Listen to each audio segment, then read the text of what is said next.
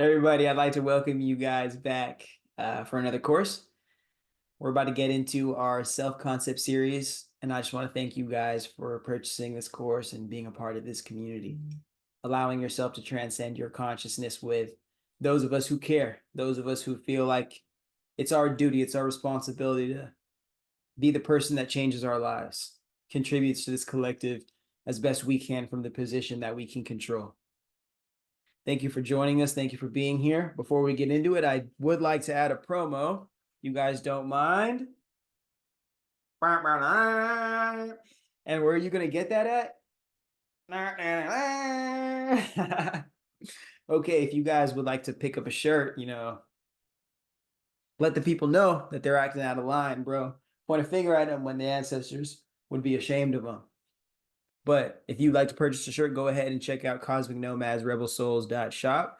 You can pick one up right there. Pick up two, pick up three, any size. There's a couple of different versions, I'm pretty sure, on there if you'd like to check them out. That's one of the ways you can support the channel and support the community. Would be very appreciated. Just wanted to throw that promo out there. And you will get a discount if this is your first order on the platform. If not, we do appreciate you for spending your money with some young Black business, as usual. So let's go ahead and get ourselves into the program. Self-concept series. Don't know if I'm going to only call it that or if I'll also just call it the Gap Year Agenda. But this is a program, if it can be utilized for people that ages as low as probably 14 years old. And I want to say going up to anybody who is in a position to just start at ground zero and change their life, put their life in a position to where they can see what moves they need to make to truly transform and how they can be cognizant of and contribute to the collective, like I was talking about earlier in this little promo here. We starting to get my drift? Okay, I appreciate you guys. And I appreciate you guys for being patient with me.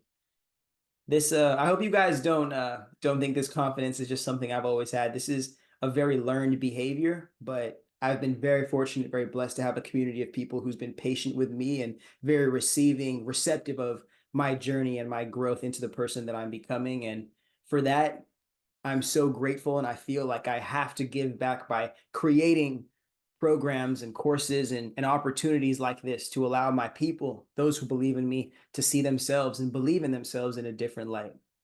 Because that's the love that I have to give you. All right? All right, all right, all right. I feel like we should get into this. Okay. Woo! Let's begin. I'd like to welcome you. First, of course, I'd like to thank you for purchasing this course and contributing to our conscious community that we're building here. Second off, I'd like to thank you for committing to this course, for it might change the way that you view your life and the way that you participate in this world.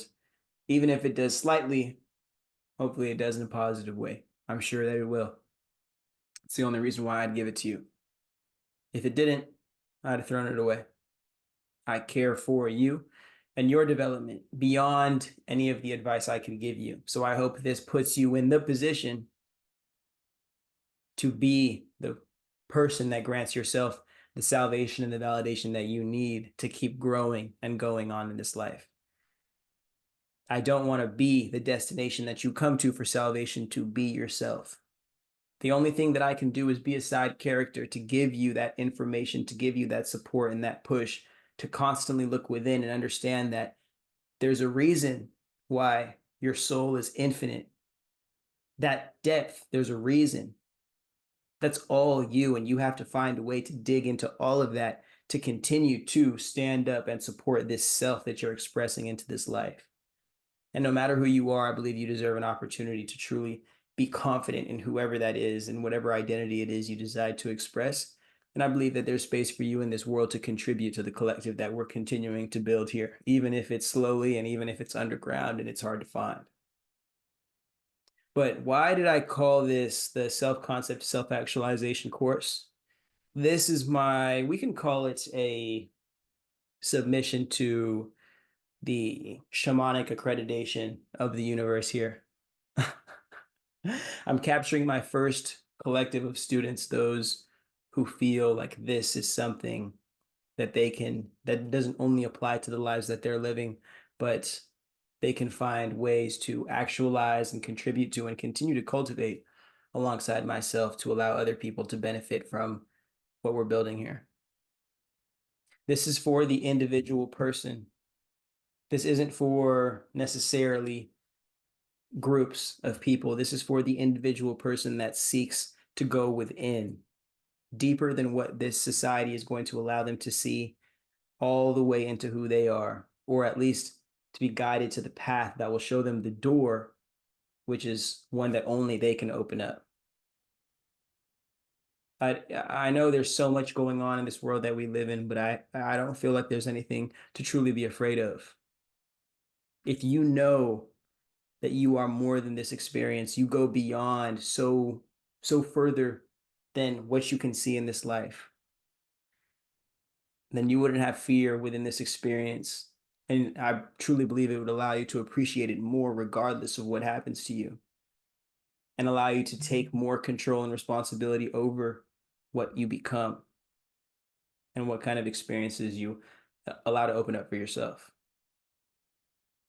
This isn't looking at the world from a position of individual success. It's looking to create individuals that can contribute to success of communities, families, collectives, businesses, brands, building efficient people. This is what I'm looking for. And hopefully at charging this price at whatever price I did, it should be fairly reasonable compared to whatever they're charging for university today. I know for a fact the value provided in this course will be significantly greater to what will be what the price seems to represent. But again, reinforcing what I was saying earlier in this little monologue I'm giving here, this is me showing you who I am, offering my value to you, and allowing you to be the person that takes responsibility for anything that this inspires within you, and allowing that to change your life. And hopefully we can both live in the best version of our own beings and the best world that we can create, coinciding with one another collectively. That's what I'm looking for. Never allow this self-improvement stuff to get to a point where it's you against the world. It should be you with yourself, in love with the life that you're living, and how you can contribute the abundance of energy that you create from that cultivation to, again, contribute to collective. I think we're very lost, but there is no reason to fear. Fear is one of the things that's keeping us stuck in this reality.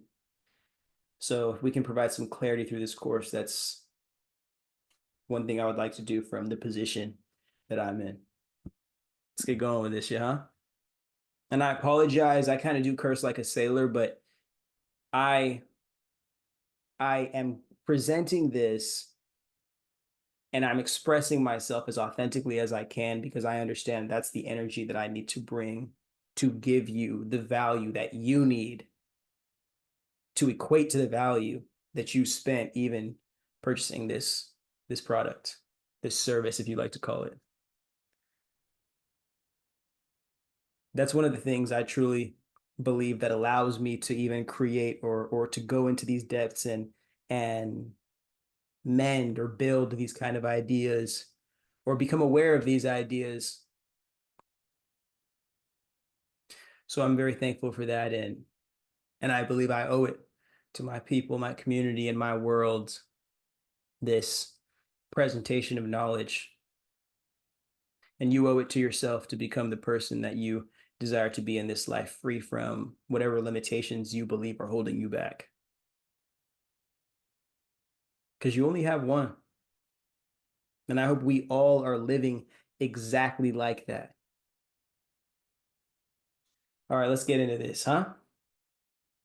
Module 1, we're speaking about Earth consciousness and the apparently bending reality that we're living in right now. I understand that there's so many spiritual communities that are already existing attempting to understand the workings of the universe and what kind of alien race these people are and what kind of starships and galactic federation. I'm not here to talk about any of that. I'm here to speak about what applies to you as a human being who is born on earth, lives in this experience, contributes to this earth, and gets out of here.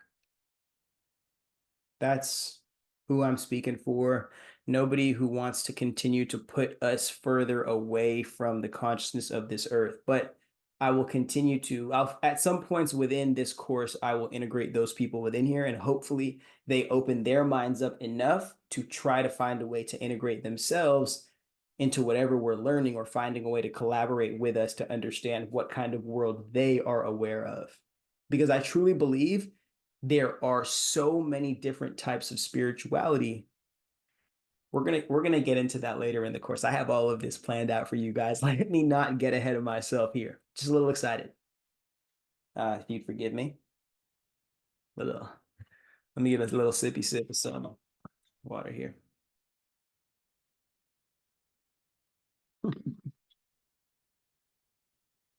I apologize. I'm very excited to give you guys this course. But I'm gonna give you guys the start, you know? This is how I love to start. Foundational awareness, and then I show you the environment. Forgive me, let me start back from the beginning. I give you the whole scope of what we're working with first, and then I give you the foundation of what we have to build upon, or the history and the background that can allow you the best opportunity to be aware of the present.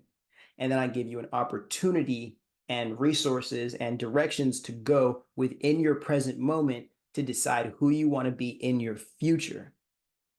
And then I show you how along that journey that you're going for yourself, that can be completely private for yourself, I show you how you can contribute to, again, the support system, the community, the culture that is raising you and helping support you as you go on this individual journey through this realm that we call Earth.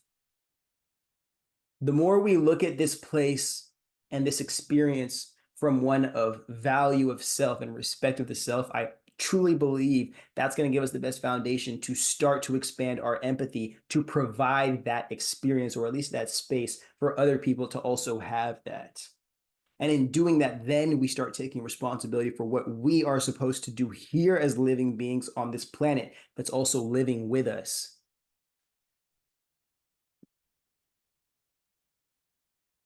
Okay.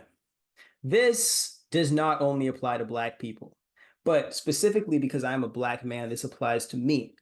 But for anybody else, I am going to explain this from a very raw sense, but I have also linked in the next slide the YouTube video, which is on my YouTube channel, which is a free video, by the way, where you can see me explain the depths of this for about an hour. But right now, how this applies to the self-concept series, I want you to understand that this is what we're working with. As again, in a very individualistic society, what I shouldn't really, I never wanted to call myself this, but a self-proclaimed shaman, I am looking at this world in three realms at the same time. Three-dimensional to the material person is time, space, and whatever the third one is, time, space, and width. I'm looking at our three realities as your inner world that everybody has access to, your inner fractal that is your soul, that is experiencing, that broke off from the collective to come into this earth realm to experience self individually with other and learn from that individual experience while alive. And then and that will be the second realm here. So before I get too ahead of myself, your inner world This is going to be your individual body, mind, body, soul. Then there's the middle ground. The middle ground is the earth we collectively, as human beings and as species upon earth, live on. Look at this as the planet and material realm. And then the next realm is the outer universe, the beyond, the infinity that is beyond our material experience, like the realm we can experience.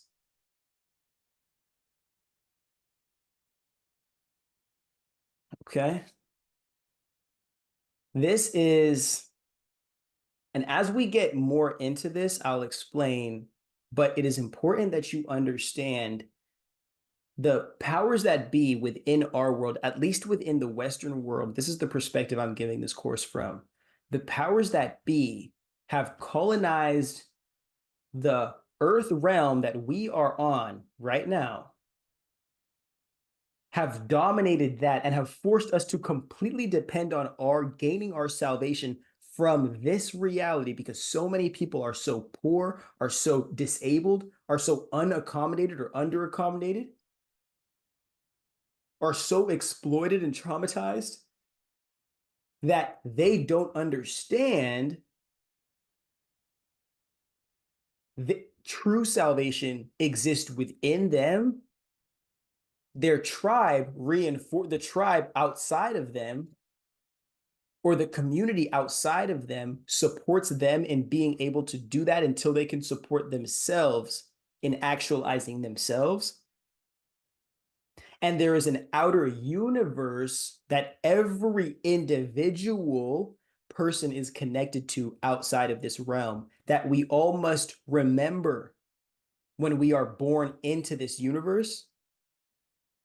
And in being born into this universe as an individual being, we have to remember that we are connected outside of this world in the universe beyond. We are connected on a spiritual soul sense. And this is oneness experiencing itself in division, in ignorance, to learn different aspects of itself through mirrors.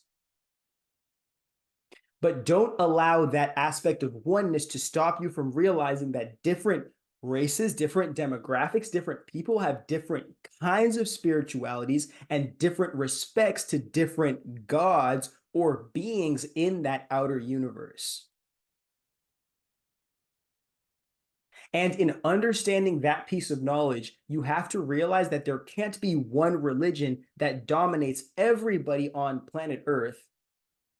You have to respect people's ability to create religions that support their spirituality, which is their lifestyle, their beliefs, their values, their morals, and their ability to refine and practice that and then hand that down generationally.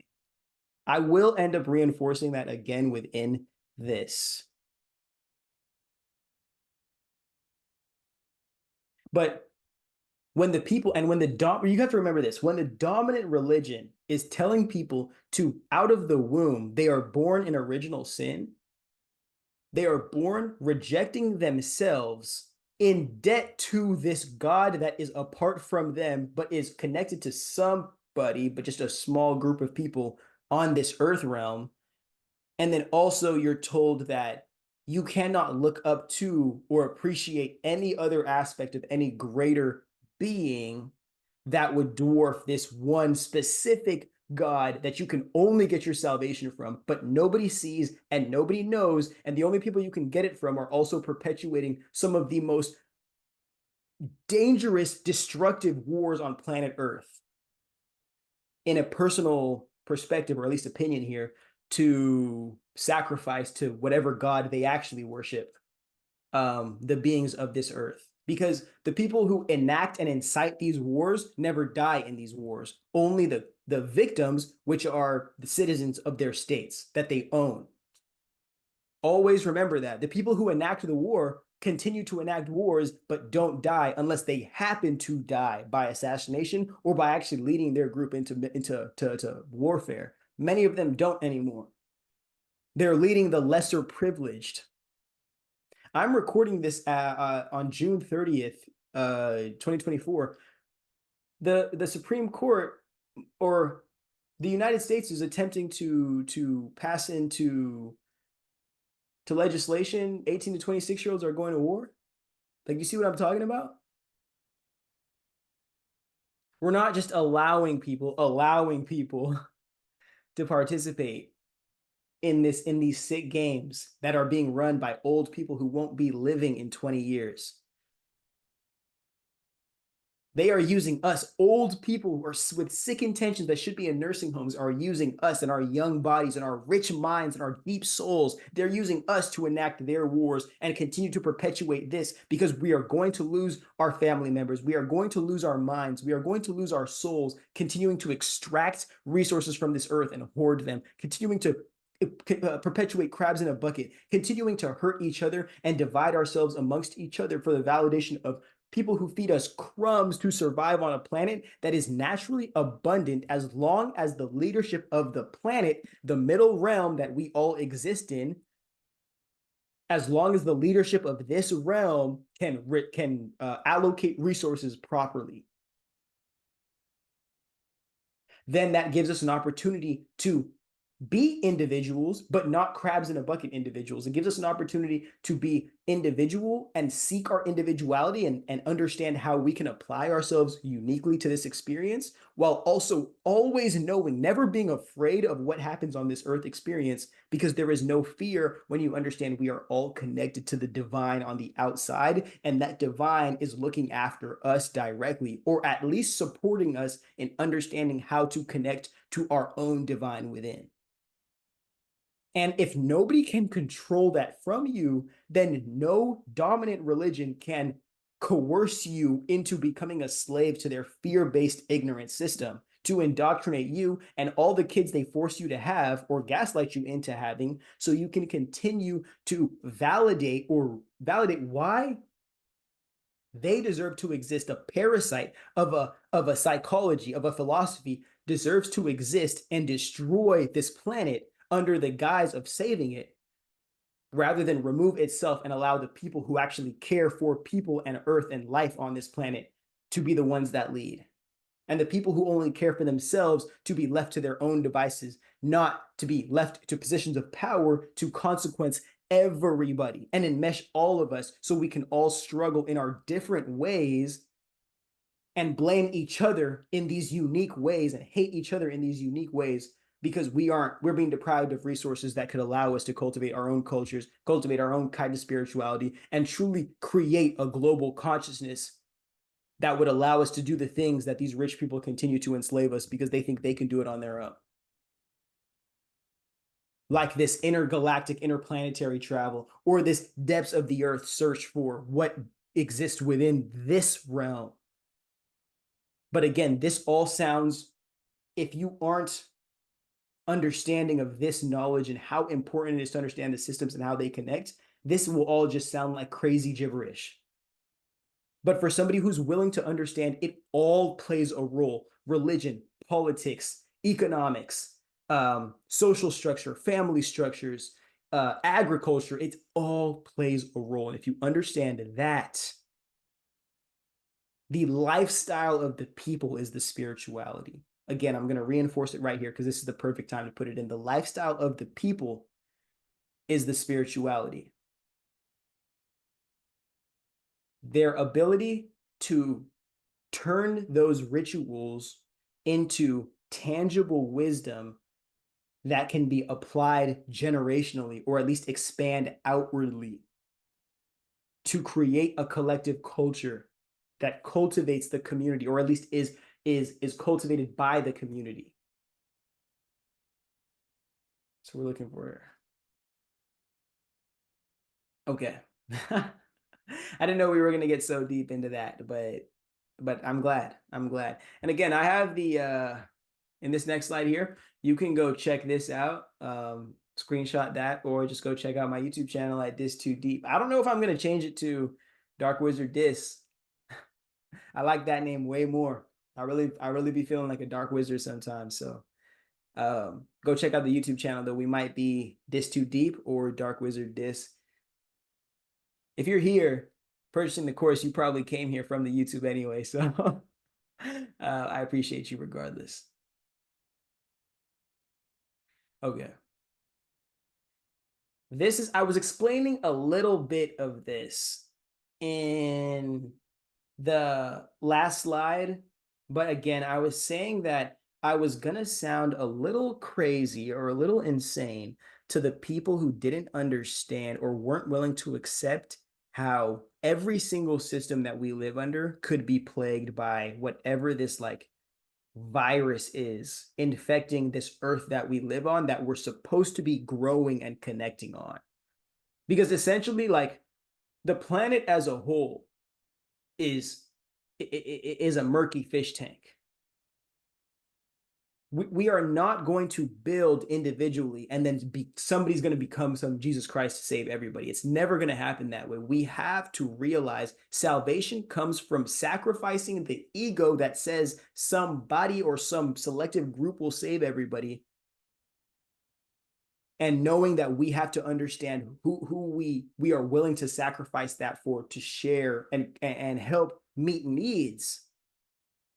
Because that's what community is about. It's not about collectives of specific identities. It's about how do we come together to meet the needs of the people within this community and then protect that. But again, I'm saying I need you guys to look at this from the position of, or at least the world we live in, from the position of this alien invasion that these guys are attempting to get us to fear. They already conquered us. These movies that are being pushed and peddled down to us about alien invasions and whatnot, and like, oh, you know, there's demons are coming and superheroes, and it's just money to funnel into the military. Because, oh, every single time some kind of extraordinary disaster, interplanetary disaster is happening, what do we see? The military. Oh, we got to be in a fear state so we can continue to justify funneling trillions at this point of dollars into the military, because there's no point in funding the Department of Education. There's no point in funding housing and urban development. There's no point in, you know, stopping renters from making one-bedroom apartments the same price as college tuition. Okay, are we starting to understand that? Instead of expecting the leaders that we have on this planet to save us from whatever the boogeyman is, why don't we accept the fact that we are in the middle? At least if you are an American in the Western world, you are in the middle of the imperial empire that's destroying the world. At least the largest one on the Western hemisphere, in the Western side of the world.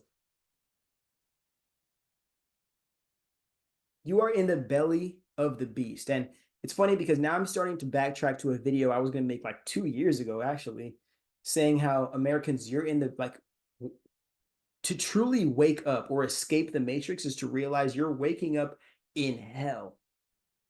But again, if we can truly understand this, this is the earth.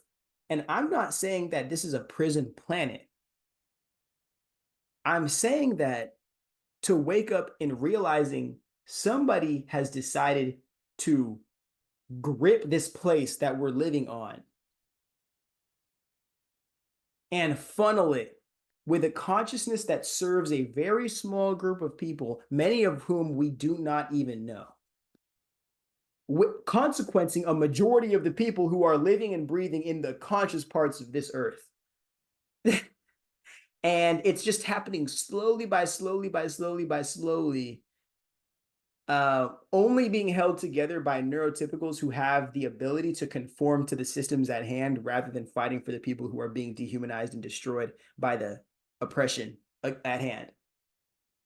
That is coincidentally like this with the systems that I just described.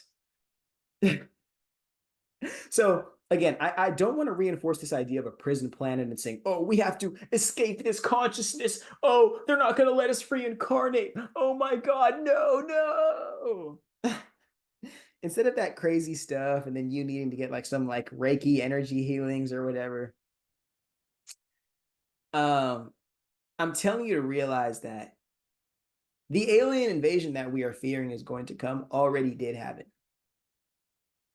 And if we just accept that and realize that this little battle of the universe or whatever the fuck is happening right now, it is truly a battle for who is of Earth and who is supportive of this system that is colonizing and extracting the consciousness of this Earth for whatever this like this hidden project is. Again, I don't want to get too deep into conspiracies here because I don't want us to get into rabbit holes that don't concern the self concept yet.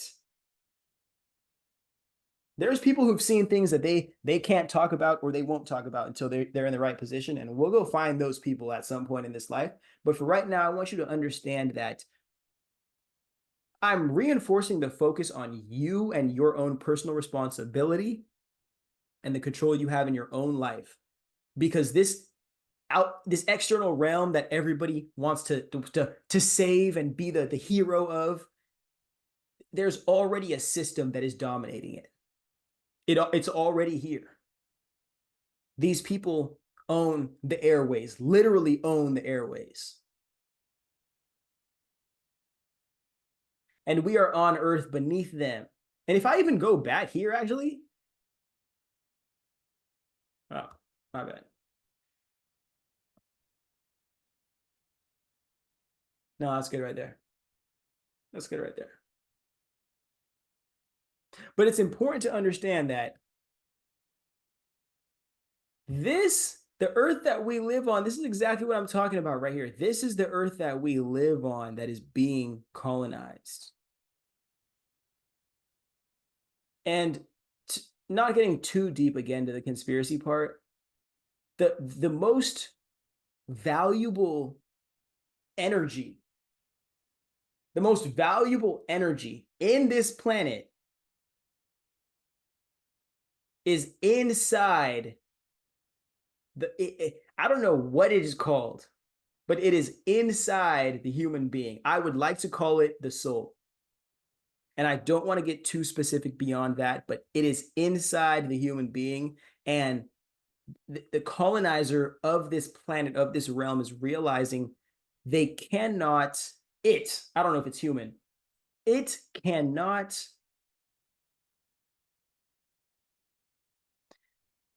it cannot rip that energy out of you and then just discard you.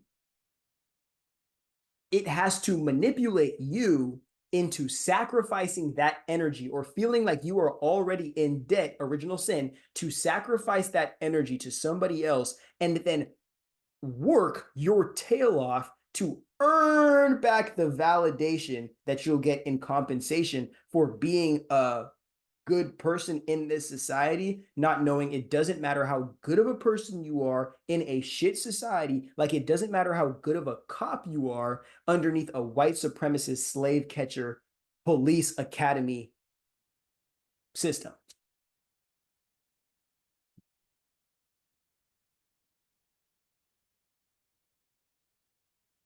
I'm thinking, let me sip some water. You guys can look at this. I'm just breaking down barriers here. That's all I'm trying to do. All right. I'm breaking down barriers. I'm realizing one thing that if you want to call it a revolution or whatnot, it will not start. It will not happen if we as a people aren't willing to let go of everything that these colonizers have fed us, but also still be human or feel like we are deserving of being on this planet and contributing our energy to this realm outside of this mission that they've all sold us, thinking that like, oh, getting us to depend on their validation or their salvation is going to be enough to get us to want what they want. But truly what they want, which I don't know what they want, but it feels like what they want is using as many of us and our energy to create their kind of immortality over this realm, rather than allowing us to create the systems we need to hold them accountable to make sure people don't have opportunities to do stupid shit like that on this planet. Again, it sounds very existential, but you have to realize when religions like Christianity are dominating 70% of of the Western world, I don't know if it's America or the Western world, but when religions like Christianity are dominating around the entire world, does it not confuse you that wars are also being enacted and blood is being shed in favor, in the light of that same religion? Or I don't know if I'm allowed to say this, but like the blue and white, that religion that like, not like the religion, but like the political party that like is standing behind the religion. Um, yeah, I don't know if I can say that one. We should understand that, like, if you guys are saving everybody, why are you enacting all of these wars out of fear and killing people and sacrificing people that don't look like you, that continuously look like people like me, my black ass? What is the importance of doing this kind of stuff if you have all the answers and you are the salvation? Like, we're just supposed to wait for you to finish pillaging everything, our planet, our communities, our cultures, our consciousness, until you're done, and then you throw us away when you're done, as if we didn't already have beautiful empires and dynasties already going before you. I mean, of course we have our own failures, but like nothing more than what this is.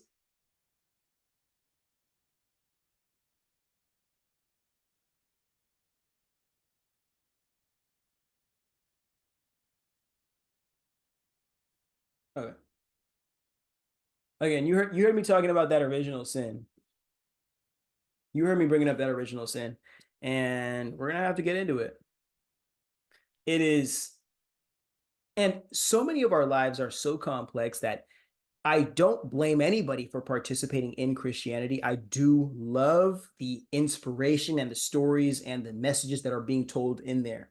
I just believe that there's some back end loopholes that are being used to reinforce some very, very anti human things on this planet. And that's how we can allow these things like war to continue, famine and poverty and destruction of Earth's people to continue underneath the hands of not aliens, not reptilians, not these extraterrestrials, under the hands of other selfish, disgusting human beings.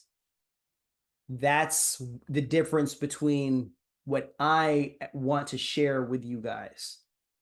Understanding that we don't have to look at this experience from aliens with wings and reptile faces are going to come down and start eating people's faces off, or like, oh, there's these like demons in everybody's head. And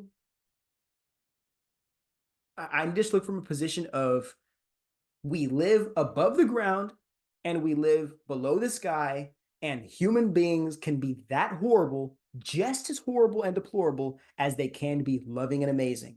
And in accepting that, we know we have to hold people accountable from being that nasty, from being that violent, and creating systems that reinforce that behavior, in turn creating a class of ruling people that further separates themselves from the people that got them there, destroying the society, of course, every single time, because that's how every single empire falls, bro. People forget that, these aren't slaves, these are human beings, bro, that are contributing to a collective. Like, I have to keep on reinforcing, because that's how shit turns into cult stuff. People like me, seers and seekers of knowledge, we're not here to be your salvation, to be, and I know in this world we live in, people love being celebrity as fuck. Oh, people love being celebrity, bro. People love having all the attention on them and getting pictures taken of them and all that. And I'm not gonna lie, I would love that. And if I get the opportunity to be a celebrity, I'm definitely gonna flaunt my fit pics and whatnot. But I think people love celebrity more than they like realizing that for some of us, we're just the voice that you need to hear to push you on your journey. And you might only need me for one day, and that's it. And you might just appreciate the advice that I gave you that one day and take that with you the rest of your life. And that's all you need me for. And I appreciate you for being here. We can't be so clingy, so dependent on the people who are seeking the light and the help from us, because I truly, in my mission, my purpose is to continue to cultivate, or prioritize cultivating the light within me, so I can give you guys this kind of knowledge and this kind of stuff. And I have to sacrifice a lot of things that other people prioritize themselves to do that. Okay, I don't know. I was getting a little lost off the point. Don't want to get too far off here, but ripping it back to literally how I started this video, but or at least this slide. it's important that you don't understand everybody goes, this green dot is how I view the birth and death of a soul in this life. And let me move myself here. We're going to start analyzing the green line, because that is the life cycle. And this blackness here, those are the ideologies of Christianity, or at least Western Christianity and Christian nationalism, that are used to control your self-actualization process. And I know this dude's already crazy off the rails, but an amazing perspective from Ye, from formerly known as Kanye West, is life is not a test. And I don't know if he added this part, but this is what I added in my own brain. Life is an experience that is meant to be had and appreciated. It is not a test meant to be taken. It is not a test meant to be prepared for necessarily. It is not a test meant to have anxiety over. This is a life to be done, and a life to be appreciated in doing, in fulfilling, in experiencing, not in mentally masturbating about what rules you're following and not following, or what feelings you have and what you need to reject in yourself. Because many people are doing that. And I know it sounds funny, but people are mentally masturbating about, oh, I'm doing something wrong. I'm doing something right. I don't feel this way. I don't feel right. But this, that, left, right, up, down, up, down. And not that I don't believe that's not important, to have some kind of structure and some kind of foundation for things you do and things you don't do, and respect for yourself and your well-being, and your own representation. But this is at a level to where this fear, again, fear of judgment, fear of expectation, fear of external validation that you are dependent on for your salvation, drop the fucking mic, that is in control of who you are in such totality that it almost doesn't matter who you are, because there's an expectation of who you're basically performing for in your identity. And your identity is not one of authenticity, because again, authenticity is not afraid of judgment or afraid of banging into the wall that is obstructing the control of self-actualization. And I understand as a human being, again, like I want to reinforce, like you can't just be totally authentic, like running outside of your house naked and screaming whatever songs you want, smoking in like places you can't. It's about how much of the human that is not meant to be rejected is rejected by this popular, widely popular religion to spare outdated, widely outdated ideologies that only serve few people.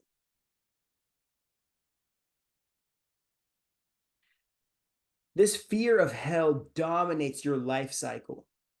And if you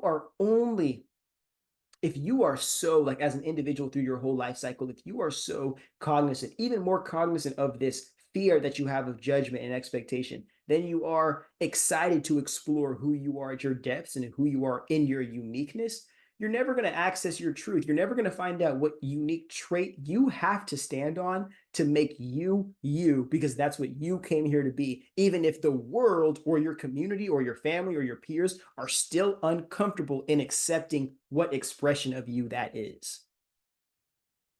But again, this, and I'm so happy that I made this little sidewall here, how you're being birthed into tribes.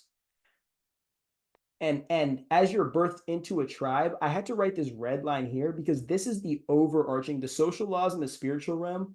This is, if you don't know that you have to look within to understand without, or the outer, then you are completely dependent on the tribe you are born to, the environment and experiences you are born into, and the society that owns that tribe, or at least regulates the moral compass and awareness of that tribe.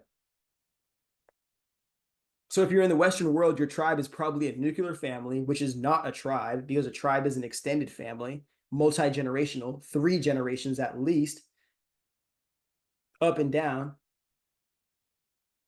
And the social laws are dependent on American greed, not dependent on the people and the needs of the people and serving that, using the power of the powerful to serve the people and their needs.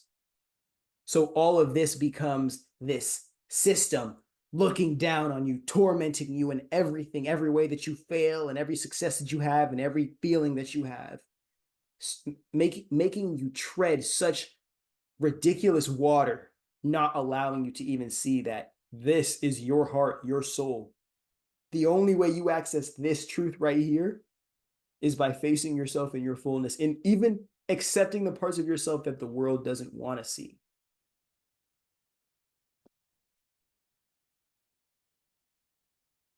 But if you're stuck in this fear of God, if these people, and I hate to blame these Christians, but if they've colonized your community, then you're just stuck in cycles of Jesus is coming, Jesus is coming, Jesus is coming.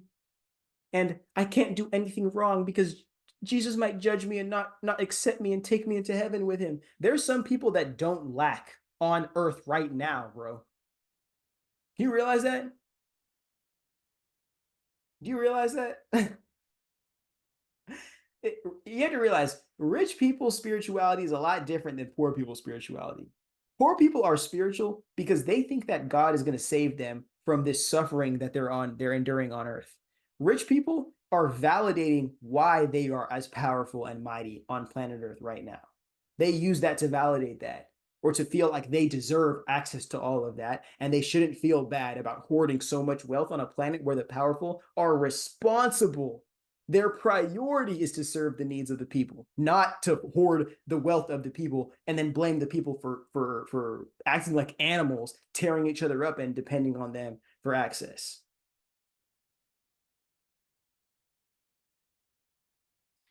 It's important though, if you're a spiritual cult, it's important that you reinforce that hell is a real place and that people have something to fear while they're living so they don't actualize themselves and seek to, or at least create a path to tear down the psychosis that you're attempting to sick on the people that are conforming to your religion. Okay? This is all, and this is not me. There's good Christians out there. Like I know, I understand. There's good Christians out there, but I'm looking at this dominant religion as one that is being used to peddle an international imperial project that has been depriving my African people. I know I'm an African American, but my roots are in Africa, and that has been depriving my Black melanated people unjustly for generations. And I would like those people to use this on their own people and to start to seek the wealth and the value that their own people can create from themselves instead of feeling justified in going to lands of people that look like me and saying because we're Black and they think that Black is demonic, they deserve to own us and utilize us for all that we are. And then convince the world to do the same. And then create economies that reinforce the desire, not the desire, the necessity to dehumanize my people, to continue to extract resources and destroy culture on this planet. To what? To praise the people who do so?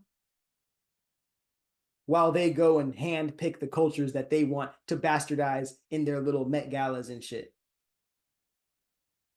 Let me not talk too much shit on that because I'll probably attend one of those at some point. I'm telling you, I'm like James Bond in this motherfucker, bro. Like I'm gonna be everywhere in this world. This is just, I'm a young man, bro. So this is just what I'm doing right now.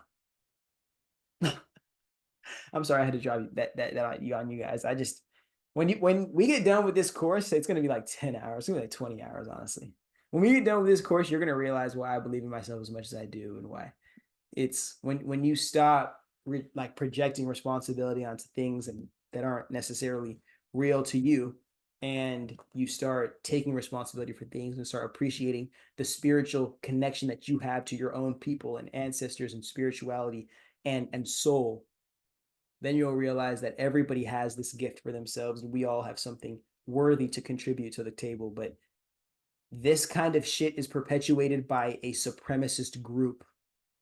This kind of shit is perpetuated by a supremacist group that wants to colonize a land of peoples that are unfamiliar to it. It only knows how to control them. It doesn't know how to inspire them to believe in it.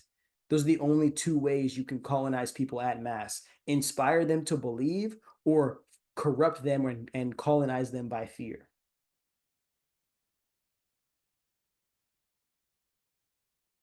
So do you see how beautifully the fear of God religion, and then using that to justify the bloodshed enacted by the same military that goes hand in hand in political governments to destroy everyday people everywhere for the sake of extracting what from Earth to create what? We'll get into that at points too.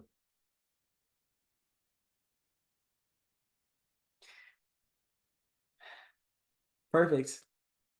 This is the foundation of that colonization project. This is the system that I truly believe is used, the three-headed snake that is used to ping pong all of society around by colonizing the people's ability to self-actualize and making sure the self-actualization that I described in the last slide only happens in relation to what this fear of God cult wants you to actualize into, which the West is showing right now into a white supremacist cult. And we're going right back to not 1950, 1850, and probably before then, because that was Reconstruction. And I think white and black people were poor enough to start working together. And you know, you can't have that, because that's where white culture could truly be cultivated and created. Because somehow white supremacy even opens the door for white people to hate themselves, so much so that they only, when they get to their peak empire and peak dynasty, it's only 1% of people dominating 99% of people, and then manipulating those 99% to do these nasty acts of colonization outside around the world. What's the difference between Christopher Columbus and his criminal convict ways exploring outside of a place where the wealthy class owned everything, him exploring a new land and saying, hey, let's go take over that land because nobody's over there. Oh, actually, the people over there are kind of chill and like they're letting us do anything. So let's go take over that place because look, my money works great over there. What's the difference between that and then a passport bro from America being beat down by patriarchy and women having human rights? I hate that I even have to say that, but being beat down by women having human rights, which is destroying his perception of what patriarchy entitled to him. So now he goes to Thailand or Bali or some other country where United States money works way more, and then he starts buying a wife who is going to serve him in the ways that American patriarchy served him in the movies and on corn with a P. How is that different? Or the guy that says, oh, if you can't survive in the American economy, you should just leave and your money's going to work better in Bali. Wait a second. You're a white male. What do you mean leave? This system hasn't even crashed yet. This system is built for men like you.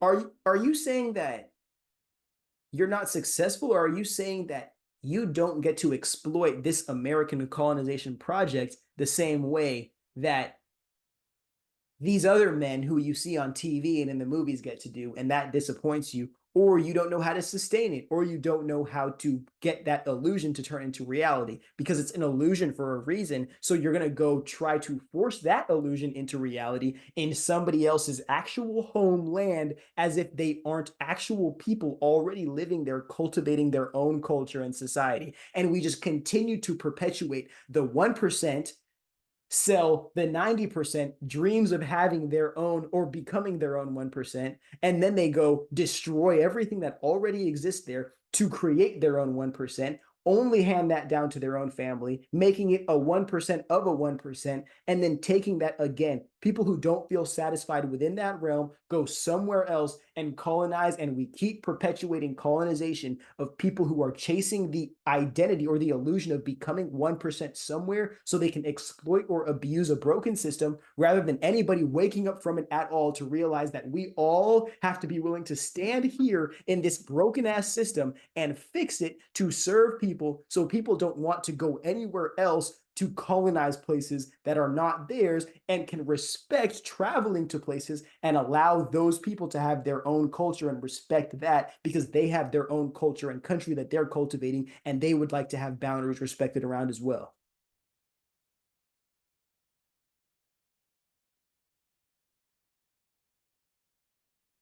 Holy shit. I'm sorry.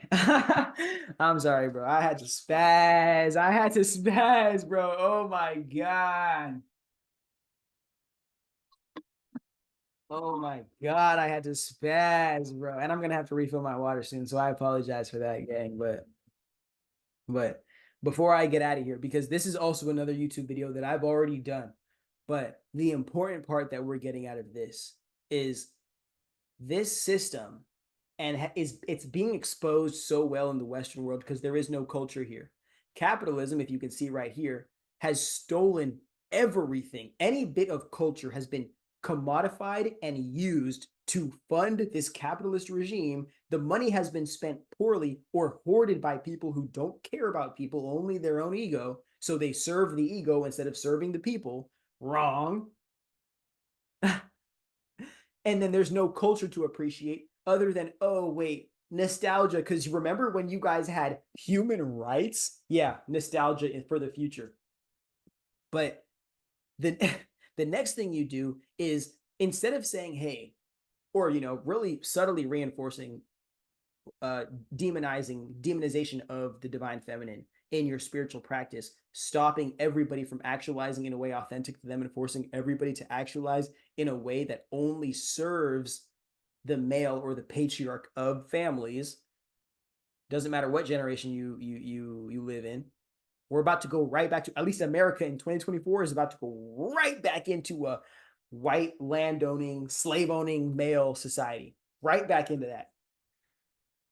But for the people that have been sold this illusion of patriarchy to continue to reinforce this, or at least reinforce the illusion of patriarchal families being the only successful families, you have to create this nuclear family situation. Divide the tribes. Stop allowing gay people to exist. Stop allowing people to not have women, especially to not have children. Stop allowing women to get into communities and be intellectual and surpass the men in any way. Stop allowing the children to grow into people that can decide when they're going to reproduce rather than reproducing young and then creating welfare babies or babies that we, the world, cannot take care of and they, children, cannot take care of as well. And then as you reinforce this heterosexual, heteronormative, baby creating, manufacturing at this point system, you slowly break down that nuclear family's ability to take care of those children so they are dependent on being raised by not the system, because they're not being raised by the system because the system's being defunded as we go. Raised by social media, raised by televisions, raised by the advertisements they see. And who owns those? Big corporations. You can't blame the devil for any of that. Stop making this a spiritual demonic thing. You blame the people who have the money to advertise these kinds of ideologies. It's the internet. Complete unregulated access to these things. And business people with money who can showcase these things, who are seeking virality, seeking attention, seeking sales, and will do anything to get them and need actually the most vulnerable consumer, again, to serve capitalism. So you need to break up the community cultivation, the multi-generational community cultivation, and make sure every single individual family can each be subscribed to this list of bills that they will pay every single month, 12 months out of the year. And if they don't pay them for 3 months at a time, we can throw them in jail and make them pay anyway. Because when you steal community and you steal the ability to provide,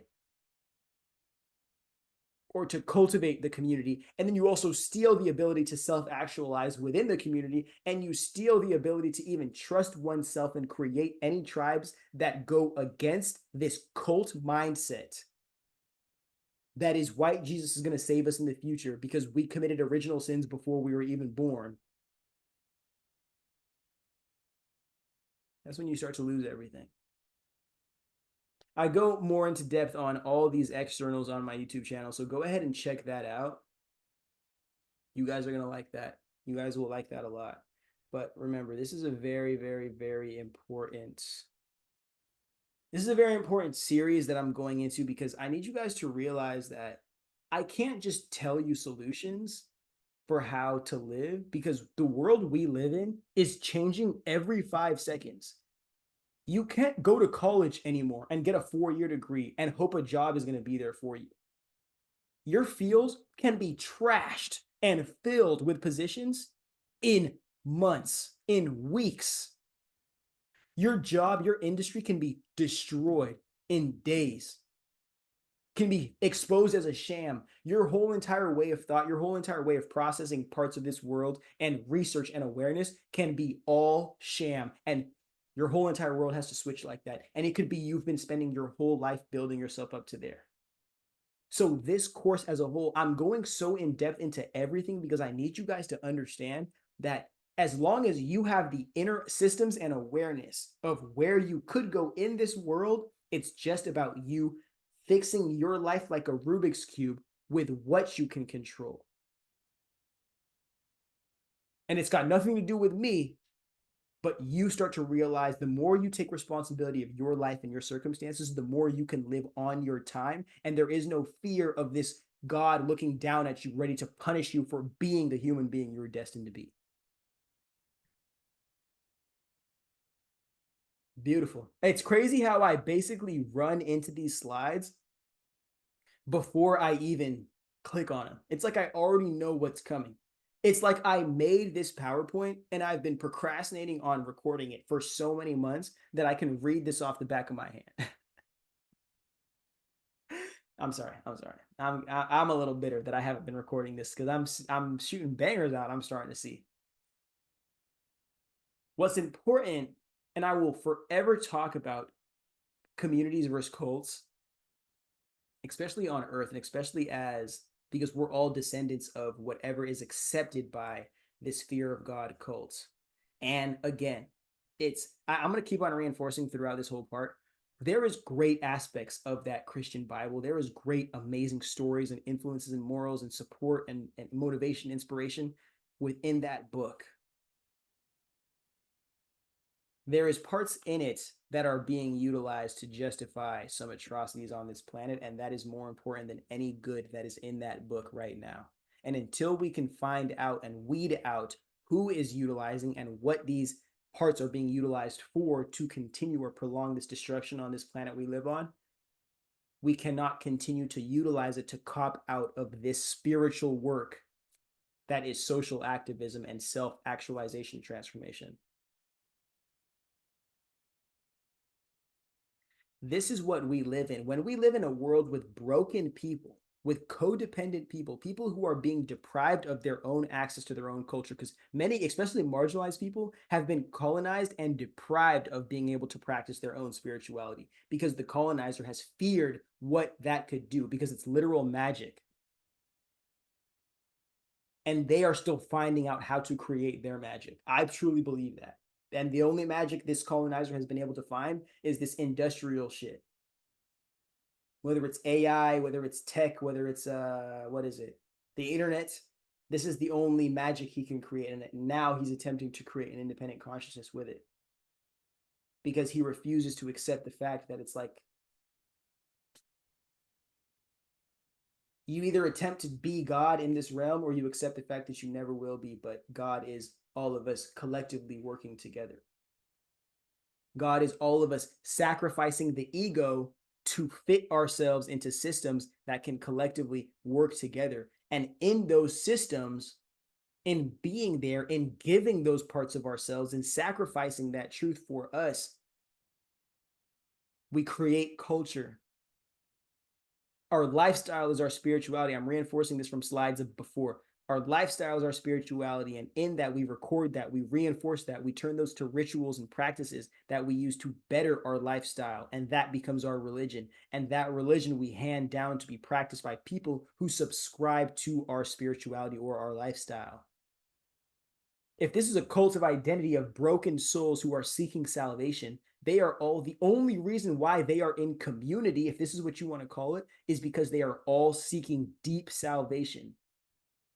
How can one person or one singular opportunity in a very diversified world grant everybody salvation without anybody taking responsibility for maintaining the cultivation of that salvation? It's literally a black hole.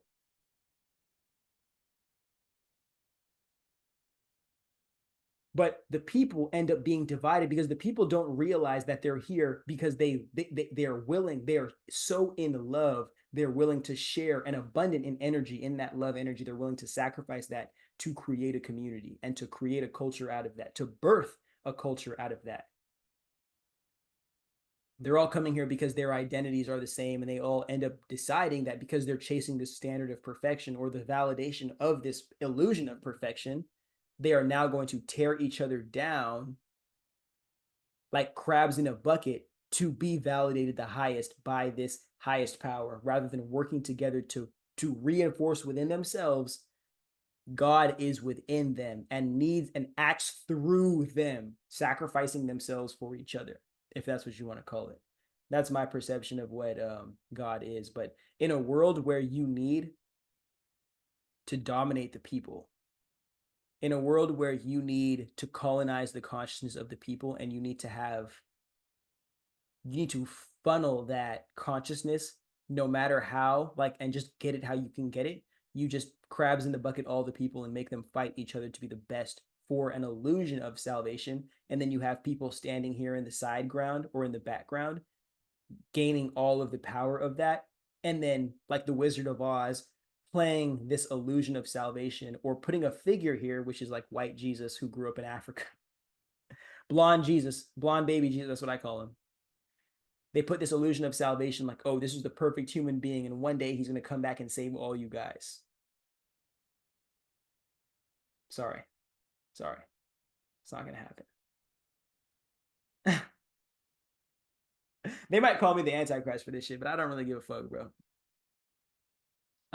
But it's so easy to manipulate people who are, because at the end of the day, they're all here doing whatever they can, desperate enough, self-rejecting enough to know that like the only salvation they'll get is coming from some individual person. And it's like, if this one individual human, if it is a human, can bring them salvation, like why can't one of them do it? It's because nobody wants to take responsibility for it. And if anybody even did take responsibility for it, they'd realize that it takes all of us being in this together to even make that happen.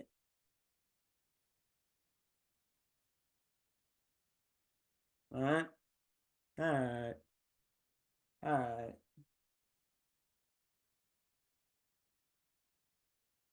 Okay. Let me see. This might actually just be, I think we've already discussed this. Yeah, we already discussed this. And we already discussed this 2 slides ago, to be honest with you. In this slide, yeah, we already discussed this. But the destruction is for the soul.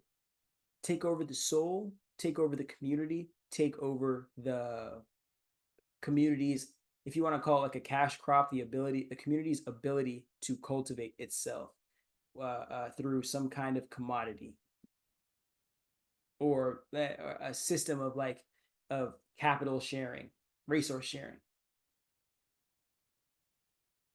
Okay, I'm going to clip this right here actually, and I'm going to refill my water, and we're going to continue on to this.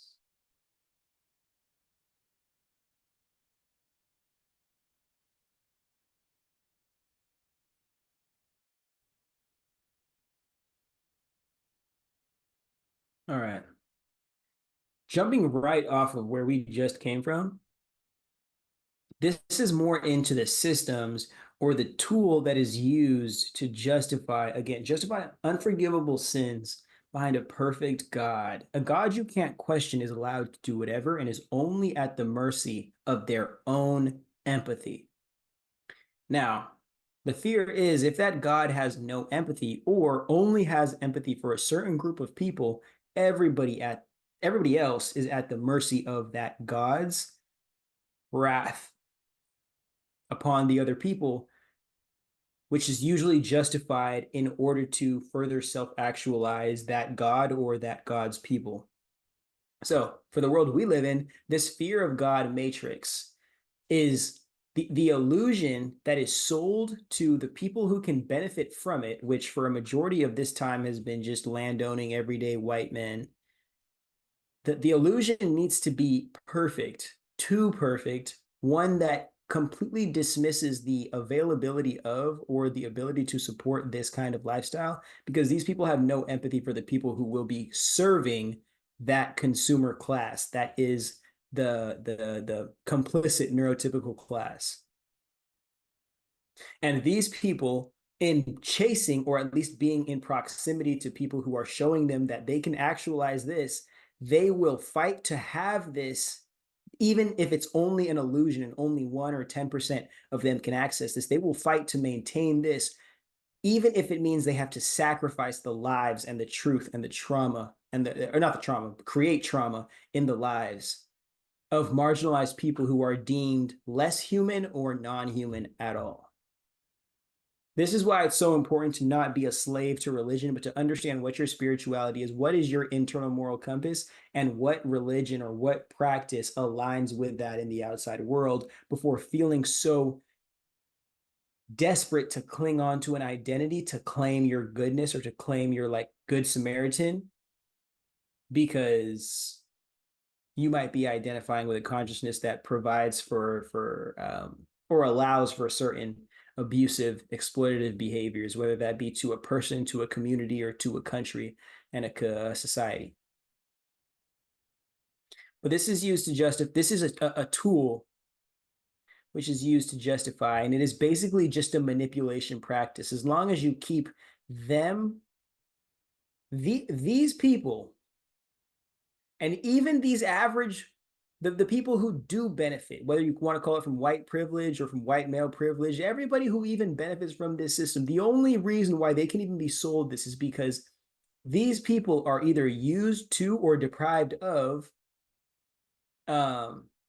used to exploit or deprived of their human rights. And in being deprived of their own access to create their own value that they can source for themselves, it is extracted to be hoarded up here and then sold to people who want to compete against each other to gain that validation or access to that, rather than allowing these people who rule society from the top to regulate a society that allocates resources properly to where we don't have to fight each other for resources that are abundant on this planet, as long as we are willing to hold ourselves in some kind of moral democratic compass. This is why I fear the entire United States government being completely, I don't want to say corrupted, but like completely infiltrated by Christian nationalism. Because when you don't allow anybody, especially just everyday human beings who are intellectuals like myself, to question the God that allows you to instate certain laws or acts, then you could be doing things that need to be held accountable and will at some point destroy society, because the people were supposed to hold it accountable when it was a small issue, but now it's exacerbated to such a point to where we are risking everybody's future for the ego of a very small group of people. Be willing to free yourself from this us versus them illusion and put yourself in the mindset, I am here, and if there's space for me, there's space for others. And others are not a reflection of me. There's a lot of like modern new age spirituality that likes to say like others are a reflection of me. But truly what I believe is we are all a part of the same being outside of this realm, but we do deserve to respect our own individuality while we're in this realm, to find the people and the supports and accommodations that help us be who we authentically desire to be. A lot of this issue is just attempting to rush the process of enmeshing all the like multicultural groups in America and then forcing them to all bend hand and knee to white supremacist blonde Jesus who was born in Africa, but forgot to forgot to save all the Africans from like westward expansion and the transatlantic slave trade. There's a YouTube video where I discuss a lot more on that. If you'd like to go there, the YouTube channel is bumping, bro. I'm telling you, I've been putting up some heat, bro, preparing you guys for this course that I'm making here, and I hope you guys can really appreciate this. Perfect. When you live in a world where capitalism eats everything, like there is no cultivation of consciousness in like a commodified form, all of the culture gets commodified and all the resources are commodified and hoarded to the ruling class. And then basically it's like a parasite that eats the body so deep, the only thing left is the skeleton. So that's what capitalism has done to our society. And again, this is also another video that's on the YouTube. So you need to get your booty over there and watch some of these. But the important thing here is capitalism does not provide any inherent value. It just extracts value for the person who is enacting it on said group of people or said community and culture. And that's it. And then the person who has extracted the value gets to decide what they do with it. But since our leaders are so greedy and so enslaved to this system of having, while others and many do not, they don't understand that the only thing that you create out of that is a world where the wealthy have to literally separate themselves from humanity because they've created or cultivated a society of animals deprived of having their needs met and human rights fulfilled, or at least protected in the least. And this is the scariest thing. Just like white supremacy, a system like capitalism, it's a backwards manifestation into society. It's not a real thing, and then we are all continuing to perpetuate capitalism. Capitalism is an idea that is forced onto a society, and in forcing it onto a society, the people who are benefiting from it reinvest in making the people's consciousness believe that they are being saved by capitalism rather than allowing them to see that so few people ever win from capitalism, and their hope within the system to continue to believing in a capitalist future is what is continuing to strip their rights and their access to value, further putting them in a system that is eating them, like a cancerous system that is eating them from the inside out. But their dependence on the system that is stripping them from self-sufficiency initially is continuing to make them more hungry and more addicted to this system that is not serving it any value. It took away your unconditional value and is giving you conditional compensation in return, hoping that you never realize the only thing that's going to quench your thirst is unconditional value, and is getting back what capitalism sold you initially to play the game, which is your soul or whatever it is, your awareness, your ability to have your own divine like autonomy and full control over the self, whatever that is to you. So one thing I want to address, this is also a YouTube video, but one thing I want to address that's super important is these red marks here. Capitalism needs yourself in your soul to be motivated by fear, not inspired internally by what you want to do and then finding out what steps you need to take in your life to get there, but fear under expectation, knowing that these expectations to fulfill for society are more important than your expectations for yourself, or at least the important ones that you need for your own well-being and your own unique needs.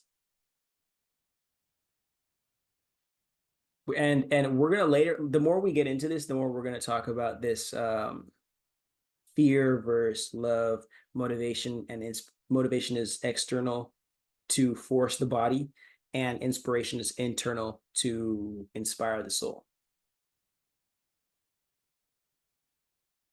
The social culture or the social political organization of capitalism is just masking, is simply masking. Everybody is performing because when one small centralized group of people hoards all of the wealth and resources of a society, everybody is dependent first on getting the validation of the people who are hoarding the wealth or the opportunity to let them, and then beyond that, they can access the resource, and then they can do what they need to do with the resource to provide for themselves. But people don't just be who they are, find out what they need, and then go access that. We have created all these leaps and bounds and barriers, especially adding white supremacy on top of that. We've created all these leaps and barriers to accessing any kind of anything, which goes hand in hand with scarcity and exploitation. You make people depend on a system that's depriving them of the ability to provide for themselves. And it's just an endless cycle of always being broke, spiritually, financially, mentally, giving everything you have to a system that's never giving you enough in return to truly free yourself from the runaway slavery that you're on. But the masking stops us from creating authentic community because nobody is being themselves. This is perfect because it goes back and connects to the cult versus community consciousness.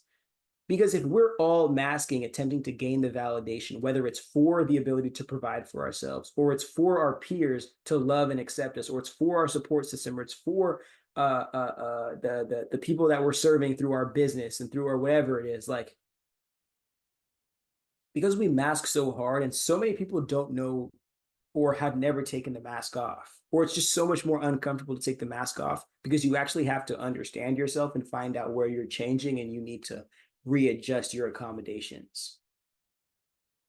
So we're only getting into communities that align in our ability to be ingrained or enmeshed with our identity, which is a cult of identity, rather than a conscious community, which we get together to sacrifice that ego to help meet each other's needs, whether that's the need of community, whether that's the need of mutual aid, whether that's the need of support, whether that's the need of understanding.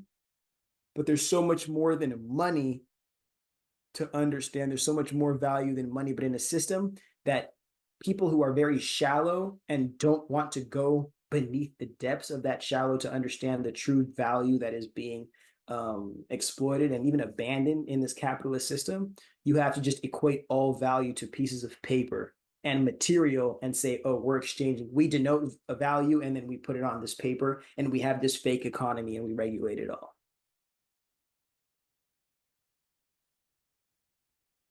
Again, that's a YouTube video if you want to catch that. I'd appreciate it if you did. Then subscribe and share and, put it on your Instagram. Put it on your Instagram. Put it on your whatever social media page you got where people who need help. Like, God damn it, people need that shit. And again, this is why it's so perfect to individualize the people. This is also a YouTube video that I've gone in depth in. And this is the only reason why it feels like I'm moving through here what feels quickly to me, but maybe it's good for you.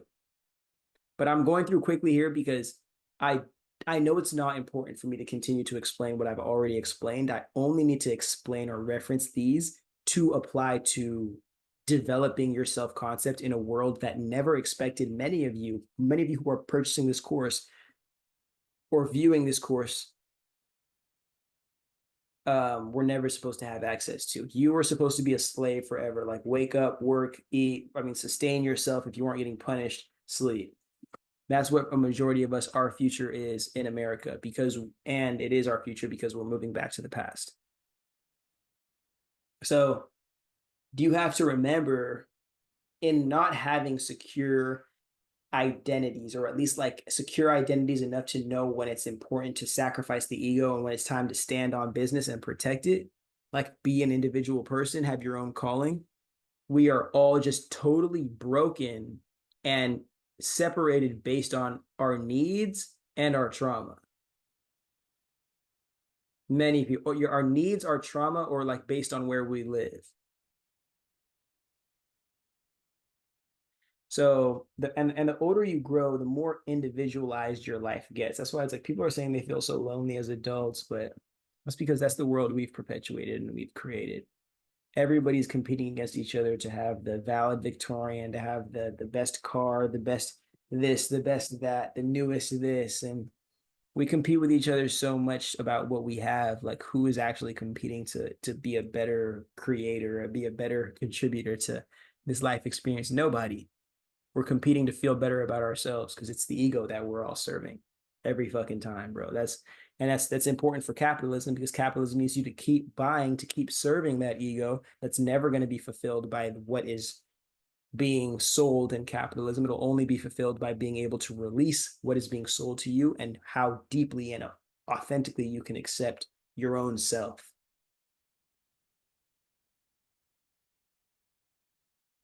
We'll get real quick into this one though. And again, you just heard me say that, like, capitalism needs to protect you from truly knowing the true values of life, stop you from seeing that, and put itself in the middle of you and this unconditional access to the true wealth, and then give you, say, hey, work for me and I'll compensate you, and maybe you can buy your way out of this shit.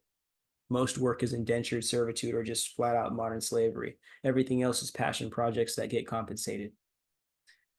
But or MLM schemes that are under the guise of being a business because they can advertise properly. um, but the machine, the capitalist and the machine has to go in between the people and their natural resource, or use the people to exploit and extract their own natural resource. And then when the people need that, or at least are deprived of support and sustenance, then they fight each other for the validation of or access to the resources that are being hoarded by Mr. Big Pimpin', the capitalist over here. And these people aren't good at all. They deprive us of access to having our own parties, our own, clothes, our own cultures, our own fashion and whatnot. And then they make us watch them on TV or on social media and like their pictures and repost their shit. Like, what if we don't give a fuck? What if we care about real human beings in our real lives? And what if we'd rather care for and contribute to the well-being of them and the businesses they run and the families that they're raising, more so than celebrities who don't give a fuck about us and could probably tell you two things, bro, not shit about anything that has to do with anything that actually matters in the political, socio-economic, like, world of consciousness. Not that like they need to, but simply like we're depending too much on these idols who are being funneled by the same oppressor. Again, the same oppressor who's trying to sell us these illusions of completion and salvation that exist within his realm, but will never exist in a world where we get what he stole from us back, he or she stole from us back, and he gets the fuck up out of the world we live on. So we can find out how we need to organize ourselves to best cultivate this energy that comes from within us. That the capitalist, again, I've said this earlier in this module, but the capitalist is trying so hard to get us to naturally feel that we need to sacrifice for the capitalist in exchange for validation, in hopes of having access to have what was stolen from us initially, just to participate in the game. And then you break up the families and nuclear family systems, so multi-generationally they can start playing the rat race of capitalism, rather than knowing, hey, the more you focus on building multi-generationally, the quicker more of you guys get out of this shit, or at least can utilize this capitalist system to benefit your people, rather than to feel like you're constantly drowning and separating yourself from the people who are supposed to be supporting you. Because nobody can do this alone, and the rich people are doing this with not only the support and the attention of all their fans, but with the support and the multi-generational extended connection of their families that have been able to replicate themselves. Again, that's a YouTube video. Go ahead and check that out for me. It's free. But you've probably already seen all of them if you're here. I can't even lie to you. Okay, let me take a little sippy of my water, because this might get me canceled. No, you didn't pay me to cancel me, did you?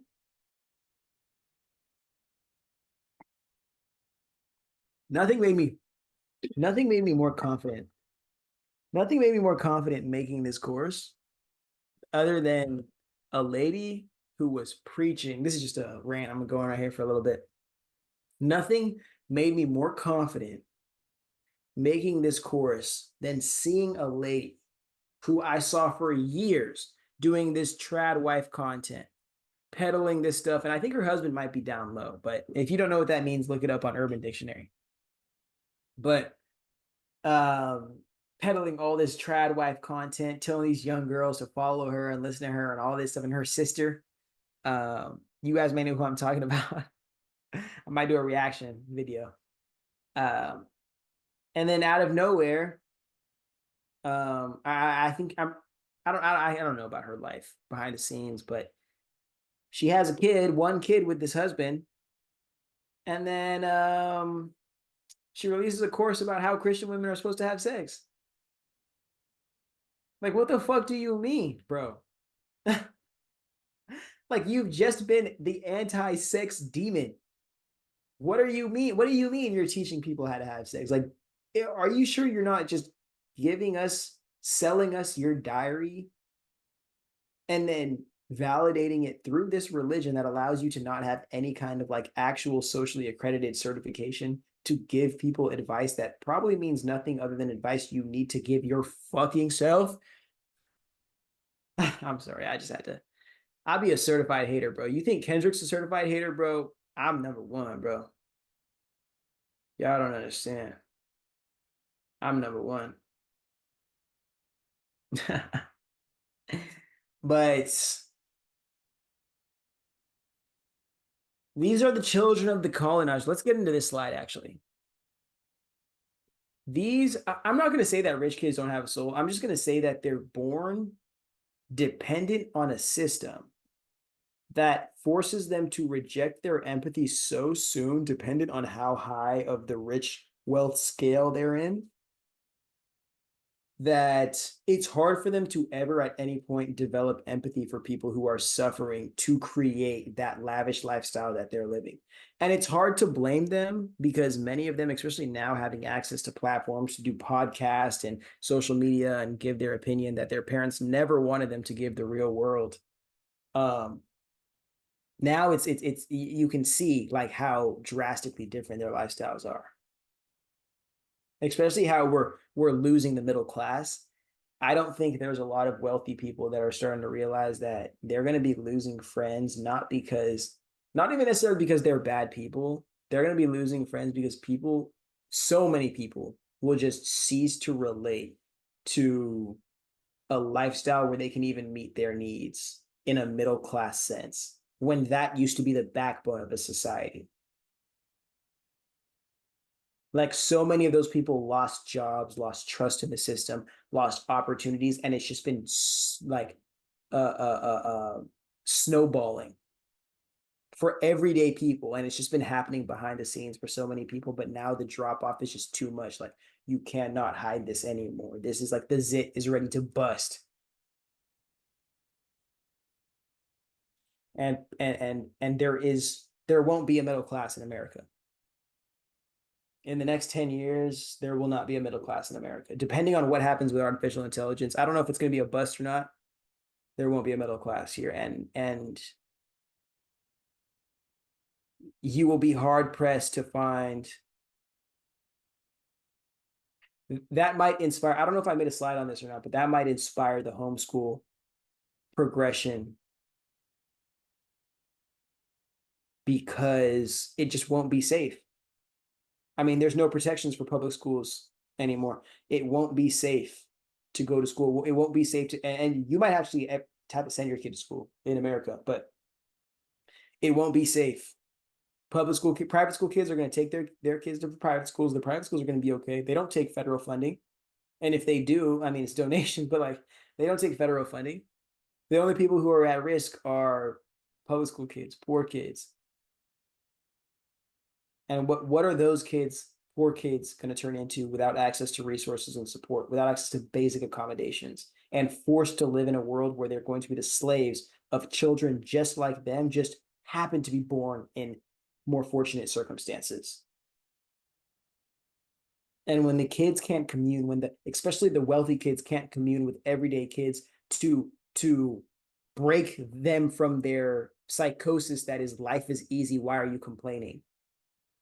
and to help them see like there's everyday people, just like they don't have to travel to Africa, they don't have to go to these mission trips and see other people around the world suffering. They can look within their own community, their own state, and be inspired to utilize the wealth that they are born, that was inherited to them. They can use that in their own country, in their own city, in their own world, to impact people just like them, bro, and be a change in their world at a young age, at ages where a lot of rich kids don't feel like they can contribute anything, or they feel like they're so minuscule in relation to the power that their parents have. So this slide actually could be, I don't know how many rich kids we have on here, but rich kids should be responsible for organizing or at least participating in these nonprofit foundations and like charity organizations that their parents have the wealth to fund. I'm not just saying dropping a check here. I'm saying the kid needs to be involved in that if you want them to see some kind of decency. That's how you raise children. But rich kids don't raise their kids here. It's so weird, bro. Like people get rich, do all the things in this system that exists, and then like it's like you take on a bunch of responsibility to prove that you're an adult, and then you get a bunch of money to be free, and then you abandon the responsibilities you want to when you get rich enough. Broken families, not paying for kids' tuition, or depriving kids of like support when they need it because, oh, I paid for you until you were 18, or just like real weird abusive shit that doesn't fly in culturally sound communities or families, where at least the wealth of the family isn't centralized on the money that the patriarch makes, but it is centralized on the ability to cultivate authenticity and love and care within the collective of the family.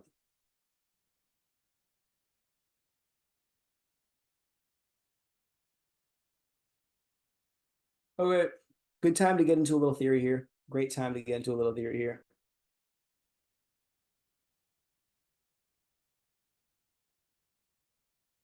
I believe, I believe, and this may not be rich people as a whole, but wealthy children fetishize the realness of poor kids. And it may not even be poor kids, but kids that are not held to the same expectation that these wealthy kids are. Kids that have the ability to be themselves, kids that have the ability to relax and to explore and to express, even if it's to make mistakes. Rich people fetishize that in these young kids because the expectations and the stakes are so high for so long from such a young age for so many of these kids. It's like, how can you not appreciate people, even if it's gangsters, even if it's criminals? How can you not appreciate people who get to be themselves?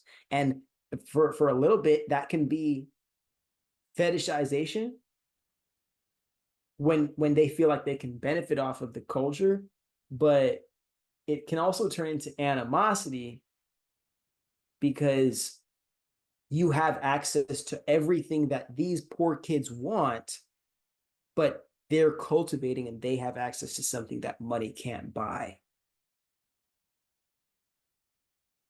So you can buy all the drugs, you can buy all the sex, you can buy all the trips, you can have all the things, and none of that will ever be what these people have, which is that deep sense of self acceptance, that unconditional love, that ability to be authentic, that ability to not be under the microscope 24/7 because they're related to, are we starting to understand what I'm saying?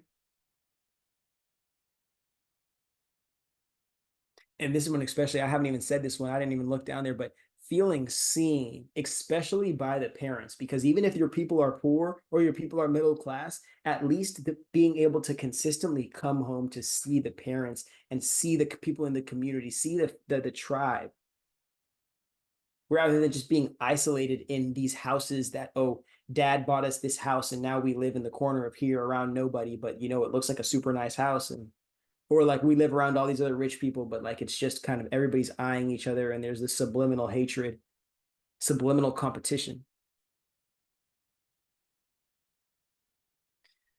And we as the poor people, because I consider myself an everyday person, we as the poor get sold illusions of external validation to keep us away from finding that salvation in places that can never be taken away from us, inside of ourselves, inside of our immediate reality, inside of the circumstances that we can control, inside of the community, inside of the nation that represents us or that we are committed to in our citizenship.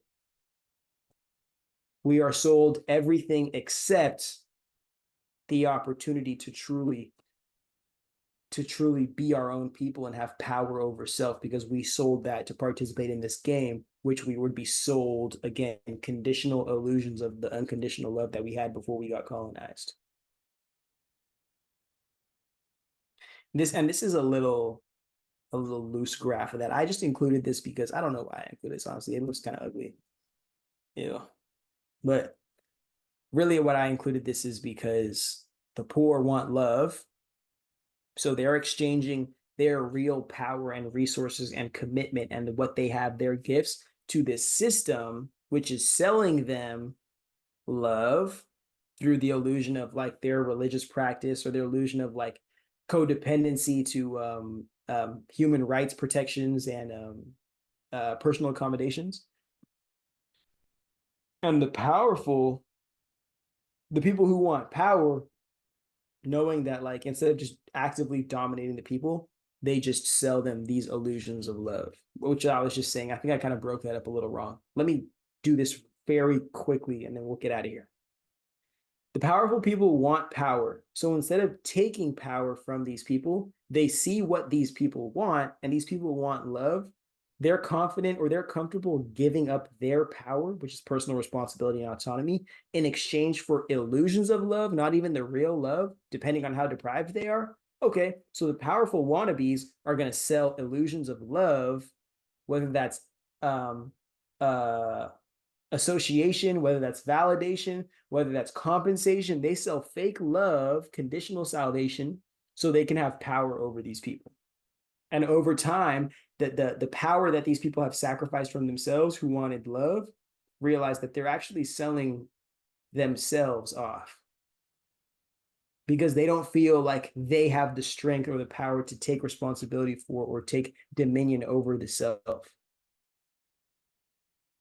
Go, go, go. Guapo. Guapo. My bad. And it's important that we speak about this crabs in a bucket mentality that this forces us to have, a scarce society to have. Because remember, the rich and the wealthy are not living in scarcity. I mean, they might be living in fear of like expectation, but they're not living in scarcity. They're living in abundance. And many of them don't even realize it because they're constantly chasing other shit than appreciating what they have and how many people don't have access to that same stuff. So the poor's seeking acceptance into this class that is allowed to abuse a broken system rather than seeking freedom from it because it's such a nasty, broken system that only serves 1% at the end of the day. We tear each other down and even at times collaborate, but we do tear each other down, hoping to be the last one standing, to be picked by the wealthy, or to be the first one up to get the crumbs left behind by the wealthy that they're discarding after they've stolen everything from us. And that drives us literally into a psychosis to further prolong the systems at hand, rather than seeing that we are draining ourselves to validate a system that is a philosophical parasite that doesn't need to be here. A system that only serves so few, and because we're seeing how expansive this system is to the global consciousness, we as a collective are at the mercy of how many people want to put this in their awareness and act upon it, or how quickly can the wealthy create systems and machines and legislation that will allow them to force people to accept a reality where they are damn near immortal, while they get to steal our reality and we're praying to their God with our eyes closed and our hands on our knees on the ground.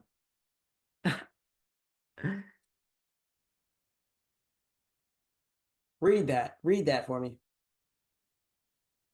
This is probably the shittiest analogy I've ever made of all time. I wish I could remove that right now, but we make mistakes. So go ahead and take that. I'm gonna put that on on myself today. I'm gonna wear that shit on my face because that's horrible as fuck. But what I'm trying to explain with this, and I know you guys probably understand me, you're an intellectual few.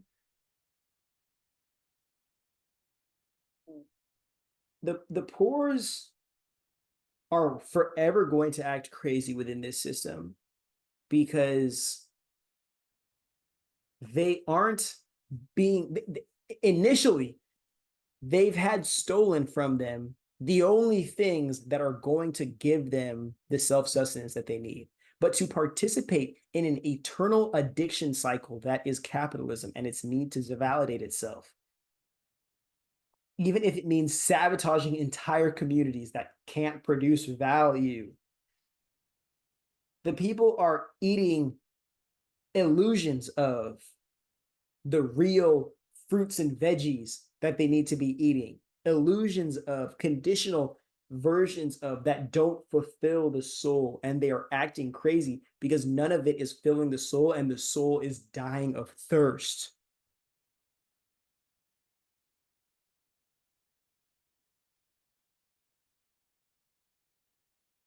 Okay.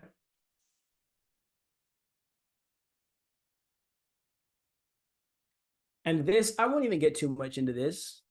This is definitely a part of one of these videos that I've already explained. One of these free videos. Just binge my YouTube channel. Damn, binge my YouTube channel. Um,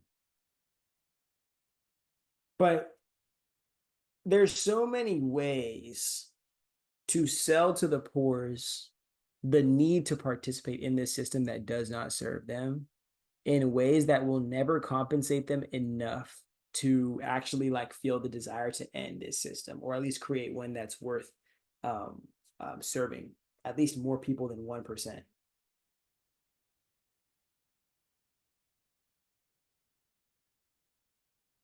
just letting you guys read that shit right there, man.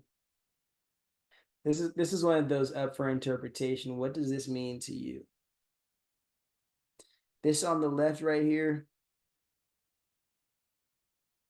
is what are we being given? What are they giving us? Or what are they telling us they're giving us? And this in the red is what is the true value of it. This is the free value that we sell. We sell access to all of this so we can participate in this capitalist system that can only give us this in return, which is conditional. But it is not the unconditional, because if we had access to this, then we wouldn't look here to choose anything that is conditional, because it means we would have to be dependent on this forever. And if this dies, we die.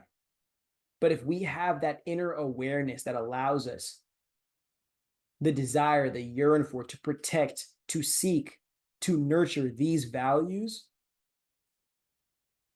the kind of world we're creating is limitless. But again, there has to be limits on a world where there's a specific group of people that is looking to dominate by any means possible. And it doesn't matter if they're aliens, it doesn't matter if they're grays, it doesn't matter if they're whatever. These people are human beings with sick intentions playing a multi-generational game of battlefield or risk, using the lives of everyday people who are not involved in this shit. All right. Good shit.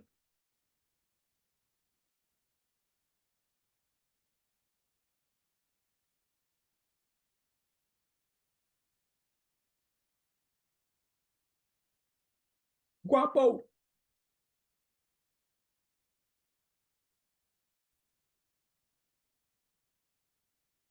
All right. Welcome to module 2 of the self-concept to self-actualization series. Thank you for joining us. Thank you for committing yourselves to this journey of understanding, this philosophy, forgive me, this philosophical philosophical school of study. Thank you for participating and contributing your attention to the collective here. We're going to continue on that downward spiral into hell, understanding how the systems at hand that I was describing in module 1 are affecting or have affected people over time and led us to the demographics that we're kind of experiencing today. And as we get into this, I hope this will allow you to see the level of hopelessness that people have and how far people have left responsibility, personal responsibility for their own life, um, to the hands of the government or to whatever religion and God they believe in, or to people that they expect to be supporting them that might not truly have that support locked in for them. Okay? We will get to the growth, but we have to address the darkness first. Let's move this out of the way here.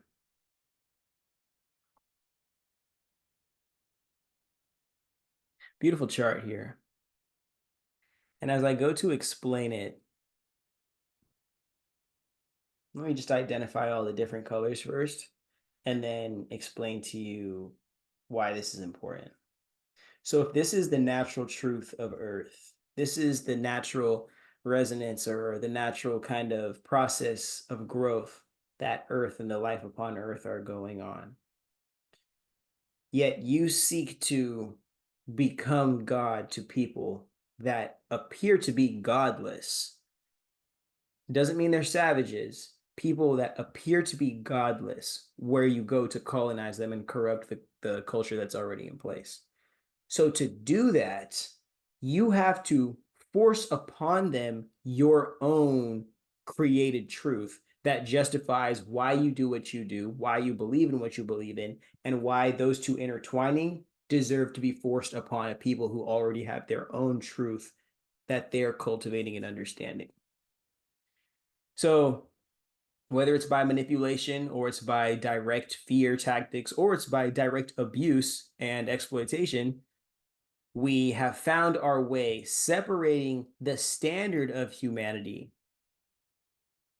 from one that sits in society and can balance society and nature while being able to go back and forth between the two to share the lessons of nature with the people of society. Those people aren't the typical people anymore. Those are the divergent people now, the people who are naturally like meant to live in alignment with nature in different aspects in different ways, whether it's seasonal living, whether it's living more connected with nature, whether it's just being outside of living in those petri dishes that we call office cubicles. The people who are different than the typical compliant modern slave are called divergent. And we have to recognize this as neurodivergent in this society because there's so many people that are simply divergent because they don't meet the standard of social acceptability, but they aren't like neurologically divergent. But in their experiences, they may be being reinforced that they are divergent in some way. But truly, it's just their identity is not compatible with one that is socially acceptable. So the way this system goes is that you will be, if you aren't accepted by the system, then you have to blame yourself as to why you are not accepted and then fix yourself to be accepted by the system and its truth, because it's the only truth that's going to provide you any true salvation in the form of resources and opportunity, probably.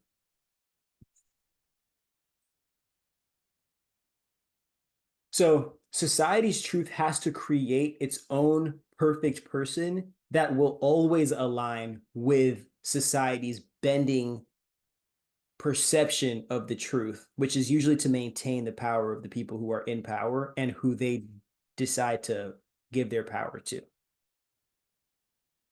So that's why I colored the neurotypical line as directly in line with society's truth, but a straight line as well, because people don't realize we are not meant to meet a standard of perfection. This is a consequence of white supremacist culture.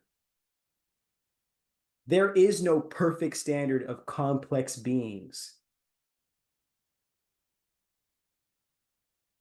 There's only a deep, deep, deep understanding of who you are and how you allow that energy to express itself and consequence, I guess, or complement the world outside of it. The neurotypical, it's not a true identity.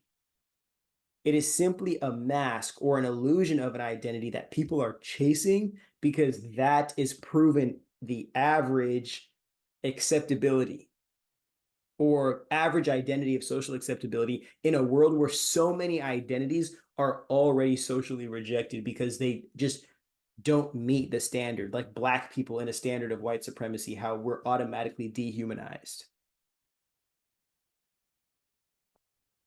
So there's many even Black people that feel not specifically neurodivergent, but divergent from a system of white supremacy because they don't meet social acceptability in the eyes of white supremacy that force us to adhere to standards and stereotypes that don't include or are not inclusive of the complexity and the spectrum of the expression of melanin and Blackness in human beings. Because white supremacy doesn't seek to appreciate the fullness of us. It only seeks to exploit the aspects of us that it can use to continue to exacerbate its own fantasy land and continue to fuel its own ego and narcissism.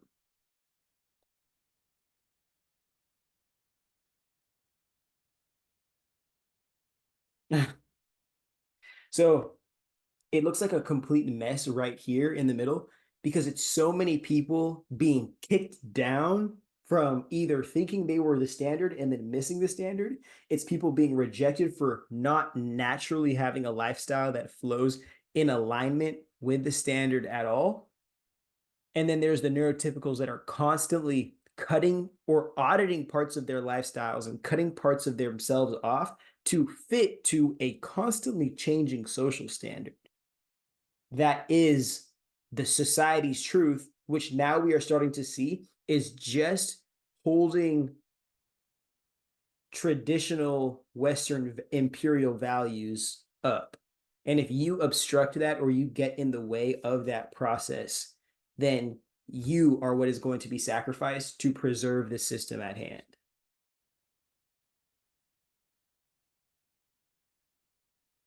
And it's a lot easier for a system that seeks to dominate on a like a world level, international level, at least even in a, like a Western hemisphere type level, it's a lot easier to have one type of person to get everybody to be like, because then you can have every other group of people, divergent groups of people, tearing each other down, fighting against each other to claw their way to the top of this one identity that they'll never be, instead of allowing these guys to appreciate each other. And then nobody cares about this manufactured illusion of what society's standard is. And we're all appreciating each other for the different journeys that we're on while finding systems and ways to engage with each other in ways that benefits the collective, or at least benefits the people engaging in said interaction immediately, so we can continue to be people that are creating and engaging in positive, effective experiences in our lives.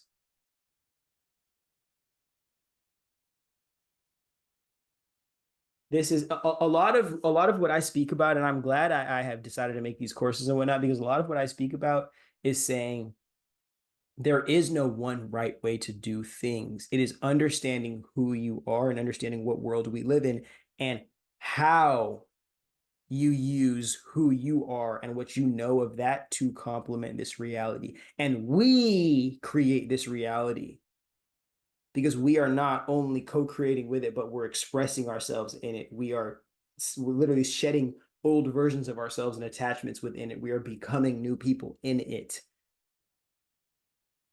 And if there's space for all of that, then we're all responsible for maintaining this freaking fish tank. And again, this might be a personal opinion, but as you grow into adulthood, it is very important that you learn there's only certain people who can afford to continue to be children their whole entire lives. There's only certain kids that can afford to keep playing sports when they're 35 years old or 30 years old. There's only people who can continue to pursue being a filmmaker or an influencer in LA beyond the age of like 25. There's only so many people, especially in American society, there's only so many people that can forgive me, chase the dreams and the illusions being sold by capitalism to young people before a majority of people have to realize that they are going to be the wage slaves of the next 40 to 60 years to fuel the economy for the people who get to exploit whatever is at the top of American society, the American Mount Olympus. But what's tough is that for those people who don't have money to see themselves as non-traditional minds, neurodivergent minds, like right here, as having something else, being different, unique in a way, we as neurodivergent people who aren't fortunate enough to be in those situations to get diagnoses or to have just financial support or even family support, like being in a traumatic, dysfunctional family, we have to suppress these differences. And then beyond suppressing these differences and not being able to know them or accommodate them, we're also in the world chasing the validation of people who are not, they're not suppressing anything. They're just able to compartmentalize this idea of an inner child as a life that they already live rather than inner child being an essential like figure in their actual life that they are living with their whole entire existence. And that's what I think we don't realize as especially autistic people. One thing we don't realize is this extra energy, this extra support needs that we have is literally the inner child, almost like impressing itself upon the body, or not impressing, but like expressing itself from the body, needing to be accommodated directly by the body of the holder of the autism itself, or by the community around the person who has the autism, or whatever kind of neurodivergence, whether it's CPTSD, whether it's OCD, whether it's um, even like a BPD. But what I really want to get into here is that we're living in a world where neurotypicals don't understand, or at least neurotypicals being the standard means that everybody who is not a neurotypical, not in that manufactured desired identity of person, everybody who doesn't fit that must continue to cut areas of themselves, aspects of their real self off, or suppress their true emotions and feelings, or escape themselves and their own truth to continue to be this illusion of social palatability. And this does nothing but create elders that are full of regrets and that look down with disdain and disgust at young people that have dreams and desire to pursue creative, amazing, beautiful, unique pathways in their lives.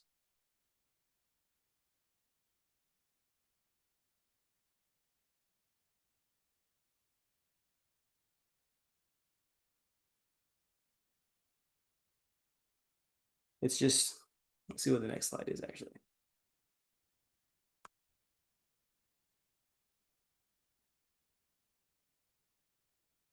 Okay. So as we can't just tag somebody and say, you're a slave now. We have to go about the process of literally setting them up for the grave the second they come out of the womb. And if we haven't, and one thing I could have added right here above here is a dysfunctional foundation or a broken foundation family system, because the intention to manufacture these slaves starts with not having a stable foundation and being almost completely dependent on the system. And if not dependent on the system, more dependent on the system and the opportunities that the government is willing to give you than your direct support of community or family or people that actually see and love you every day, or at least just see you and know you every day. Because I'm telling you, there's too many names on these catalogs for these government agencies to be able to fully give everybody the time and attention that they need, especially with how much defunding of government programs, whether it's Department of Education or whether it's housing and development. Like, we have active parties in government, active politicians that are seeking to defund government programs that are already underfunded and already not serving people. But let me stick to this, okay? The whole point, and this is really for public school kids. Like, private school kids are raised to be like, high earning people, I'm pretty sure. But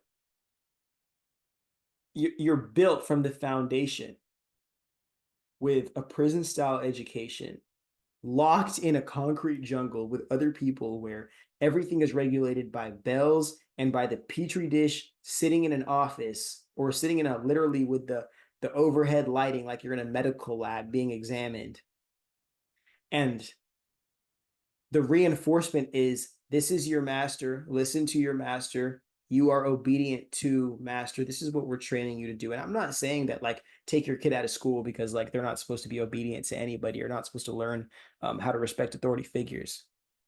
But I'm saying when you're teaching these kids, the only option you're giving them is to work wage slave jobs, and you're not telling them home economics, you're not telling them adult responsibilities, you're not teaching them about their finances, you're not telling them how important their fitness is, you're not giving them opportunities to have good healthy lunches at school and after school activities, know how important it is to have community and how important it is to be vulnerable and speak to adults and how important it is to know your mental health and how important it is to know that you have to have things figured out while school is free. It's all teaching you, yeah, you know what? If you go to school and you work a job, it's being dependent on a system that has been lying to people for years, and people have just not been in situations to where they could see, wow, if you trusted the mainstream flow of information, you would have been screwed if you didn't get lucky, of course.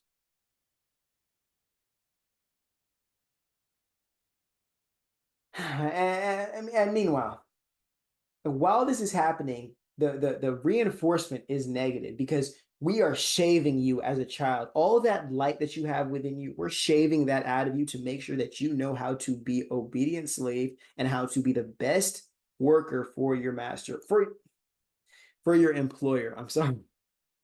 I keep on saying slave, but there's a lot of people who like their jobs, and I can't call it slavery at that point. At best, indentured servitude, because most of you are enslaved to at least bills at this point and some kind of debt.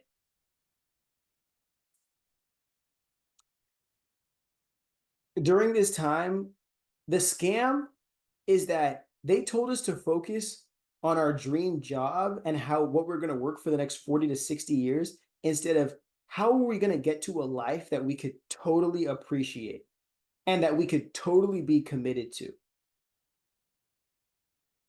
What kind of habits and routines and commitments and sacrifices do I need to make to get to a lifestyle, because I'm going to be living this life until I die?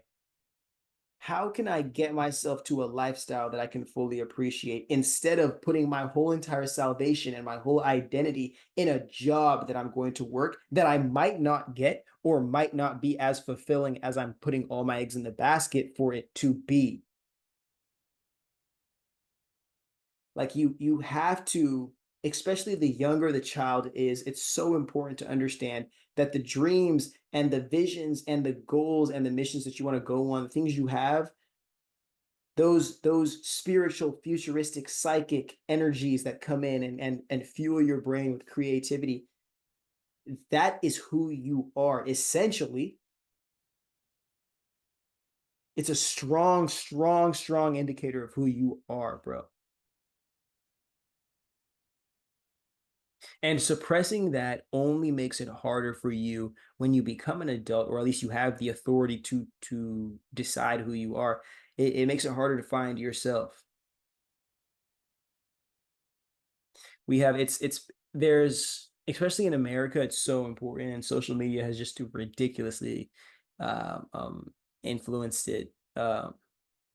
People are so hung onto identities, this identity war game that we play, super hung onto identities or materialism, and we we don't understand that people are in these cycles, literally addictive cycles of experiencing or doing or dissociating, because even them in having everything, it's still not a life and an identity and an experience that they can be totally content with. If they lost everything that moment, it's still not enough. And that's why they have to keep us for this system of capitalism. We have to be addicted to it. We have to be addicted to capitalism.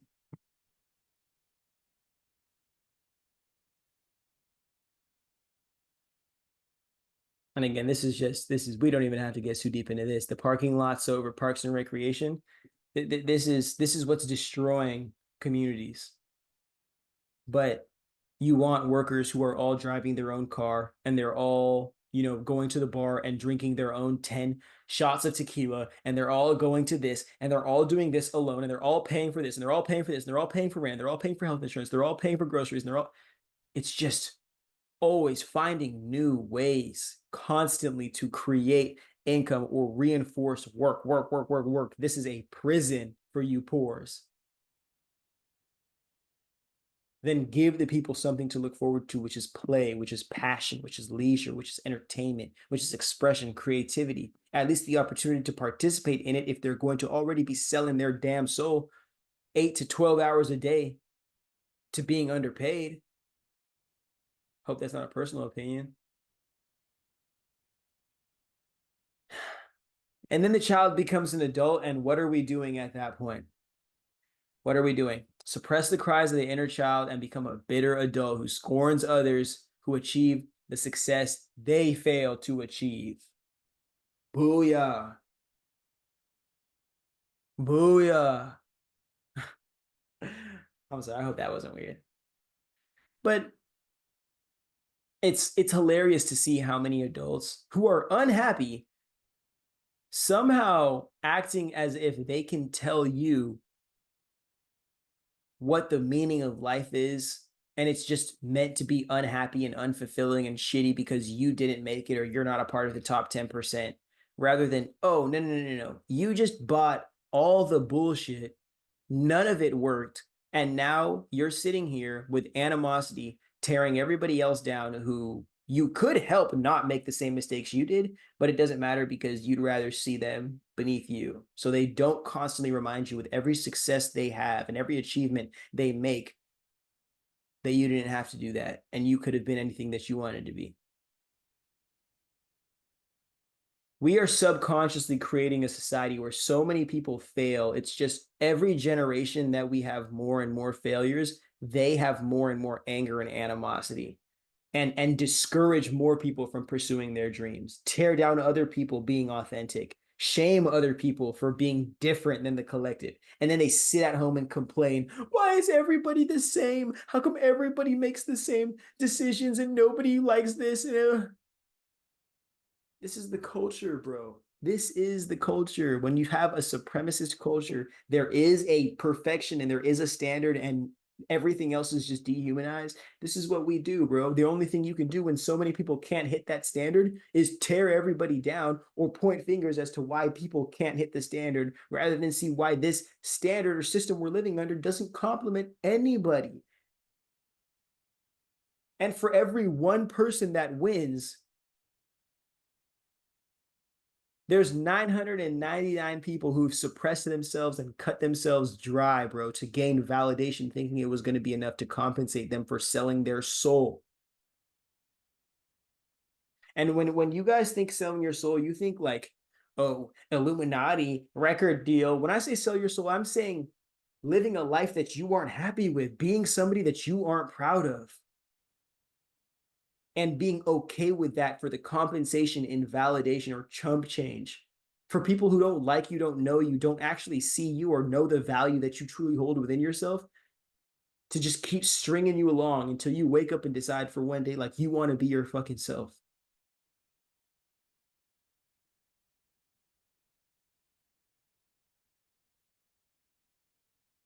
It's you can't it's really ridiculous, but if you're a young person watching this, you have to make sure you are not hanging around people who have failed at their dreams. Like, you have to make sure that you are around people. If you're around people, you're around people who are pursuing something of value, actualizing something of value. They don't have to have any kind of money from a business yet. They don't have to have any kind of flashy cars or chains, but they have to be actualizing or pursuing with everything in them some kind of dream. Because I'm telling you, people who've given up on their dream or failed at their dream are the most detrimental to the path of somebody who still has yet to pursue theirs. Those people don't have goodness in their heart more times than not, unless they love you for being you outside of chasing a dream. Unless they truly love and respect you, I promise you, I promise you, I promise you, not even trying to be mean, bro, not even trying to be mean, bro, that pedestaling that they're putting you on, or them seeing you grow, is going to turn from appreciation into admiration, into animosity. And when that animosity comes in, bro, you're going to have to go down to the depths of their insecurities with them so they don't have to address them themselves. Unless you see it, spot it, and you address it, and you get yourself out of there soon enough.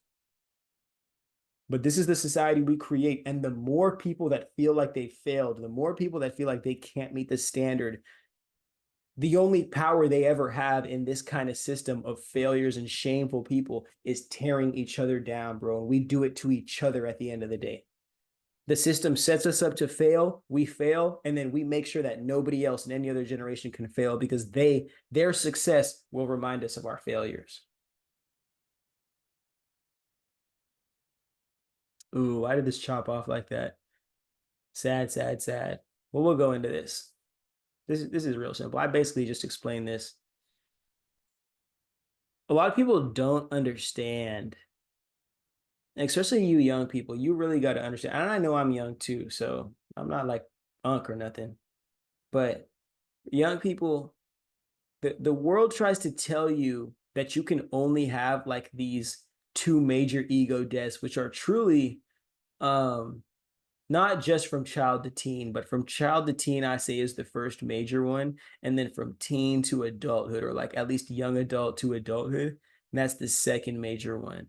But for so many people, we're so captivated by these negative emotions that are holding us back in our own self-limiting beliefs that we don't even begin our process of trial and failure and trial and error to understand what is for us and what is not for us, and who appreciates us and who doesn't. In a time where it's okay to fail and it's okay to be outlandish and explore yourself, before getting into the adult world where it's very strict and you have a resume and you have a reputation and you have people that, appearances that need to be kept, many people feel like these are the only two major ego deaths they have.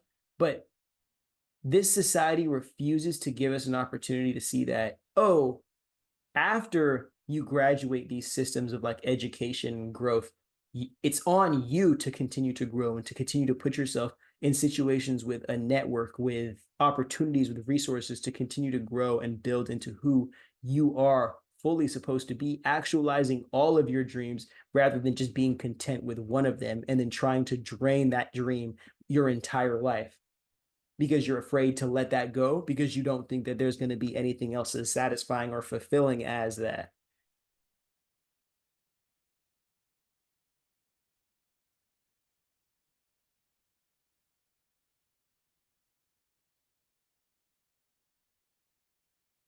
It's and for people who aren't fortunate enough to experience ego deaths at a young age, whether it's like through breakups or through losing friends or failing at a sport, um, getting rejected to college and having to like move hometowns or something. People don't realize that in these experiences, you're losing who you think you are to remember better who you truly are. But many people get so afraid to lose themselves initially, they end up clinging on to the aspects of themselves that they think they are or they get the most validation with, and they don't grow up. Many people, their greatest amount of validation came when they were a child or when they were in high school. So they maintain aspects of those identities, or they maintain those ideas and perspectives and behaviors because they refuse to let that go, and they don't think that the adult version of them, the mature version of them, will be able to gain validation at that level again.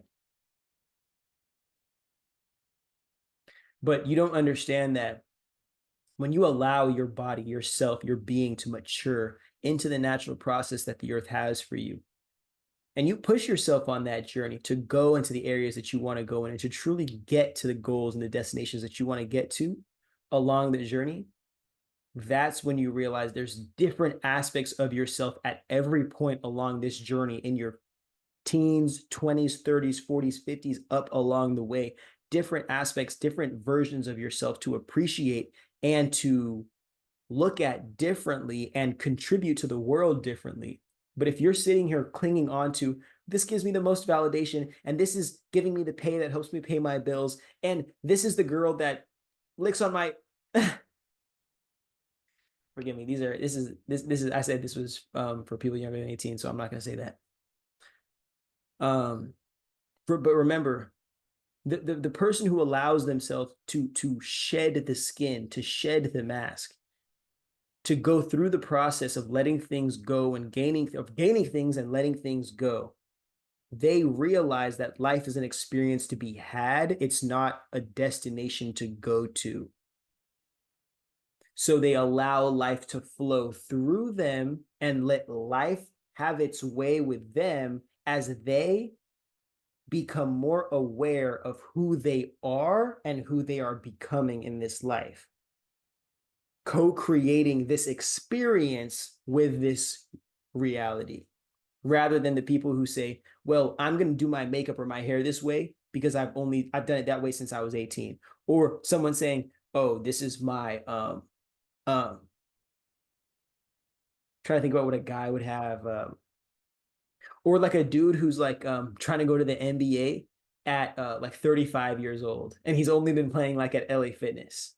And you're sitting here like, dude, Unc, put the cleats up, nigga. I'm so sorry I say that, bro. I'm so sorry.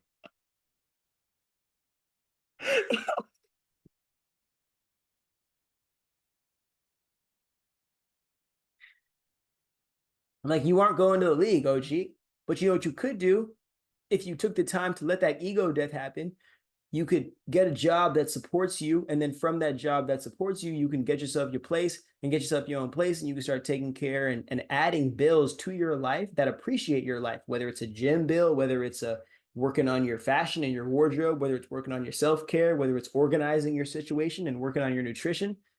Like there's just so many different aspects of you to now grow into, and the earlier you accept that process, the smoother your life is going to get, because you know that when you get rejected from certain things and certain aspects of your life too, you'll know that you're not getting rejected because you don't deserve them. You'll know that you're getting rejected because it's not your time for that yet. And it's okay, because you could still be growing into the person that can appreciate that better then at that point in time than you would if you were given that opportunity or that experience now.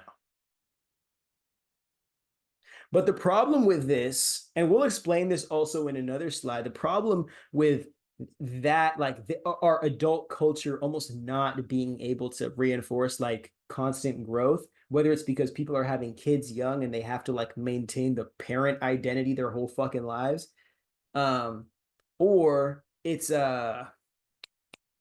social media culture took a bunch of people, allowed a bunch of people to make their own identities and now cling on to that and use that as a mask to protect us from seeing the real pain and like nastiness of their real lives. So we have been, it's selling young people the opportunity to opt out of growth and just naturally needing to shed their youth. Selling almost like the eternal fountain of youth is one of the most profitable industries under capitalism because of how afraid people are of growth and change. Because people are afraid of losing themselves. They are afraid that they'll get to a point where they get no validation, and then they think that at that point they'll never get it again. And if they don't know how to self-validate and love themselves, and they don't know how to look back on the times where they have been reinforced to where they are a lovable and appreciable, if that's a word, person, no, they're gonna tweak out. It's over. It's over. But my problem is that this physical world we're living in, it over time, it closes the window. Like it's almost like the soul is born just this ball of light that is expressing itself and shining through the body. But the more the being is traumatized into an awareness, like literally the babies are slapped on the butt to wake up, traumatized into awareness, and then traumatized into socialization, and then traumatized during that socialization and that social experience that is supposed to be setting you up to become an adult. It's the window for self-expression and for authenticity and for experimentation with the self is so minuscule. And if you remember what we were talking about in module 1, speaking about the fear of God, like watching you as you are living your earth experience, then you remember that there's even like this subconscious behavior that adults are even supposed to have and maturing people are supposed to have in this world that is not a real identity. It's the mask identity that they're wearing for social acceptance from the system, but not the identity that they're expressing and then demanding accommodations for, because they know that they as an individual are valuable for existing, and the government outside of them's responsibility is to protect their ability to be that and actualize as a human being or an American, whatever the fuck you want to call it.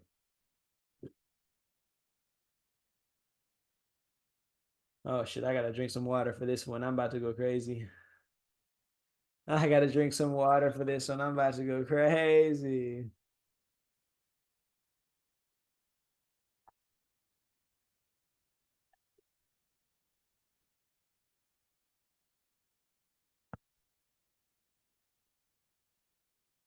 So the problem with this graph, right? The problem is simply the fact that I didn't include our system. These are the slave masters of the future, and these are the slaves of the future. Now, sadly, I should have, but I have not made a YouTube video on this, so this is going to be my initial response on this video, or on this graphic that I've made. But when kids don't have a solid foundation and they don't have the wealth of knowledge and experience that can allow them to see, hey, I value myself enough to understand that I have to do certain habits, I have to do certain routines, I have to look at myself and appreciate myself in certain ways to get to where I want to go. And that's going to force me to sacrifice people who aren't willing to mature in that way. It's going to force me to sacrifice things that I want to do now, but I can't do now. It's going to force me to be respectful to people who look down upon me and to look up to people who are way better than me without being intimidated, but only being inspired so I can grow up to there. What? Anybody could have access to that. But remember, the system we live under with masters and slaves we can only cultivate a certain group of people to have immediate access to that. And this is a private school opportunity. And let me tell you, private schools have a history. I mean, private schools were created because of racism and Black people being allowed into public school.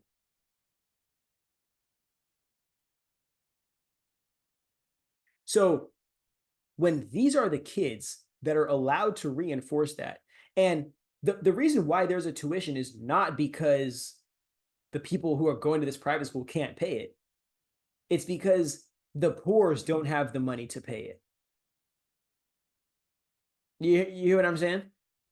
Because you'd go into debt to go to high school rather than just a write-off, a check write-off for a lot of these people who are sending their kids to these private schools. And their kids are allowed to not only have that reinforcement in ideology and perspective and consciousness, but also they can look up to different leaders and professionals and see themselves. Now, I don't know about marginalized people who end up making these private schools, because a lot of them have to end up rejecting themselves first for the immediate validation of the kids who dominate the space, who end up looking like this and a lot less like this. But to have the fortune of seeing people like you in positions like politics, business, philosophy right here, creative artists, even art schools that are private schools. Like, really sit here and think about that. We have kids with healthy foundations, being raised the right way, and the right way is simply being hoarded by the group of people that we want to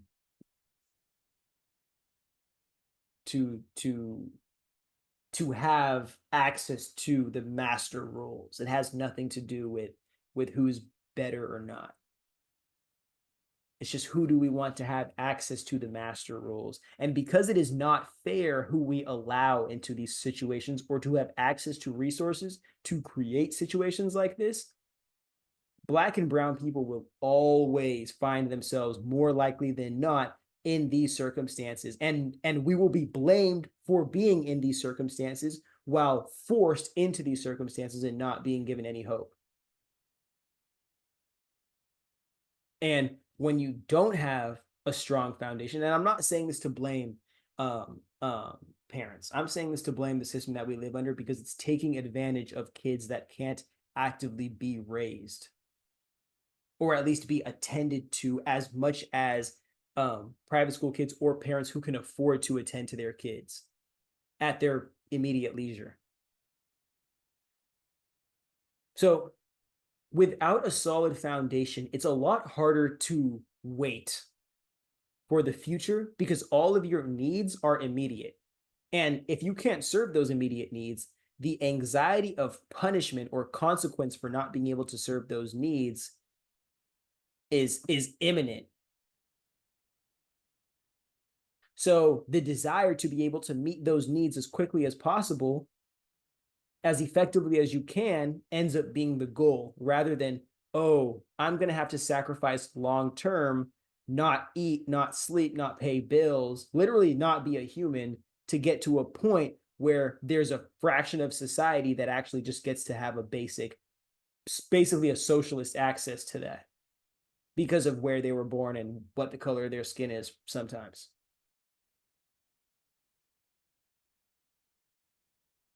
So without my strong foundation here, I'm basically predisposed to going into a reality where I prioritize instant gratification. I prioritize the what it means to be validated by peers who also don't have strong foundations and might not have strong goals or visions for the future. So they aren't living with respect for the future. They're living recklessly as fuck in the now without worrying about the consequences it might have on their future. Meaning that people who are deserving of being up in this higher class, but find themselves down here, might end up crashing out because they're a part of the wrong group, or they just don't have access to the resources or to utilize the parts of themselves that could allow them to be very successful. And even when kids that come down from these areas do get allowed into these spaces, more times than not, they're manipulated, exploited, abused, and then thrown to the side, because who's going to hold them accountable? Who's going to hold them accountable with a power structure and a power dynamic as visceral as being a part of the top 10, 5, 1%, and then picking up somebody from the nothingness or the broken foundation, that picking up a Make-A-Wish kid damn near, to give them not just an opportunity, to give them salvation, access to time, breathing oxygen above the glass ceiling that people want to believe is not there, but is real. Because wealth inequality is becoming somewhat permanent in America.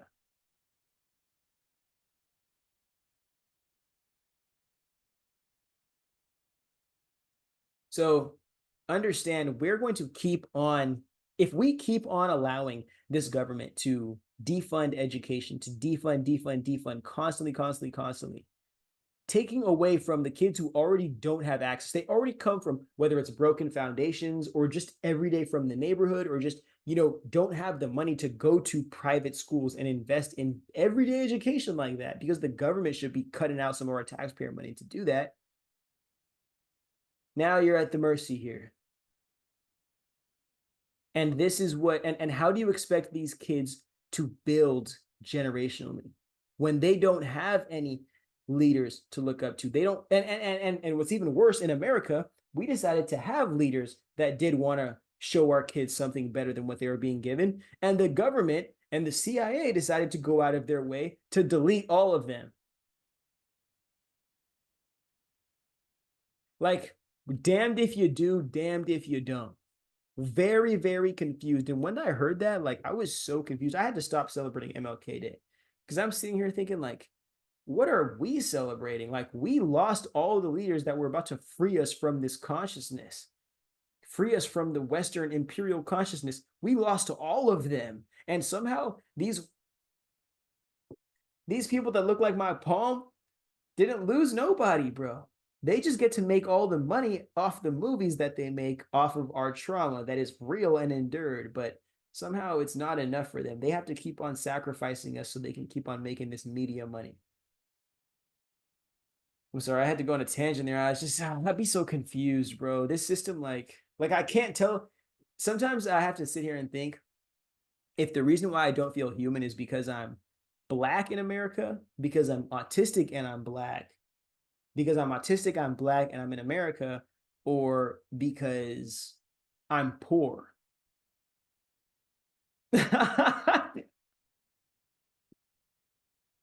And none of those identities are deserving of humanity in America, especially at the same time. So I hate to admit that. For any of you guys who thought I was just some sexy rich dude with, like, a six pack who flies on private jets everywhere, I'm sorry, I am not. And I'm actually a little crazy too.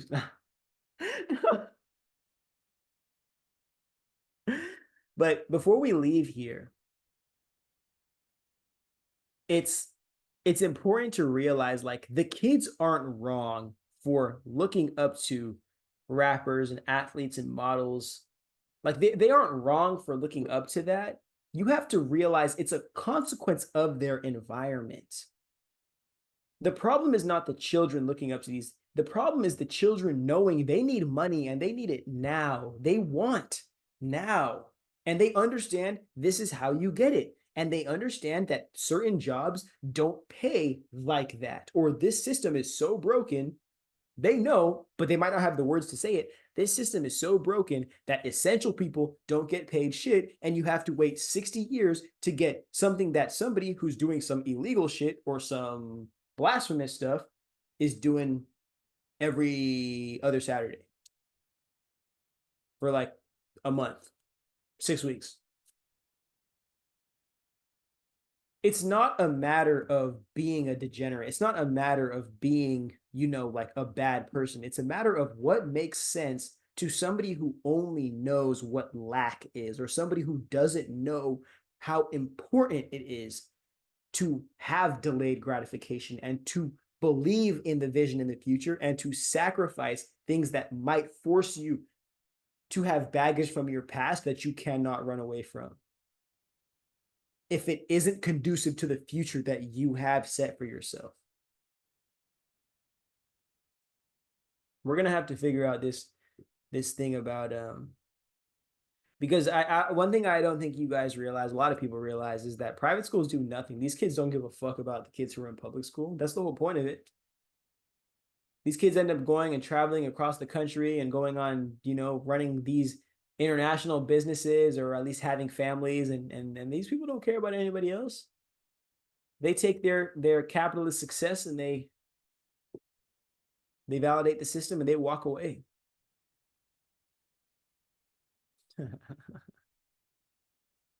Shit is crazy. Now I've already got into this. Truly, I believe I already got into this.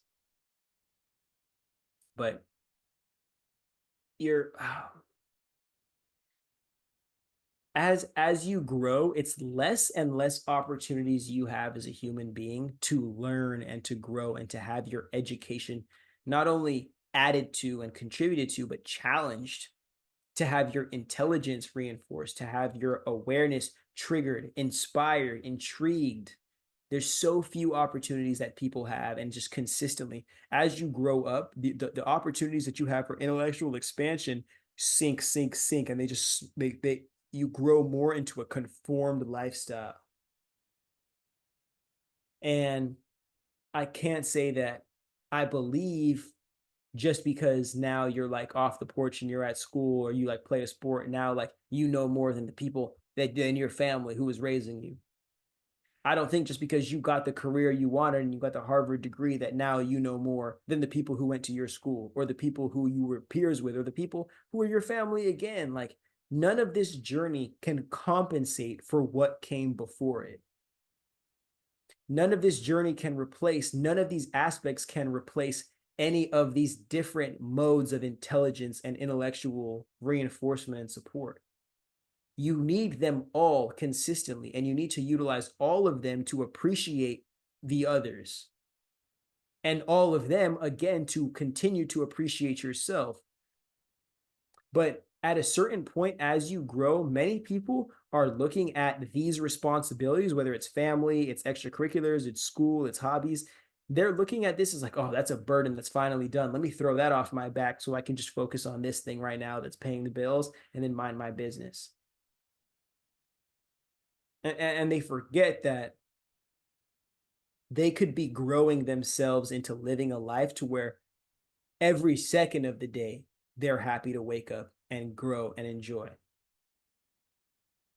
Because every aspect of their life, it doesn't feel like a burden to be living their life. It feels like a journey to be pursuing, a trek to be on, a quest, if that, to be on. Growing the self into this world. But I also think a lot of people at this point, once they fail at their extracurricular, at like not making that a career, and then they also become just like a number to whatever university they go to, or just give up on school after high school.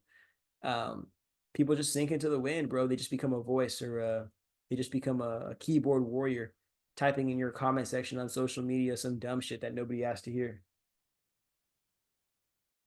And even worse, again, when we minimize our areas to have our intelligence challenged, to have our egos and our identities and our beliefs challenged and forced to stand on what we believe in, we end up getting into echo chambers. We end up seeking validation of people who are confident in what they believe in, and we get in that cycle, bro. It's the Sunday to Saturday, I love to call it that. It's we speak to the same people, we go to the same events, we do the same things, we spend our money the same way, and we live like that until we die, or until something major happens, and we have to change.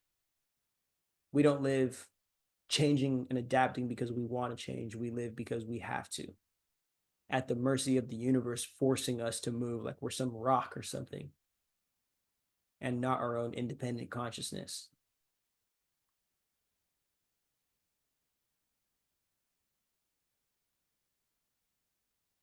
All right.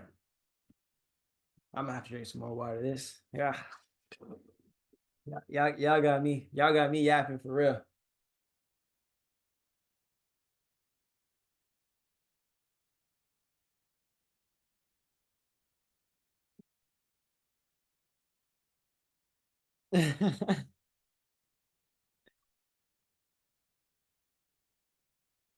Now, everybody is sold the illusion. Like everybody is sold the illusion of capitalism and the salvation that capitalism is going to give you, whether it's the white picket fence, it's the wife who's going to validate you because you have a job now, whether it's the peers that are going to support you because you know you're so cool, you got a job and they're all homeless. Uh, the it, forgive me, I'm speed skimming. I'm speed skimming right now, but the propaganda that we're sold pours us all into the collective chasing this American dream that's going to like complete all of us. For many of us, which we don't even know who we are. Even when we get to college, we don't know who we are. And we're asking college to tell us who we are rather than going on that deep one-on-one journey, heart to heart with self or even with God, whatever you believe in, to say who am I and what did I come to this earth to do? What are my experiences reflecting to me that I came to this earth to do? And in this process, many neurodivergents, in not wanting to accept the fact that they are neurodivergent, they get stuck trying to be neurotypicals. And if they finally are faced with the fact that they'll never be a neurotypical, then they just mask or forgive me, they just I can't say that. They just bootlick. That's better.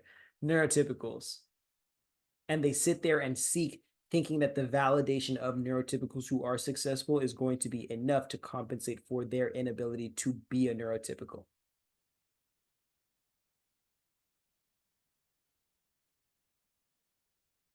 And then there's the neurodivergents who end up somehow succeeding. And those people are the ones that are, you know, tokenized and picked out to invalidate all the other neurodivergents who can't make it because, you know, we're all just lazy and want to be depressed all day and don't want to get up and go on a 10-mile run and join a run club and hit some upper deckies with a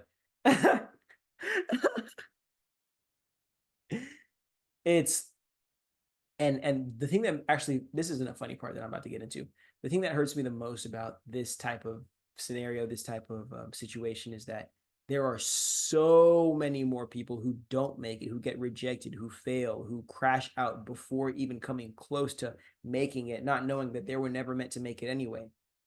And for many of us, the truth is in being able to accept our rejection and to create ourselves beyond the brokenness that was the mask we tried to present to society, rather than feeling so ashamed that our mask is broken now and like we can't make another one. And then many people going the ultimate route and then just like fit concluding their situation at that point, thinking that there is nothing for them and they're just an alien who will never be accommodated or loved.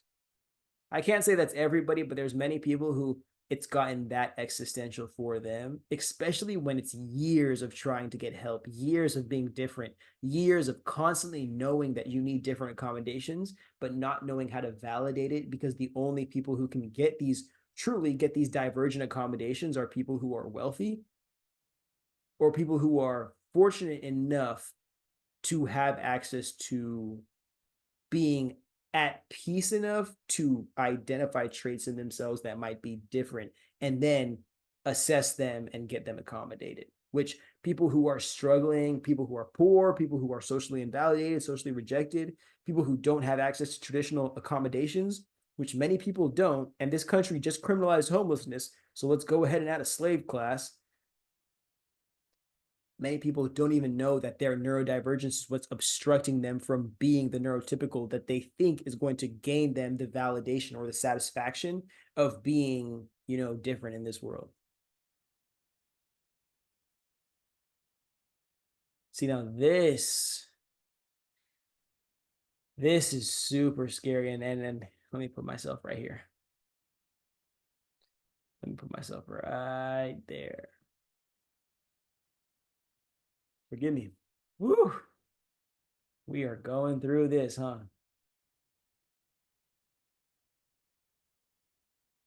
Okay. So this is the problem. And I explained this in the beginning of this. Neurotypicals being the rule of social acceptability makes them think that they are above us, a majority of us neurodivergents, for a reason. More so than letting them think, oh, this system is making us the standard, so it forces everybody else to fix themselves to adhere to the standard rather than accommodating other people, because there's so many complex expressions of human. And this system, especially a white supremacist eugenicist system, does not accommodate the diverse expressions of people who seize to, or at least have the opportunity to, tear down this illusion of white supremacy that exists, that we're also using the neurotypicals to subconsciously reinforce by stopping other people from self-actualizing in ways that makes this system's awareness insecure. So one thing that the wealthy class of people do, actually, we'll get into that in the next slide, but one uh, one of the main things that neurodivergence, especially high support needs, autistics and high support needs, mental health patients have been asking for are universal basic income, because many of us, it's not that we don't want to work or we don't want to contribute to society, but it is just impossible for us to contribute traditionally in that 9 to 5 sense, really, which is like a 50 to 60 hour weeks to pay basic rent. Um, we cannot contribute in that traditional sense to society, but it is illegal to be poor and it is illegal to be homeless now. So we are begging, can we be provided a baseline income to care for us in some kind of program that would allow us to seek the resources or the supports or the community that can help us understand how to care for self, not be, broke and homeless, which is illegal, and then get arrested and then have more expensive issues to deal with because I didn't get the help I needed initially. So not doing this because we're selfish, like, and just don't want to work, but because we need support that the system won't give us. So if you could give us money to compensate for not giving us universal basic income, not giving us a universal healthcare, not giving us immediate access to community, not giving us any kind of transitional housing or housing for homeless people, it's not a lot of shit to work with here. And somehow, not addressing all of those issues, of course, is going to result in people being addicted, people being on the street, people not being able to take care of themselves and their hygiene, people not having access to their families, people crashing out, people deleting themselves. And somehow, the issue is not people are being deprived of their human rights, which is consequentially resulting in people looking and behaving like this and living like this. The issue is people living like this is making neurotypicals who don't experience this kind of severity of mental health uncomfortable. So now, to keep neurotypicals comfortable, how about we sick the police dogs and the police force on them to force them by fear to not make you neurotypicals uncomfortable, rather than you neurotypicals having any kind of empathy in your heart to humanize people who have been deprived of human rights and necessities, basic needs. Side note, greed is so rampant in this country. We will deprive the poor of having anything to give the wealthy, the uber wealthy, even a little bit more. You can quote me on that.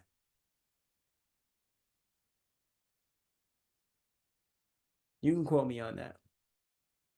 And to allow this to happen, the wealthy have to sell illusions through advertisements and media documentaries of, look at those crackheads on the street, look at those homeless people, look at those degenerates who have kids out of wedlock, and they're victim blaming the people who are being punished by a system, because the system is actively creating a class that can be dehumanized. So when it starts trying, it becomes the time to start needing slaves, recruiting slaves. We have a whole bunch of people who aren't being supported or taken care of that we can use. And this is even more than slavery, because when I want you to think slavery, people are so dehumanized that we can, as a country, go back to slavery. You have to automatically pair that with human experiments. That may make me sound crazy, I understand, but people who are, when homelessness is criminalized, there's no intention of putting homeless people in the homes that are already housed. Homeless people are criminalized and they're already homeless. And what happens if somebody is taking them? Who's going to say anything? Who knows these people? Who with a home knows these people who are houseless and homeless enough to see if these people are being taken? Now, again, I don't want to get too deep into conspiracy theories here, but really, like, ask yourself, when people aren't given basic accommodations to live, it's not because we can't do it.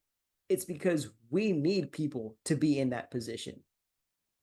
Because even having people in that position reinforces in neurotypicals, hey, if you don't make it in society, you're going to be there. But you know what's crazy? For a majority of the people who are beneath humanized in society, it's not because they failed in society. It's because they're actually different inside, and this society doesn't know how to accommodate that. And this is a failure of the system, not a failure of the people in here.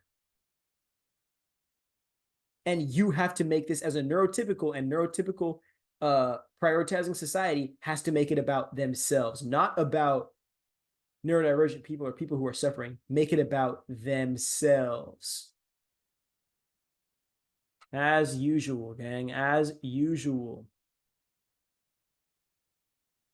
And we, as from neurotypicals and neurodivergents who are supposed to be working together, further get divided. And then we, as neurodivergents, also get divided, because so many of us, as neurodivergents, so many of us end up getting picked out and accepted by society. And then those people end up getting used to invalidate the real neurodivergent struggle or the high support needs struggle, because many of these people are low support needs and they're fortunate enough to exist there with support system, with accommodations, with social privileges that other people can't access. And they invalidate for the neurotypicals these neurodivergents who haven't been given a chance to be humanized yet, making it even more difficult to get needs to people who, even high support needs, who will never be listened to because we haven't even given them an opportunity to be human. And they might be mute, they might not speak the language properly, they might not be able to express themselves, but the truth is within their, sits behind their eyes and in their soul. So again, remember the conversation, especially around autism over the next couple of years, this is going to be a lot to do with, can we fix these people? And the intention to fix these people is so we can get them off the streets and into good working jobs. There are no jobs. I'm sorry. There are no jobs. The houses exist and we won't put them there. People aren't looking up at that.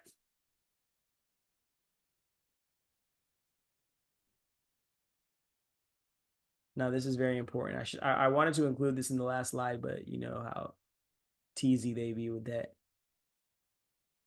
So, three-step process to manufacture this slave society. when you're, let me go through the graphic first and then go through the steps. But it's important to, when the neurotypicals are afraid of the neurodivergence and they think that neurotypicals are the standard, they will defund in social welfare to continue to protect the little power they have in their own identity. And to do that, they have to invest in police punishment to fix the neurodivergence that are making them uncomfortable into neurotypical society, or at least neurotypical acceptability. But if we start to humanize these people who are being dehumanized by the police and by the uber rich state, we're defunding the military because we know you can't police people into health. You can't police people into good health. You have to invest in the social welfare and the nation and the culture and the communities and the people directly, giving them a chance to choose better for themselves and giving them support and knowing that they can be better and they never have to turn back again. You're not going to get that from police. You can't expect police officers to be therapists, to be emotional support coaches, to be guidance counselors, to be everything other than police officers. These people don't even have 4-year degrees. And the people with 4-year degrees can't even do that. To expect police officers to be what equates to their compensation is expecting them to be the president in freaking Iron Man outfits. And we're not getting that.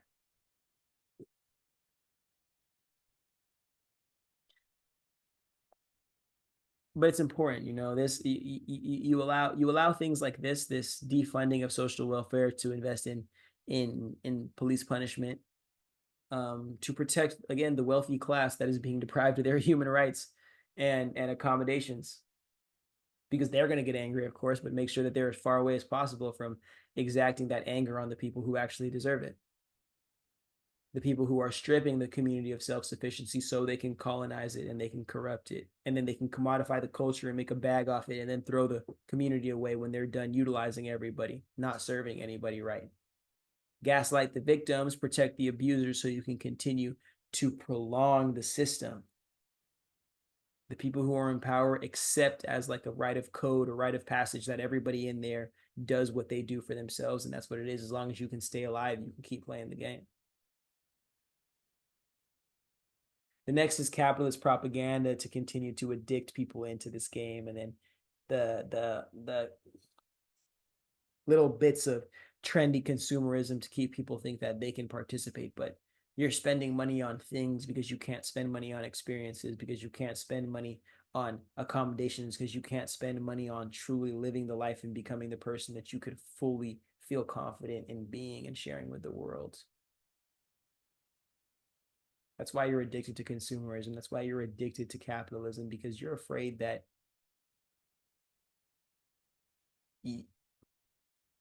you can't fully be you and stand on that for the rest of your life. So you'd rather identify with aspects of who you think you are and purchase those through the compensation that you're given for being a capitalist slave,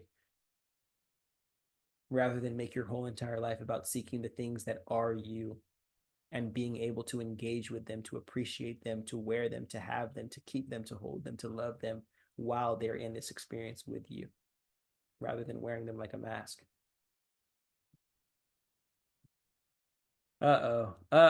This is crazy. Okay, now we're getting into crazy territory. Now we're getting into crazy talk. I'm gonna have some important people on my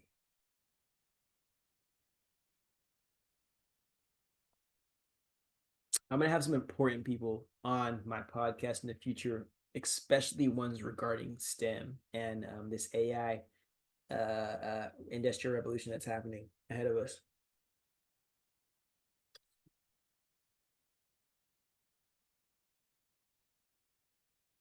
But the important aspect of this is not to think that it's not aliens that are doing us wrong. It's human beings that are doing us wrong. I want people to truly understand that, make way with that. these tech bros have not been held accountable, and their investors have also not been held accountable. And this, I truly believe, is the greatest wealth grab, or at least the greatest power grab of all industrial revolutions as of late. I believe the last tool that was utilized as powerful as AI in relation to the state of existence at the time that it was used is African slaves. I have to include that. I believe that the only technology that was utilized, that was dehumanized enough to be a technology, but advanced enough to be an advanced technology, was African slaves. And what African slaves were used to create was literally a country. So imagine what robot slaves that don't have the option to refuse you if you can afford the price, imagine what they can create. If they're not creating a whole world, they're going to curate a society. And by curating a society that humanizes robots over human beings, the only humans that will be allowed to be humanized will be excellent humans. And excellent in a world where like empathy is not shared. I'm talking about like humans clawing each other, crabs in a bucket to the death for humanity type shit. But maybe I don't want to fear monger at all, but I'm saying when human robots can be humanized, lusted over so much by their creators, they're humanized before actual humans, you have to start being a little confused as to where the future is headed for this shit. These people will have children. I mean, maybe not, but I think these people will have children with these robot humanoids. I genuinely believe the lust over being God is that great for many of these tech CEOs.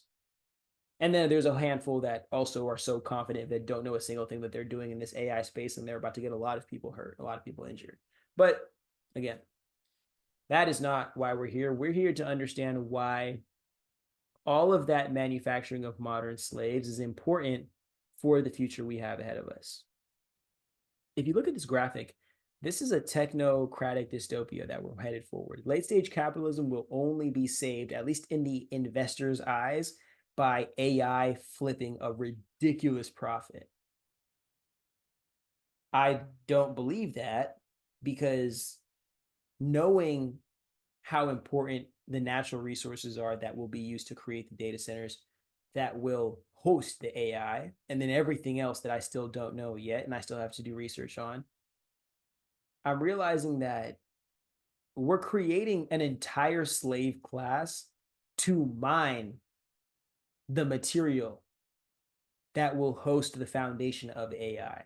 And the only people who will be able to appreciate the benefits of AI will be people who are not that bottom 30 or 40% of humanity that will get wrapped up into this. Adding on an extra point here, the reason why we're being stopped from talking about Congo, talking about Sudan, talking about Palestine, like really think specifically about Congo in this one, the Dominican, the not the DRC. Was it Dominican Republic of Congo? It may be that. I don't think it is though. But DRC.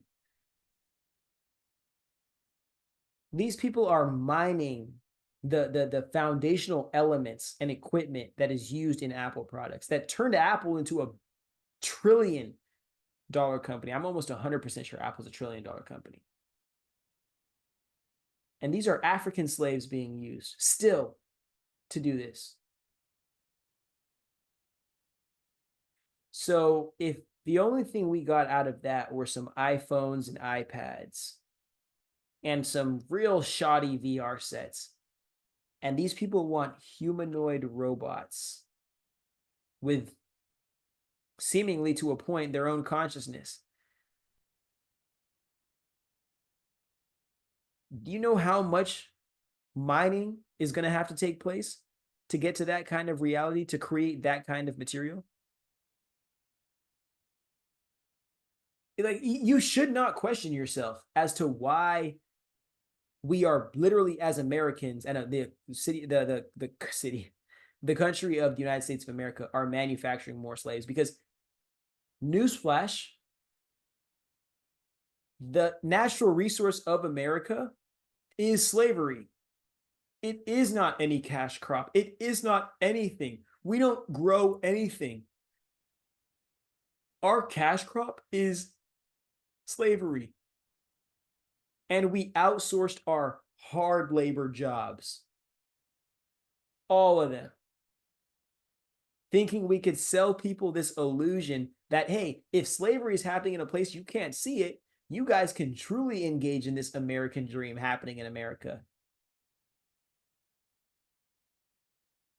Now the slaves are coming back to America. Not even just coming back to America, we're creating slaves in America.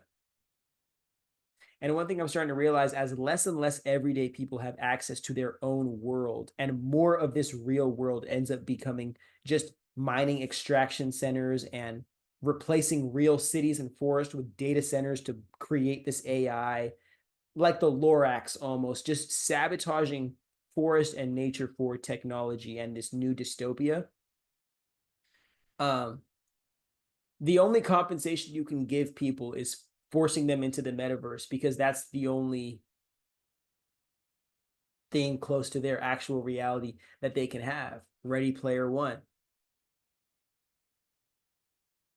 While all of this is happening, you continue to sell them illusions, like Elon Musk can get his dick riding audience to believe him and say that we're going to Mars, and we're gonna send a spaceship here, and we're gonna do this and that, and we're gonna have Neuralink chips in people's heads. And this is why it's important to have Black people in these conversations, Black people who can resonate with the African slavery type conversation in these spaces, because it's when it's all these autistic white kids up there. And I'm sorry, I got to call out the autistic white boys who love trains, who ended up getting these high-end jobs and forgot that they have to leave their racism at home to allow opportunities for other talented Black and brown people to get up in there and enjoy these experiences as well.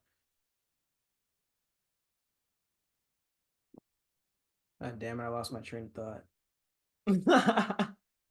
Just trying not to do that at all.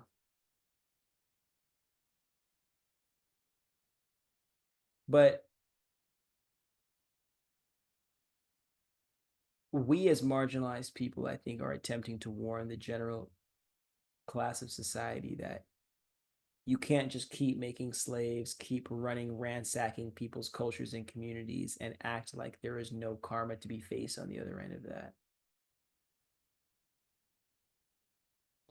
I'm trying to think about where I was going with that. Why we need more Black faces in STEM and tech. But truly, the only thing that I can pull from my brain right now is to hold these people accountable. The field is riddled with white people who lack opportunities to seek understanding or having empathy for Black and brown people that will be consequenced by the extraction process that will be for mining the material for AI and this AI revolution. This is why we're creating a new class of slaves. And we've been so enmeshed and so sold this illusion of love everybody, humanize everybody, and not really doing it, just like saying it for representation, that we're getting to that point. We're going to see where people's empathy bursts, how much people can take. If people can take the same people that they've been seeing access schools and humanizing opportunities, access credit cards and houses, if they can see those people lose all their rights again. And we're going to see because we're not going to 1950 in America. We're going to 1850. And the thing that scares me the most about this AI revolution is because it's it gives me a lot of flashbacks of the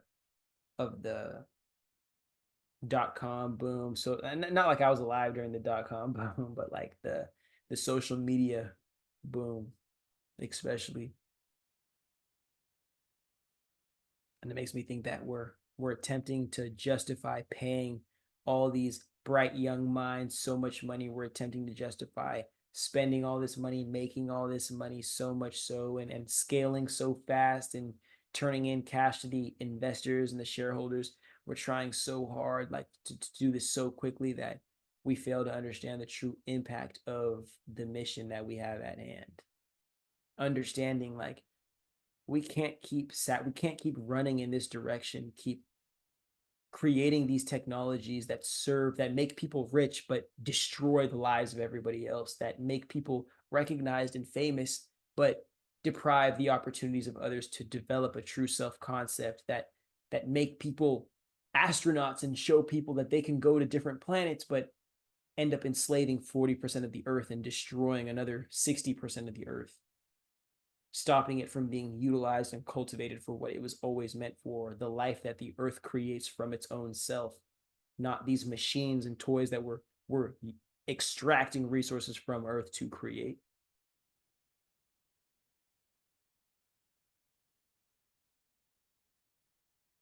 Again, this is this is just theory right here. So I'm just gonna leave this here, and I'm not gonna get too deep into it. But if you guys would like me to explain that at some point, we could get into this.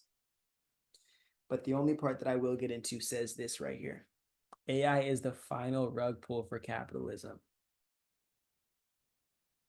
This is it. This is the end game.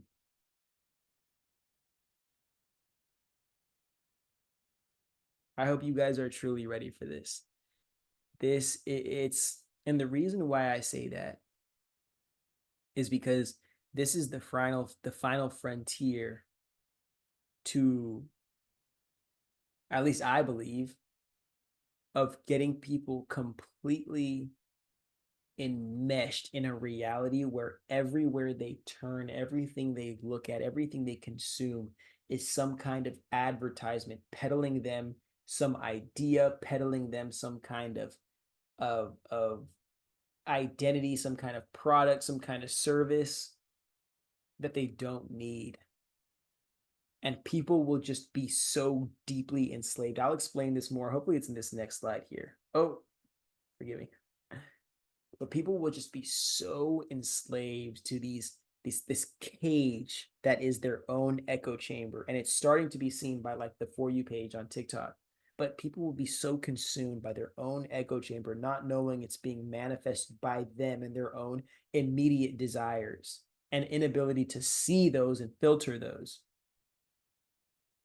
that people will start being served completely based on the ability to stimulate those desires rather than the ability to serve their soul and understanding how much they need to sacrifice to be able to create that reality, especially in a world full of people who have been constantly sold convenience, convenience, convenience, convenience so much and never truly had to create or at least develop that commitment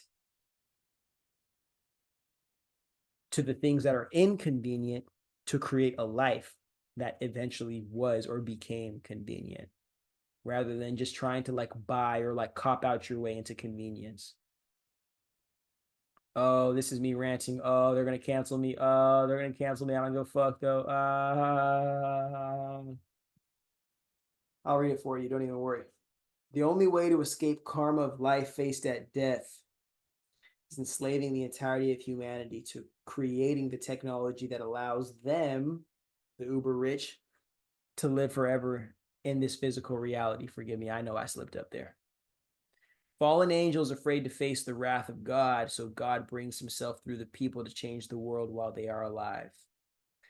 While these people who rule our society, who control over our ways of thought and our streams of consciousness, while they think that they are attempting to escape judgment day after death or at death, they've forgotten that the universe, the divine powers at hand that have been fight to force their way through into this reality have given birth to themselves that energy of divine light, of divine goodness. It's within the people who are willing to wake it up in themselves. And the second more people wake up from that and realize it's not the outer world that's going to save me, it's me that's going to save me, And on that journey of saving myself, I can inspire others to do the same and contribute to the collective that we are all a part of while we live here in this experience. And it's a whole other reality. It's too hard to be enslaved by somebody who you know has attempted to enslave you, but you were the one to free yourself.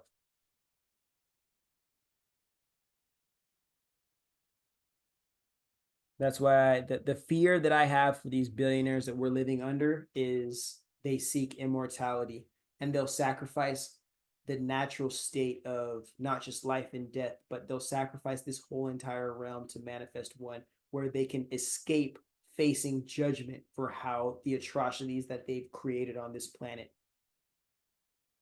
to manifest the illusions of things that don't exist, whether it's hyper-masculine patriarchal abuse of the world, destruction of and destruction of communities through nuclear families, whether it's capitalism and hyper-consumerism turning us all to addicts to consumption rather than appreciators of being able to, of what we can consume, addicted to everything. And then we get blamed for being addicts rather than blaming a system which is forcing us to be addicted to making money and paying bills, making the job that we have our identity, making the peers that we have important, a part of our like social resume rather than people that love us and we love them, and that's why we're with them.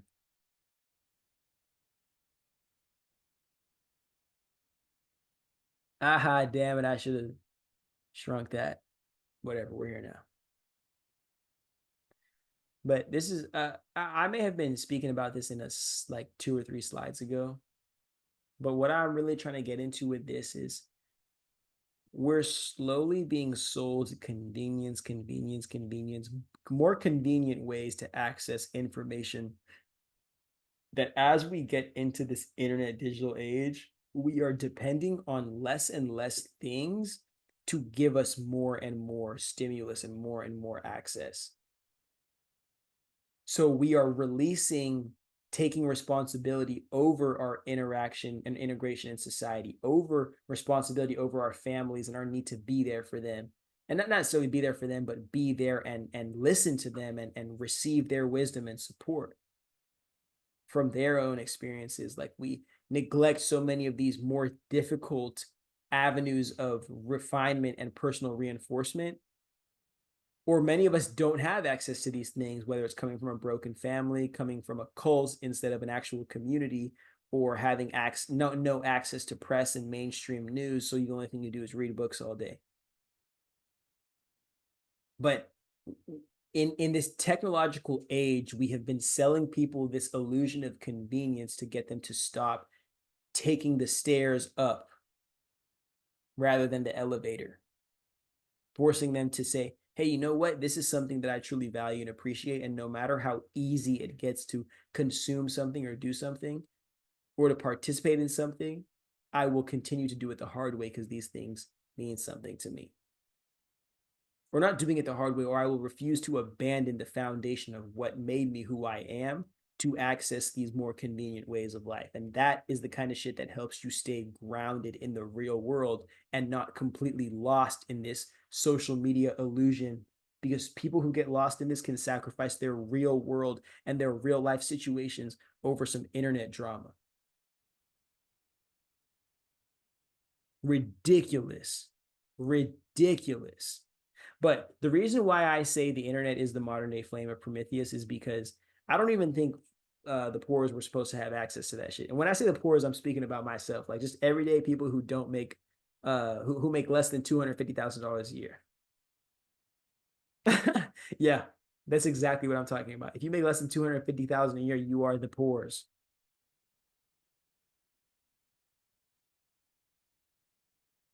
The reason why I called this the internet is the modern day flame of Prometheus, it is because the internet has leveled the playing ground for accessing wisdom.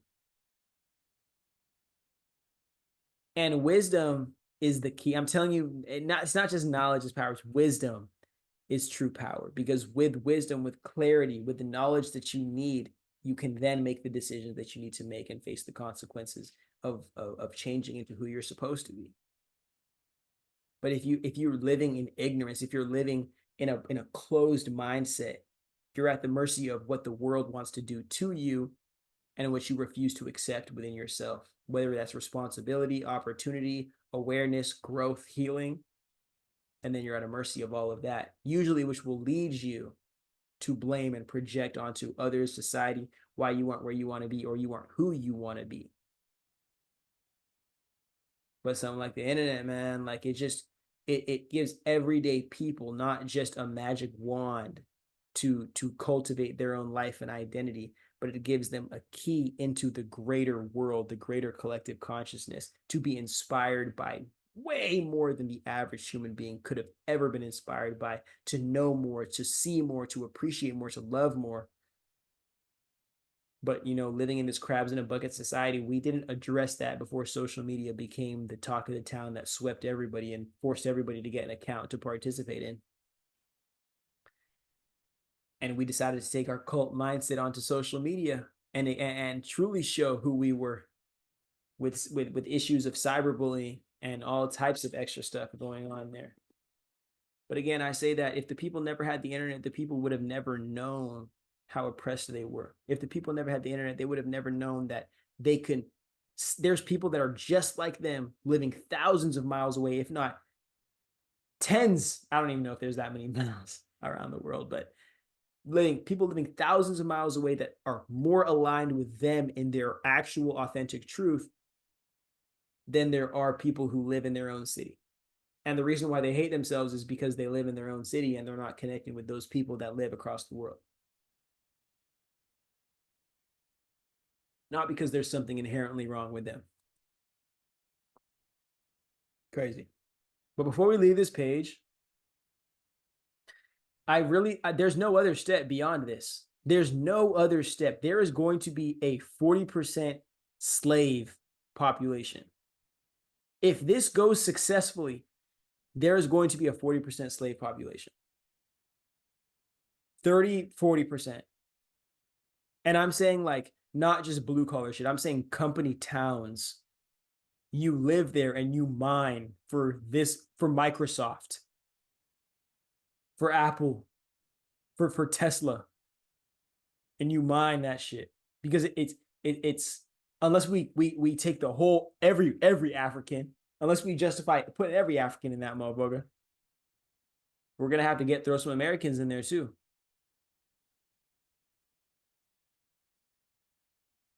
Mind you, America holds a quarter of the world's prison population.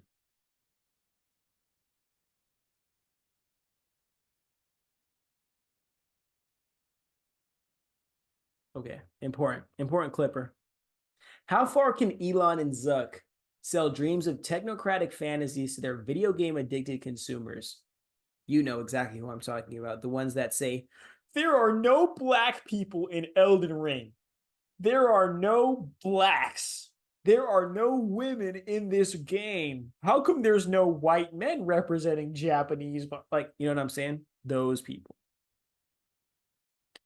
who don't even understand that it's African slaves mining the real earth, creating the technology for them to exist in these fantasy worlds in their video games.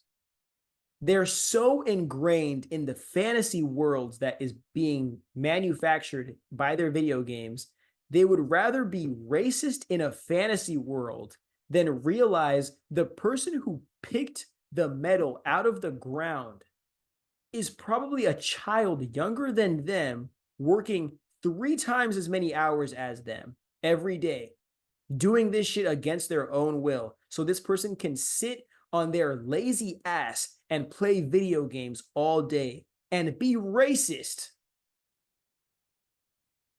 not knowing the true history of where the technology is coming from that's being used again. To even allow this person to have the option to play video games, because you could be mining that metal yourself, and I guarantee you the only person that's playing any video games in your bloodline is your great grandchildren.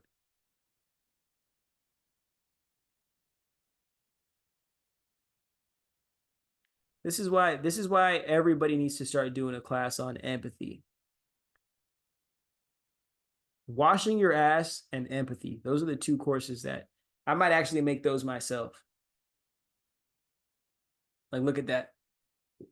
When I sit here, I'm telling you, bro, I get so like, this is why I don't be hanging out with people, to be honest. I get so freaking emotional when I be seeing my black people going through this shit, bro.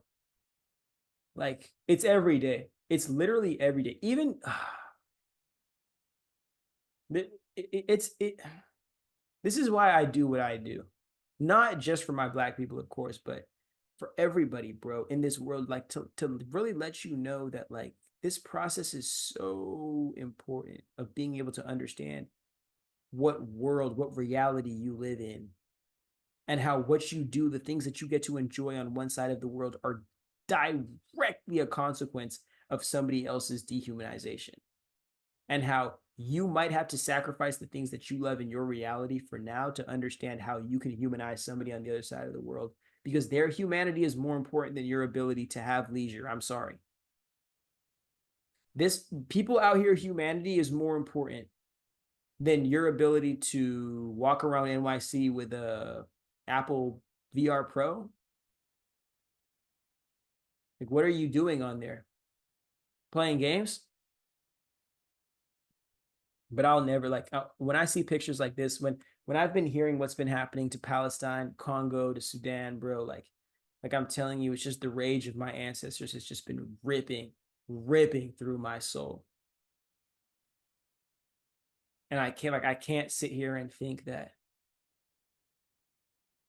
my people have already been so beat down, and this is not even like AI is just being pondered. Like, yes, it's being like utilized, but it's just being pondered in the youth phase right now. There, you don't know how quickly these guys could attempt to scale this. And if you don't have this black skin to see, oh my goodness, those are people like me that's happening to, then it may be a little harder for you to realize, like, hey, how about you just throw, 100,000 more of those little black things with legs and arms into that mine so they can go pick more of that metal that creates my video games and my televisions and my cell phones.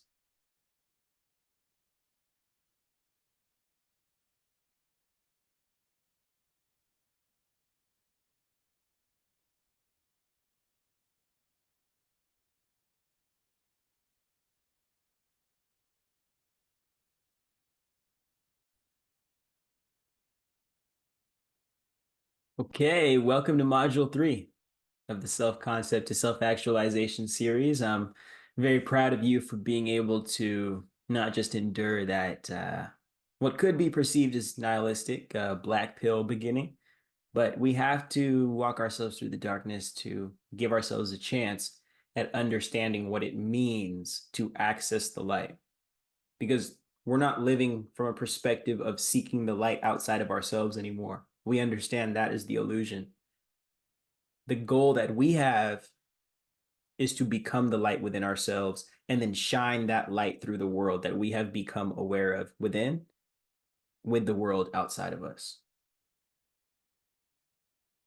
positively impacting our experiences, our relationships, our lifestyle, ourselves, with the actions that we take with the free will that we have in this experience, so we don't have to regret the decisions that we have made or we didn't get to make when it comes time to give this life up.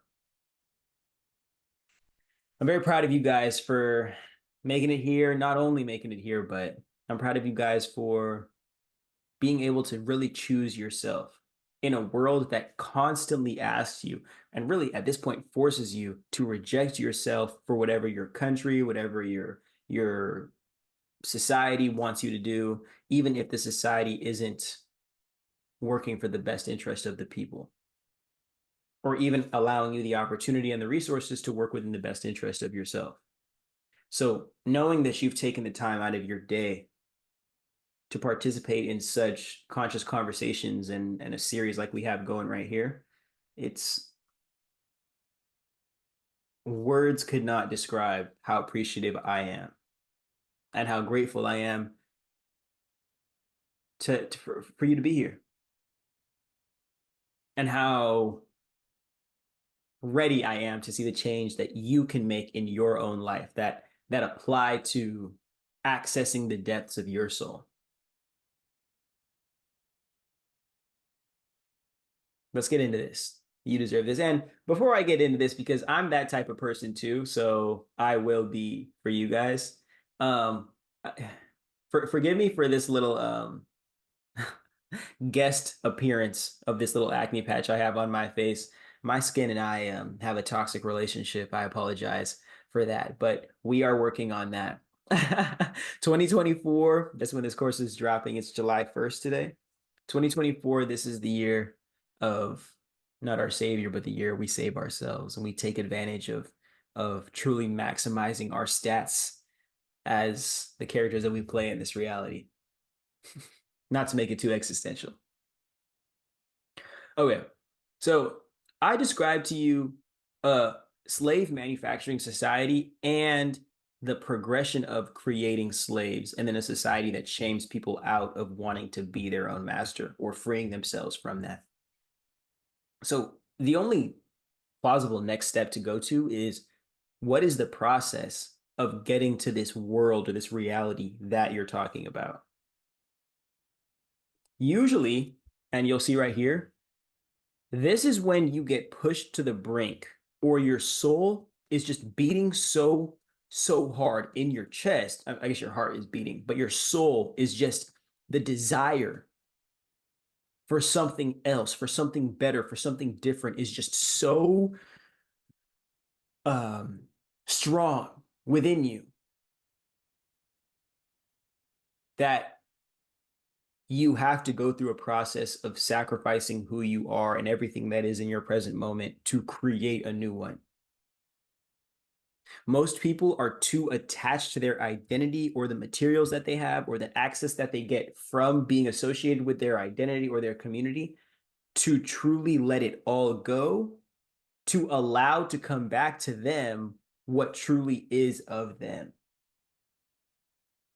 And then to have the confidence and the inner validation to go out into the world and to choose and pursue what is for or aligned with the soul's desire, rather than the immediate desire of the ego and the flesh, which most of us are dependent on in this constant state of survival mode, so we can perpetuate this hyper consumerism and continue to increase profits of capitalism that's doing nothing but exploiting and extracting wealth from a abundant society, not regulating and reallocating the wealth to make this a more abundant society. We talk about this all the time in this community. Capitalism is a wealth extraction tool for the master who is standing behind it. It has nothing to do serving anybody who is being used to actualize that process, other than finding out a better way to use them to continue to do that. So if that's the way our overlords, the people who rule over this imperial system, are thinking, then we have to go, oh, okay, salvation isn't out there anymore. We're depending on people who are stealing, taking advantage of our ignorance, taking advantage of our belief in them, our trust in them. And if we can't trust this world outside of us, then the one thing that we can go to is trusting ourselves. And this is what this process is going to break down to. It's literally giving up, being willing to or giving up attachments, relationships, experiences, environments to be in that solitude that everybody must go through at some point in their life, but to be in that solitude to where you can't run from yourself anymore. You have to be with yourself and merge with who you really are in your light and your darkness. That is what people don't want to, they don't want to go through, because a lot of people are so ashamed of themselves. They feel like there's no space for them in this world to express their darkness, to validate their darkness, or to even, I mean, much more on a greater sense, merge with it and accept it, so they don't have to be a consequence of suppressing that side of themselves in this life. But they can allow that side of themselves to express a different kind of beauty or perspective, to where people can validate that within themselves and not need to project it and express it negatively onto other people or onto external environments through means of like abuse or destruction. You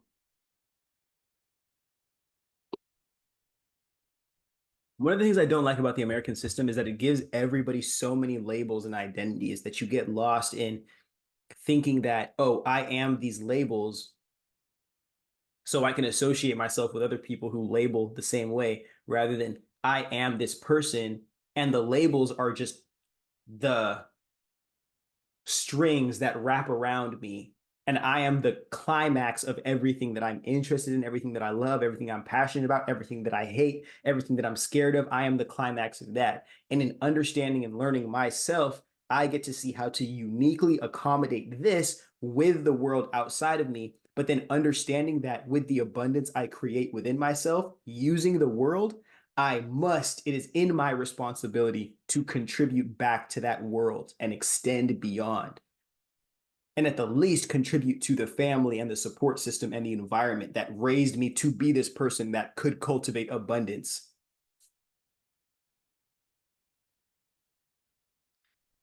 You, this is why I ask, and when I tell people to start journaling and meditating, I tell them from the point of you're not doing this to manifest a car. You're not doing this to manifest a house. You're not doing this so you can make sure your ex comes back to you. You're doing this to understand who you are, and in the places where society isn't willing to validate, your experiences won't push out of you and your relationships aren't forcing out of you. Who are you in the places that your immediate environment and experiences don't reflect and don't awaken? And would your life be more fulfilling if you were able to not only be aware, but invest in those aspects of yourself than living in a world where you feel like you don't have any control and you're confined, whether it's by your debt, it's by your relationships, it's by your own inner limitations? And now the only thing you can do is escape conditionally from the life that you live, whether it's by drinking alcohol too much, or it's by hanging out with friends and people that don't like you, or it's by chasing the validation of people who you want to like you so you don't have to actually like yourself. We live in a I love to call the American culture the masquerade. Like we're playing this masquerade, and if you had your mask broken, or you're just like you're born with a broken mask, then you have to awaken to this, or just accept your role as like a non-human. But for me, I realized like, oh, like I'm not wearing a mask. This is just my face, and my face is just this fucking broken. And I'm 100% okay presenting that to the world because I understand the unique value that I can provide by accepting myself, not only for my gifts, but for my flaws and my failures as well. And the type of avenue that opens for people who are also seeking to start to trust and love themselves enough to be who they need to be in this world, rather than thinking for 1 second people outside of you spend enough time with you, or more time with you than you, enough to know who you are more than you should. The best thing people in the outside world can do is validate what you already know about yourself. But again, there are people who knew you. Hopefully, there are people who knew you before you got to know yourself. And hopefully, those people are truthful enough and loving of you enough to give you that perspective of you and who you were and your lineage and your history, so you can tie that into what aspects of yourself you like to keep and what you need to leave behind, so you can be true to yourself throughout this whole life, but just allowing your circumstances to reflect you being, or at least accepting, the most true version of yourself in a world that wants to, from birth, shame you into being somebody or being fixed into somebody that this system can completely utilize and exploit from some position, whether it's by the influence of a celebrity position, or it's by the exploitation of somebody who was born in less fortunate circumstances and is now being exploited by the prison system.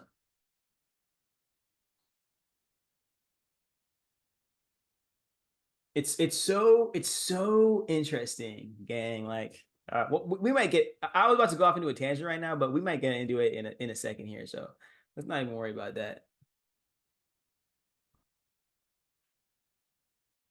Okay. As you're letting your old self die, you don't just. There's not just a new life waiting for you on the other side.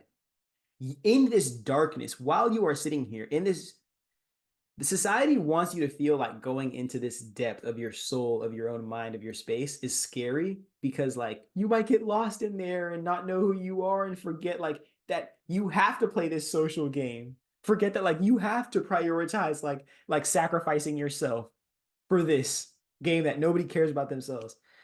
No, actually, when you're in that monk mode, you're in that season where it's like, oh, I'm having to let people go and I'm having to like really figure out who I am. This is the perfect time to manifest the vision. And as you're spending that time with yourself, you're meditating, you're journaling, you're going on solo dates, you can really feel, damn, I like this. I want to maintain this in my life. I want to set this standard in my life. I want people who appreciate these standards and this version of me in my life. I want environments that force me to prioritize these things that are good for me and reject the things that are bad for me. And people who are aware of those and respect that and care about that just as much as I do. So, in that process of your solitude, you're truly starting to understand, who am I? How much power do I have when I start taking responsibility for my circumstances? And in that power of co creating with the universe, not being a god or being a slave, but being one and one with the universe, whatever divine figure you believe in, both of you, the individual self, and the other, the eternal universe, work together to not only dream your dreams, but to manifest those dreams and then actualize them and decide if you appreciate them or you're willing to sacrifice them and continue to move on. It's not just, and this is why I'm always going to say, it's not capitalism fucked up spirituality. It's not just, oh, I'm going to manifest a car and then that's it. Like now I can go manifest a car. Because really, your soul is saying, I want a car because I want to be able to show off to my friends. Or if not show off to my friends, I want to be able to go drive and do these cool things. And then I'm going to completely give up the spirituality after I manifest what I want. Like at that point, just get money, bro, and buy the car. Like this has nothing to do with spirituality at all. This is just about like I want this and I don't have money to get it, so I'm just gonna do these mind rituals to get it instead of just like working for the money and then getting it and saying, damn, I appreciate this a lot because I worked hard for the money to get that. Manifestation is completely different. Manifestation is taking beginning with this infinite awareness of what could be. And this is why I want to tie both fishing and giving birth into this.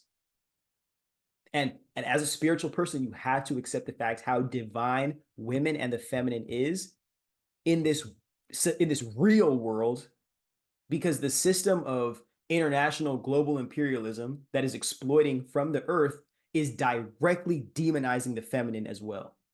There is an important tie between that, and you have to accept that if you're an intellectual person.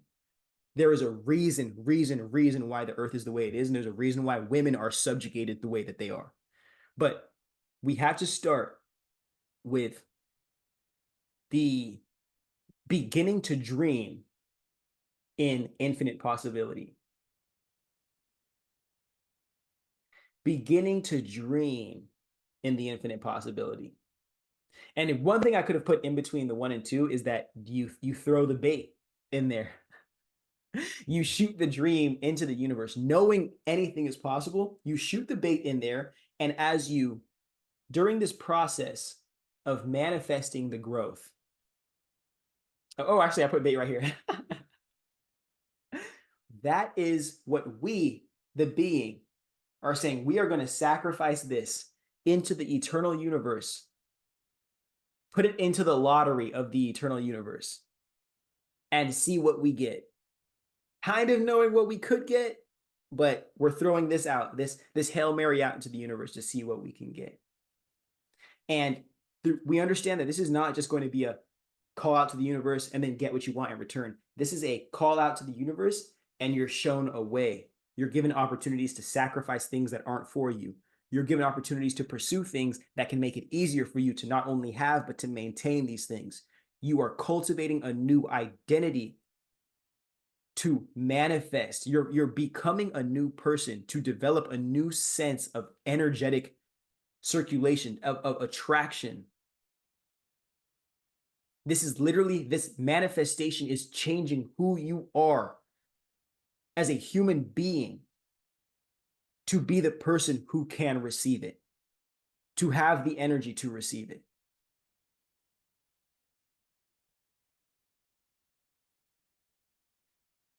I love how I make these graphics and then I run just like straight off.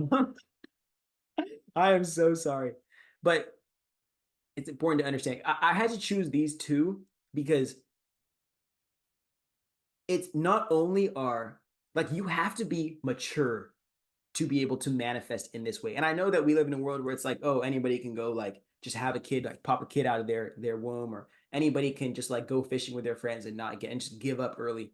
But truly, the manifestation is in relation to how much you're willing to sacrifice and how much you're willing to just give up to like to allow it to show in your life.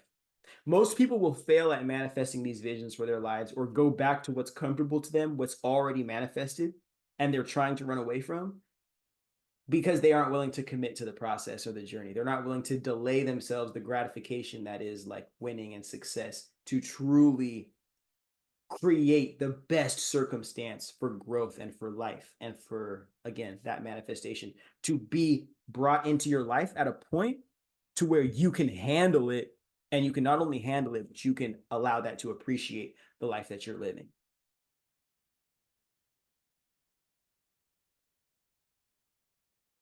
Like we I wish all of us, and as an autistic person, I feel like my purpose on this planet was to manifest ideas in the like through myself in this ritual that I like. It's almost like a I allow myself to be open to what the universe wants me to know, and then I utilize what the universe has given me to apply to what intention I have to share with the people in my community. And anything is possible outside of me, and I allow myself and my unique traits and awareness to pick and piece together my understanding and allowing that to be applied by as many people as possible outside of myself in that packaged form. But many people are so self-rejecting, are so apart from themselves, and so externally, so seeking of external validation, they will never be able to receive from the infinity and hold on to themselves and trust themselves enough to know that it's like, okay, I am not only becoming the person who can receive this manifestation, but I am becoming the person who can create the, or who can develop the value enough to end up attracting that manifestation and not fucking it up once it gets into my life. Whether it's a job, it's a relationship. What I'm trying to say with this whole entire slide is that over time, you learn through these processes that manifestation requires a lot more of you to change yourself, whether it's your mindset, your environment, your circumstances, your relationship. It requires you to be the one that's changing the most. And by the time this thing, whatever you're manifesting, comes into your life, you realize that who you are is more valuable than this thing that you wanted. But the process of sacrificing not just attachment, sacrificing your intention to the universe and having full faith in not exactly what you want happening, but having full faith that even if you don't get what you want, you will become the person that is more elevated than you were before you wanted the manifestation. Allowing you to want less from this outer experience and appreciate more while actualizing what you truly desire in this life. Because I'm going to tell you right now, a lot of people, especially in a clout chasing, crabs in a bucket society, a lot of people are just chasing what they think they're supposed to want in this life, or what they think their identity, their stereotypical identity is supposed to want in this life, and they're not truly going out of their way to know they, as an individual person, are connected to a divine source that gives them the life force to manifest their biggest dreams, their wildest dreams. But it costs so much out of you, and it costs the fear, it costs the shame, it costs the guilt, it costs the ignorance, it costs the living in this hyper consumer mindset and refusing to accept that you have creative value and creative instinct within yourself to do this type of shit with. And so they dumb you down to only be able to manifest through giving birth. And then all the other ways you can manifest and learn how to create value, immense value, they just dumb it down to, oh, here's money, and we're going to just exchange money on this thing called an economy, and hide all the producers, exploit all the producers, really, and give all the value in this society to the dollar that is exchanged into the capitalist that exploits everybody. And nobody understands how deep their own inner value is to create this kind of stuff. I want to make sure I'm leaving this page off with where it needs to go to. And even like at the end, I know I might have not said this, but at the end of manifesting these visions, it's so important that you realize, whether it's manifesting a new version of yourself, manifesting a new life, or new circumstances, or new resources and opportunities, you have to realize that when you have these things, you're not just getting them to get them and say you got them, you're getting them to appreciate your life and to give gratitude to the chance at being able to not have this thing, but pursue this journey that allowed you to change into a better version of yourself.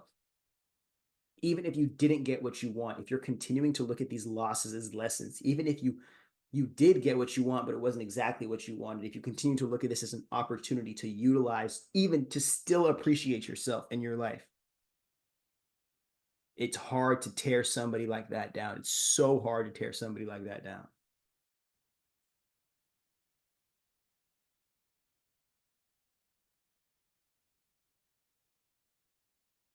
Actually, I didn't even finish um, that slide. I didn't even finish what I was going to try and go with that slide.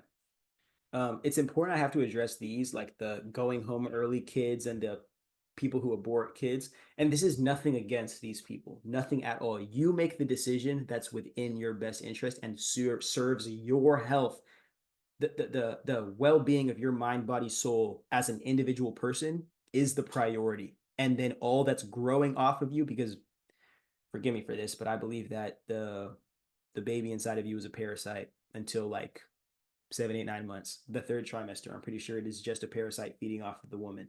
So we are prioritizing the woman's health until we can prioritize the still to be formed child's health as well. The woman's health, whose womb is creating this, is prioritized. But the reason why I want all of us to truly understand how to appreciate these processes and how freeing ourselves from this patriarchal overlord psychosis and allowing ourselves to appreciate the divine feminine and a process like this, like childbirth, being one of the most spiritual processes in this planet, on this planet, you realize that you reject, or you start to decrease the appreciation you have for how divine these experiences are and all the things you learn and experience upon these journeys when you allow yourself such an immediate access to going home early or to aborting the kid. Because then you think, okay, well, I can just keep on having the sex and just aborting the kids instead of being able to realize maybe I should stop having kids and learn how to appreciate this act in a way that I can have it to where I'm enjoying it, or at least understanding how this is so aligned with being able to manifest my dreams, and then being able to utilize this same kind of process to alchemize the ideas in my head and the dreams in my head to creating a reality that I can fully appreciate more, instead of escape from with sex that could result in catching STDs or having to abort children or even having to raise kids that you don't know the parents of. We live in a world. The reason why I'm so pro-life, or not pro-life, oh, I'm so sorry I said that. I'm so sorry I said that. The reason why I'm so pro-choice, the reason why I'm so pro-choice is because this society as itself, again, the manufacturing slaves, it wants women to create as many children as possible, even out of wedlock, to take advantage of, whether it's through the prison system, it's through homelessness, it's through drug addiction. They want women to have as many kids as possible. And I believe if we as a whole, men and women, understood how divine this process was, and we don't need to have kids just to have kids. That's literally just manufacturing slaves. We should have kids if we really want to have kids with people that are this intentional and have some kind of ability to create or manifest or invest within their own lifestyle with the depth as if they were giving birth to their own dreams. That's going to help spare us, a lot of the strife that we go through in our lives and allow us to appreciate these aspects of our lives and allowing us to get to these points when we truly believe we are ready rather than forcing ourselves in these positions and then attempting to just learn as we go along the way while raising an actual human being as if they aren't at the mercy of whatever you don't know at the same time. It's important that we learn how important the commitment is, the delayed gratification in aspects of life like this, because we live in a world that's it's we have social media, which is basically selling you dopamine, or not selling you dopamine, but allowing gambling dopamine in your face. People's attention spans, children's attention spans are minuscule compared to what they were even 40, 50 years ago. And that in that small of a generational shit or generational divide, or that small or quickly of a generational transition is scaring the fuck out of me. And we're only rushing further and faster into artificial intelligence. So I would like those of us human beings, fully human beings, to truly be able to sit down in our being and understand the gifts that we already have access to and we're forced to abandon because capitalism can't use them to serve itself if we understand that these gifts were divinely entitled to us and meant to serve us and the people and the things that we care about within our own lives. Okay, you can't just manifest either. Like while you are manifesting, while you are in that darkness, if you are in that darkness, or you're at least waiting for a manifestation to come in, you have to be responsible for not just setting the intentions, but committing the actions. And this is why I say with great power, which is the power of manifestation, comes great responsibility. Taking action, doing the work, setting the habits, fulfilling the routines, setting things right, organizing yourself, sacrificing what's not serving the goal, what's not serving the mission. Let that go. And if it truly respects you for who you are, let it come back at a time where it can serve you and it stops distracting you. It's this, a lot of people, and again, the attention span thing that I was just mentioning is so important because so many people are not willing to wait their own journey. They want to see that their life is going to happen as fast, as quick as social media. Like, no, social media is an illusion in itself. It's rich people trying to play like they came from the bottom because they don't want to reinforce that so many of them inherited their wealth. So many of them are in okay situations, bro, and they didn't come from the hood. They didn't come from anywhere where they were forced to have a personality, and now they want one so bad that they're willing to risk it all. Or they're willing to just flaunt in front of your face and then tell you, hey, buy my course and I'll tell you how to get it when their parents have $1 million trust fund for them. Like those of you everyday people, those of you regular people like myself, action, set intentions, take action, set intention, take action. It's the most important thing we can do. And in having that humility and accountability, you can also learn from those experiences, especially the losses and where you get rejected, accept yourself for who you are, and then set new intentions and pivot yourself into the directions that are actually serving you and reciprocating the energy that you seek. A lot of people want things now, bro. And it's like the only way you get things now is if you have the money to do it. This is capitalism. Money is God. If you don't have the money now to do it, you have to have the inner faith and belief, and you have to do the work everywhere you can. There is ways. That's why I even made this course, because I know the course is like, it's probably gonna be like $100, but the reason why I made this course is because if you can even put together $100, $200 a week, bro, $100 a week towards your dreams, bro. Because I know so many people are putting $100 a week towards getting crunk on the weekend, hanging out with girls that don't like you. So if you could put $100 a week of your money where your mouth is, bro, and your being where your mouth is, and really do the things that you need to do, which again, I can't tell you necessarily like exactly thing for thing you need to do, but I can tell you, I give you the opportunity to see what can be done, and then you decide what you need to do and what aligns with who you are, because only you know that much into who you are. You came to this page, you purchased this course because you knew that I could help you see that within yourself without getting completely lost within your own soul. But you're gonna have to be the one that opens the door to your soul to find out what is really in there and how much of yourself you're willing to accept, and from that express with the world. And allow those things within your head to not just be dreams and thoughts, but to be actual intentions that can change your life if actualized with intention.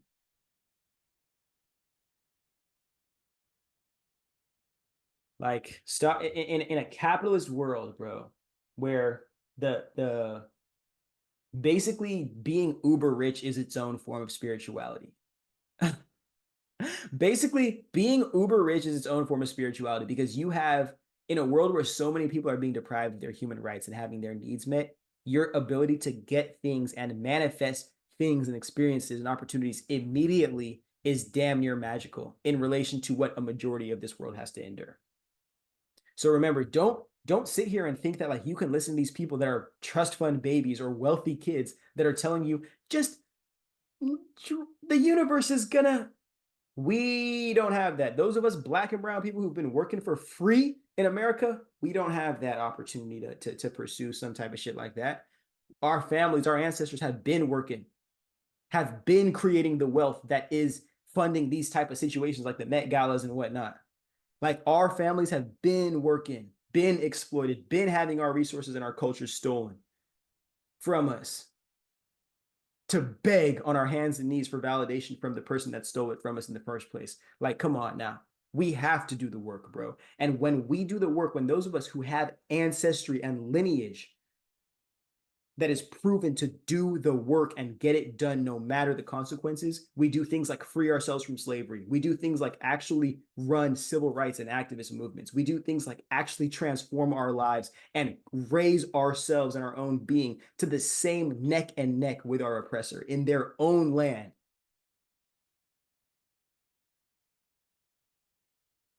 That's why people that look like me stop believing that fucking that sit back and relax spirituality. That's bullshit as fuck, bro. You have to, if you set the intention, you do the work, and I promise you it's gonna happen if you're willing to shed everything you need to shed to get there.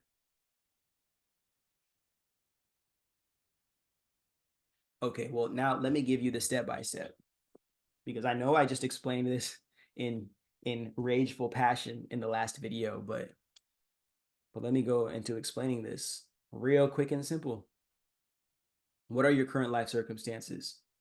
What are the changes that you desire to make? And I'm telling you, it's based on however existential you want these changes to be. Don't cut yourself short, because what if you dreamed big as fuck and you were successful the first time? Always think about it like that. What if you dreamed as big as you could and you were successful the very first time? Imagine if you cut yourself short.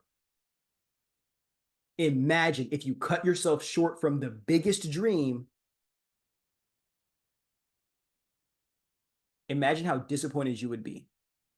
And imagine if cutting yourself short every single time lower than that big dream. Imagine if every single time you cut yourself short, you failed because you did too much, or you did too little because you never did enough, because the only way you could do enough is if you just pursued the big dream. So really start to figure out the width and the depths of your awareness, the how expansive it is, and truly how to align with not just authentic to how you feel in your ego or your body feels in your flesh right now, what your soul consistently reminds you of, what your soul is seeking for in this world, what your soul dreams about when you sleep and you aren't functioning.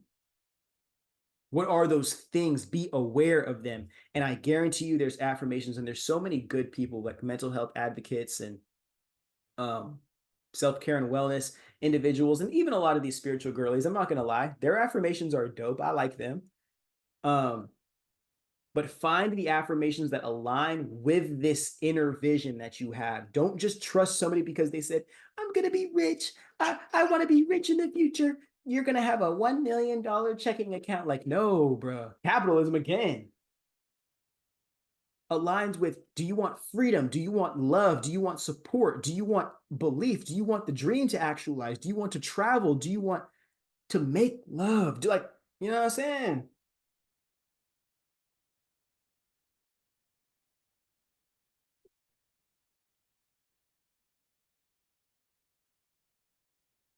And again, just as much as I'm glad I talked about the manifestation video first, because you have to realize that you're not you're manifesting something from the position you're in right now. But once you get there, you as a person are fundamentally going to be in a different position. And whether you like it or not, you're going to become a different person. And if that's the case, you have to be willing to also be cognizant of the person you desire to become. And if that is aligned with the reality that you seek to exist in. And the only final piece of that is, what are you willing to sacrifice to get there? What are you willing to sacrifice? And let me add one more thing to that, because that just leans right into section 3, or this list number 3, is what are you willing to sacrifice? And with this newfound space that you have, what are you going to fill your life with? What are you going to put your attention and your energy towards?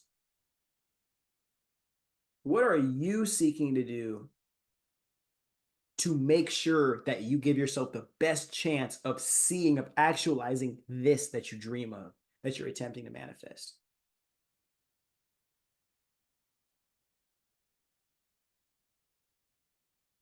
And an important aspect of this is that, well, really, this is what the main portion of this all. And two things before we quit, or before we move to the next page, not quit. We don't quit over here. The universe is not your rich baby daddy. You're not just sitting here telling Santa what you want and then just sitting there like you don't have to work for it, or you don't have to change to receive that in your life. Because the people who don't change before their manifestations show up, they get everything they want and they fuck it up, right? And they blame everybody except themselves, not knowing that they never knew these higher caliber manifestations were going to force them to become higher caliber people to align in like energy with these things, so they didn't fuck them up. But they never knew that because it wasn't important. They just thought having a high caliber thing was going to pull them from being a low caliber person into their high caliber feeling, not knowing that you have to be the high caliber feeling first. And that opens the door for high caliber things to meet you on that level as well. And you keep on elevating or descending to the levels of experience by which you desire to access. But the universe is not your rich baby daddy. You're playing this tennis match with the universe, building a relationship with the universe, understanding what is for you, what is not for you, what the universe is willing to give to you, and what you're willing to sacrifice to it. That is the most divine relationship you'll have in this entire life. That is a relationship you develop through journaling. That is a relationship you develop through meditating, through prayer for some people. And a lot of people would call this a relationship that you have with God. But because I want this course to be able to go to as many different human beings as we can, especially because America is full of so many diverse cultures and especially religions, I want you to know that this is your relationship with your own divine source. Plug in whatever divine source that gives you life, that breath of life in you.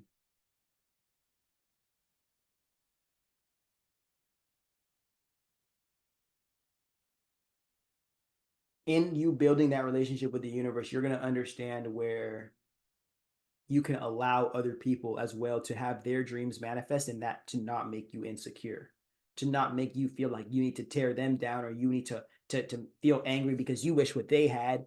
You can appreciate that and know that if somebody else is also manifesting in your circle, in your sphere, in your awareness, that means it's coming for you too. The universe just wants to see how you're going to respond to somebody else having it before the universe decides that you should have it as well. Because again, this is, the universe is not some rich baby daddy that doesn't respect you as a human being. The universe looks at you as the way that you are willing to look at yourself through the eyes of the universe. And as somebody who looks at myself as a divine being in human form, The universe and I are face to face. We are buddies. We are bros. We are twinning them. But for a lot of you, you're looking at the universe or your divine sources. You're, again, rich baby daddy who is in like an absent father that exists in the sky and only lets the shittiest people on planet Earth have everything and lets them abuse everybody who's vulnerable and weak and dependent on them. Fix your relationship with your universe and be as vulnerable as you can, be as deep as you can, be as expansive, as ecstatic, as too much as you possibly could be. Be all of that you can be. Okay? And while you're doing this, look for signs. Look for signs. The universe loves to play those games where you can see those little, whether it's, and I know a lot of people don't believe in this stuff, but whether it's angel numbers, the universe giving you opportunities, allowing you to cross paths with people that you would have never met, open up doors to places you would have never seen. That's the game that's being played. The universe does not just give like a servant, it's not a slave. That's why, especially the powers that be that we've discussed in module 1 and 2, that's why those people hate the natural orders, because you have to be humbled by the universe to play this game. And at the end of the day, the most you can have is still limited by what you have to serve the people with. Because again, it's this soul energy that is what's regulating this whole place.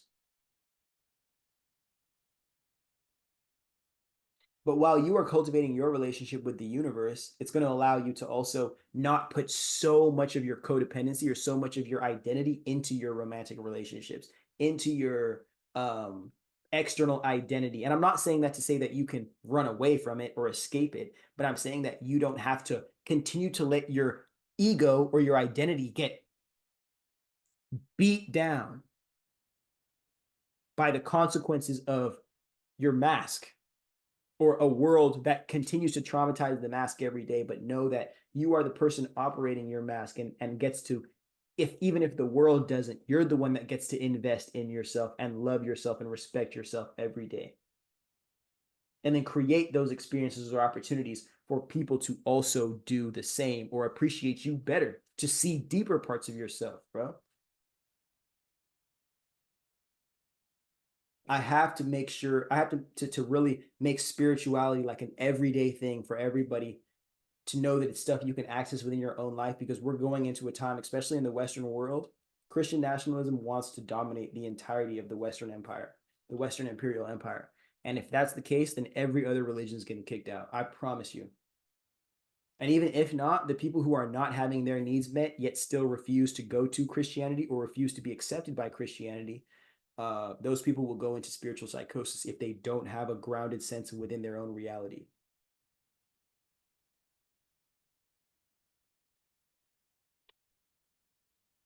Best thing to do while you are delayed gratifying, while you are in that delayed gratification, the best thing that you can do for yourself is just work every day. Understand that you'll never lose sight of the journey if something every single day is pushing you further to progressing yourself on that journey. Like give up your belief. That's what I said right here. Give up your belief on the get rich, get quick, or get fit quick schemes. Give it up. Just understand that nothing happens like that, and it's somebody's rich baby daddy's funding that shit, and they're lying to you because they want clout on the internet or they want clout in society, and they'll lie. They'll force everybody to believe them when that's shit that's not real, and sell that and make their identity selling dreams and hopes, instead of taking the time to separate themselves from a world that won't validate people who are novice or won't validate people who are dreamers, and then actualize the dream and let the world appreciate you when it wants to. But you have set the standard of working every day because you know any day on this journey, somebody could validate you and decide to give you the opportunity that could change your entire fucking life.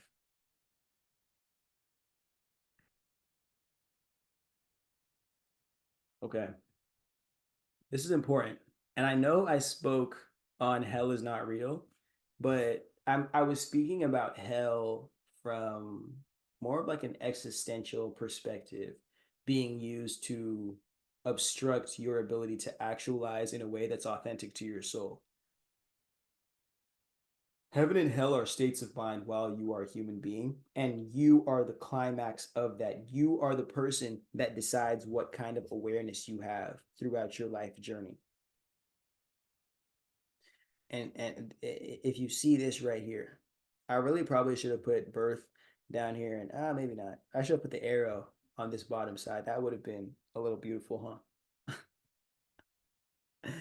And no, that is not necessarily the Christian cross. That is just the upside down cross, because I wanted you guys to think like you guys as a general populace associate this with like demonic shit and whatnot. So, but I'll give you a little second to appreciate the board here. I know I yap all the time and gives me a little dry mouth. So I'll let you guys appreciate this before we get into this right here.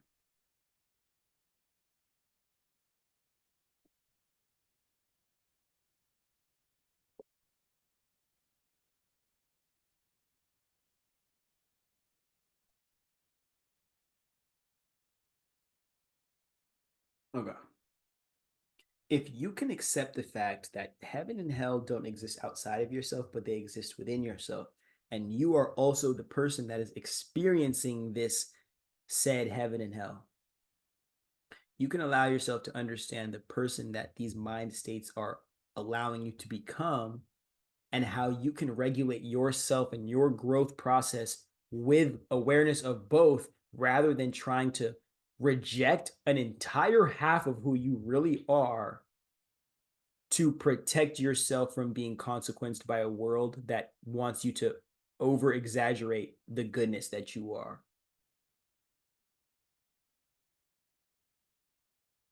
At some point, the reason why I have to say that you have to accept this conscious duality, and I'm not saying act on all of your darkness, I'm saying that like understand your darkness for what it is. And when you're spending time alone, it's a good time to understand what you are in this darkness and what you lack and how you've been traumatized and how you desire to address that consciously, so it doesn't come to bite you in the ass when you suppress all of this and you're attempting to prove that you're this person, but life or an experience or a circumstance pushes you to the edge, and then this comes out and this ends up sabotaging the whole entire mask that you've been perpetuating and the whole life that you've been creating for this self. Because we live in a world where, depending on your level on the social caste system, you are the chance that you have of letting this out may sabotage your ability to even be accepted by society at all. But nobody is given tools to regulate this. They're only told to fix this, to reject this, or to feel like they are wrong for being this. So then they need to get, again, saved by people who are self-proclaimed morally superior. And the only thing you learn in that process is reject self to force somebody else to complete me, or to only appreciate the parts of myself that I think are good or make me a good person, and then still not feel comfortable about this. So I need to go in other communities of people who are also rejecting their darkness, so we can all be afraid of our own darkness together and align in how good of human beings we are, because we can't just validate that ourselves, right? We can't just trust the fact that we have power over our darkness and acceptance over our truth enough to know that we will not consequence or punish anybody outside of ourselves with that. So we have to get in communities of people that give themselves titles and labels and show up to retreats, fake healing retreats, to think that, yeah, I'm a good person. You're still a fucking narcissist, Susan.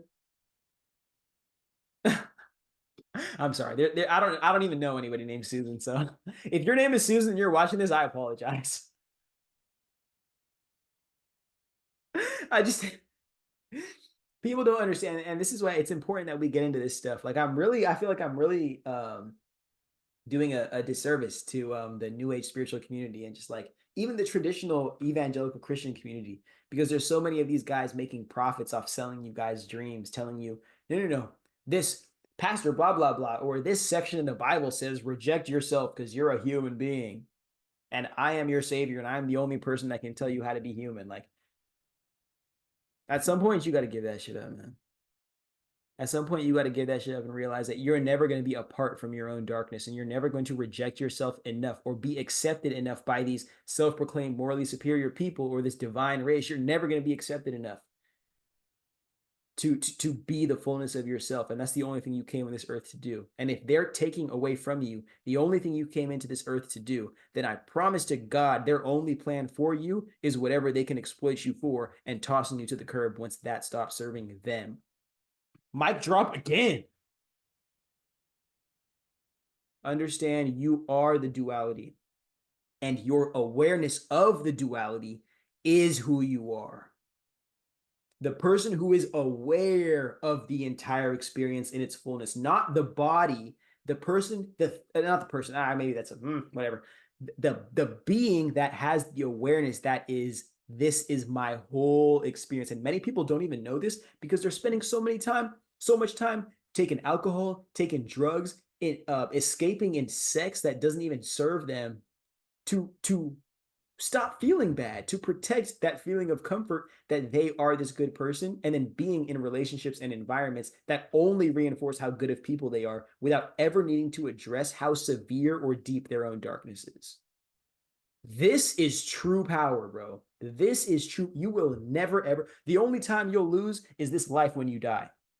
If this is how you're starting to think, bro. And I promise you, the ancestors would not be ashamed of you if you start thinking like this. But if you start thinking, yeah, it's important for me to reject half of myself and other people who have a track record of dehumanizing people like me and cutting me off from things that could free me from this illusion, they're going to save me. Yeah, that's going to fucking help you. Again. Not again. This is a new slide. When you stop rejecting yourself, like we did in this last slide, forgive me. Whoa. When you stop rejecting yourself and you fully accept that, no, that's me. I'm a human being. There's aspects of me that I could be ashamed of, that I could be scared of, that I could be afraid of, but this is me. I'm a full human being, and I seek to understand that and accept that in the fullness of what that is, and then adapt myself into a person that is more applicable in my existence and more healthy in my existence for the society and the community around me. When we start to do that, we realize that we are not just one brain people. We have three, I want to call them data centers. We have 3 data centers in our bodies. And the reason why I say that, because I don't want this to get too like mystical, magical, spiritual. This life that we're living is super spiritual, bro. This human existence that we're living. And I've realized that we don't think it is because we've sold all of the spirituality of our lives to get in return these movies that feed us like superheroes and this and that. We could truly be that. But so many of us are so deprived and have gotten so comfortable in this convenience culture that allows us to perpetuate capitalism and consumerism that we'll sell off anything. We'll sell off any good thing within us that we could cultivate ever to gain compensation from capitalism in the form of cash. Instead of the knowledge, the truth, the knowing of who we are and what we are not willing to give up to a system that cannot reciprocate that or appreciate that. Important quote right here from yours truly, Dark Wizard Disney Benjamin. Nature feeds the same soul that society seeks to destroy. You understanding that? Nature, I'm talking about the same nature that many of us are born from and born to, is abundant enough for the people on the planet, but somehow there are people who've decided they need to exploit and hoard all of that, destroy all of that to actualize their projects that only serve themselves. And the people of this earth also need to go underserved. So if they do violate this project that is happening, this multi-generational exploitation project, they can get punished and then validated in their dehumanization. Remember that. The people who run this world are trying to use the earth, the people, and the consciousness of this realm to actualize a dream that only serves and protects them at the end of the day. And everybody else is at the mercy of this if it fails anyway. I'm giving off too many fucking mic drops during this thing. And I apologize again for cursing, but it's like, I'm a real human being. Like, what the fuck else you expect me to be? I am no slave to social culture. Like, look at this type of shit I'm giving you right here. How the hell would I even come to this conclusion, to these conclusions, if I didn't allow myself to express myself authentic to how my soul speaks in my brain? It's the blue is anti-human society and is the world we live in because, again, what are we doing? Manufacturing slaves. You need the slaves to reject themselves, to sabotage themselves, to abandon themselves, to reject themselves in any way possible so they can be completely dependent on the master and the master system. But fuck that, because I decided to free you guys from slavery. I'm not just Frederick Douglass, I'm Frederick Freedom Douglass, and I'm freeing all y'all. And this is where we're going. Actually, don't even call me that. Call me Harriet Freeman Tubman, because I remember that's one of the first movies that made me cry when I was like 7 years old. And I realized I was going to be a freedom fighter from that point on. But it's important to look at your soul. Like, I continue to talk about this mind body soul complex always, always, always. And the importance of that is you have to realize your gift is being able, where the fuck did I, your gift is being able to regulate the three of those. This is not just mind, body, soul. I'm realizing the three data centers in your body are your gut, your intestine, which is literally like regulate, it's not just digesting food, it's literally tracking information. Your heart, tracking emotional information, regulating and tracking and digesting emotional experience and tracking emotional information. And then your mind, which is your brain, tracking cognitive information. So you have three data centers that you need to be taking care of, but somehow the only thing that you're told to do is go to school, get a job, get a family, and then shut the fuck up, drink beers, and watch football for the rest of your life. What if you were intentional about how you cared for this body that you're cultivating? It's not, and not just because I need to be skinny waist, fat ass for the world, or I need to be big, burly, chunky man so I can go get all the damsels in distress. Like, what if you were cultivating your nutrition? What if you were taking care of your sleep? What if you were caring for the way that your body could be exploited by society and making sure there was human rights to protect you don't have to exploit your being for a society that doesn't reciprocate the value?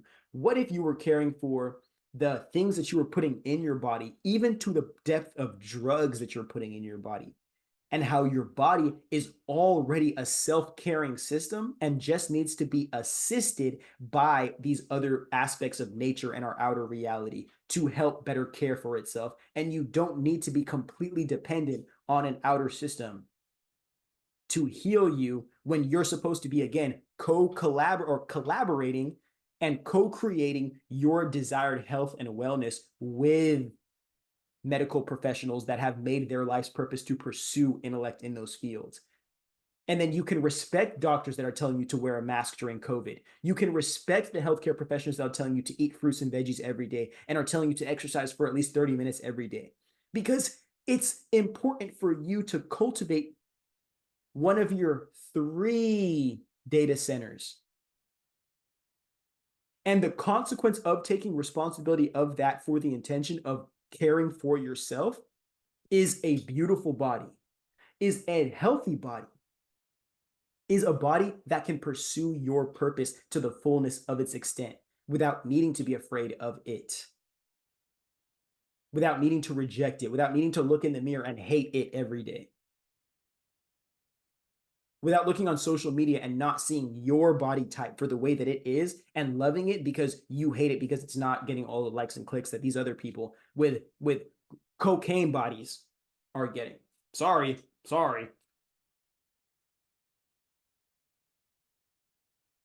And what about the heart? What if we did have some intention in taking care of the heart and in addressing our emotional needs and desires and not just serving ourselves emotionally, whether we need to just get our fuck on or something? Forgive me for my French. But What if we cared for the heart as in being there, emotionally vulnerable, being authentic, learning how to feel through our pain, and to know that we are not just enduring the pain, but we are the person who is allowing ourselves to learn from our losses and our pain. To accept the fullness of this emotional experience, this emotional reality that is the human experience, and to find ways to turn that creatively onto the world.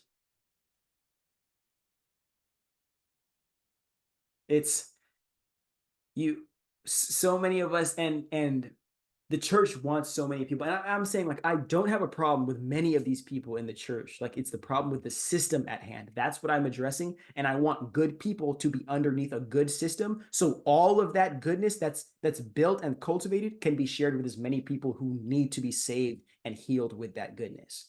But a broken system is going to colonize good people and use them to make the system better rather than to make the world a better place, utilizing the system to facilitate that process. But a lot of this comes from self-rejection. If you don't learn to accept yourself for the fullness of who you are in your light and dark, you will never be receiving deeply from this universe. You will constantly attach yourself to the outer world or to your mask, to your ego, to what is outside of you, because you won't be able to validate yourself on the inside, and you won't even be able to trust yourself. You'll be afraid of yourself so much so, like we talked in the other slide, you will depend on the validation that other people give you, hoping that you can use that to fill in the gaps for all the darkness within you that you don't want to address and you have to keep suppressing, because it goes directly against the mask that you're showing to society. And what if you actually respected the brain? Like, we're living in a world where we're actively trying to defund the Department of Education. So let me just say, salute to all you public school kids that are at the mercy of whatever's going to happen from 2025 to 2035. But one thing I've realized about my own personal education and my own awareness, you never have to stop learning. And there's a reason why they get people to hate learning and to be failures at a young age in education, because you never fail in education as long as you're willing to learn and you're willing to grow at the pace that you can grow at.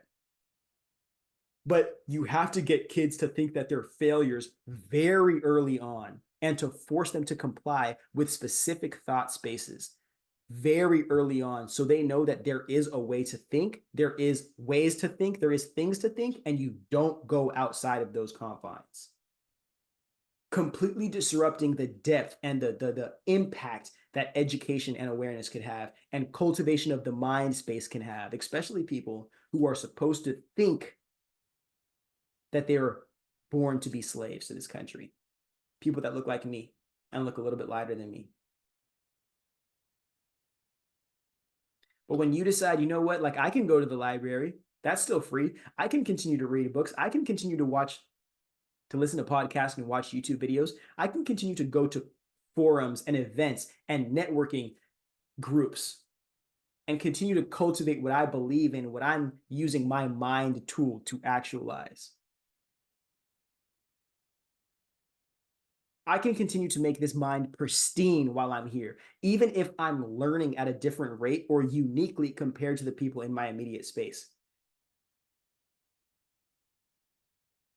Because real soon here, we're going to find out learning and going to school like a traditional neurotypical was nothing but indoctrination camps.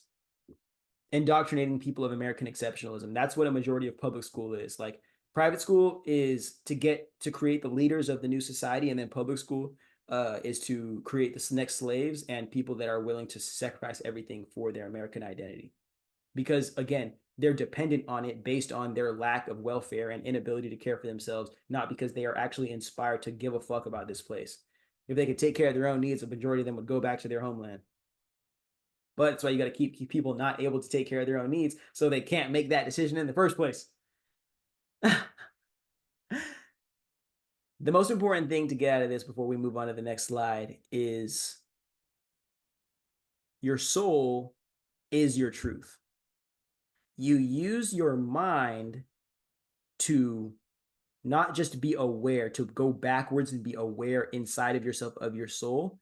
You use your mind to better your body so your body can be strong enough, literally or figuratively, to be the person that can endure the outer experiences that actualize this soul into this life.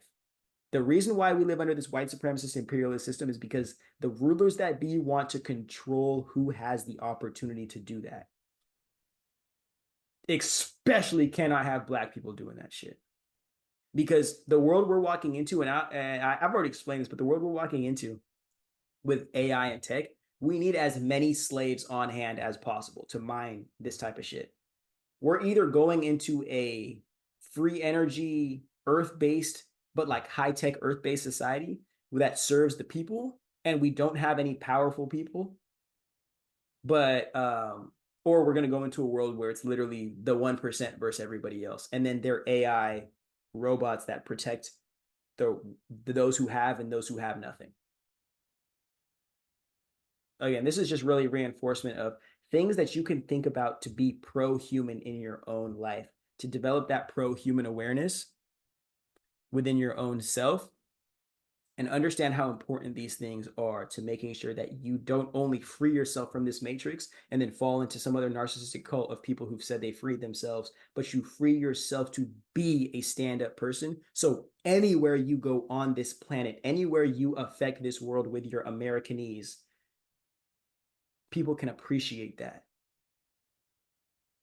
People can love that. People can respect that, especially as a black person, if that's what you are. But as a marginalized person in any way, shape, or form, if you can continue to cultivate this stuff within you, find purpose to connect to this stuff within yourself without needing the world to tell you how to do it, and allow your base level experience, whether it's school, it's your family, it's your community, it's your job, allow that to create the filler experiences, I promise. Or maybe I said that vice versa.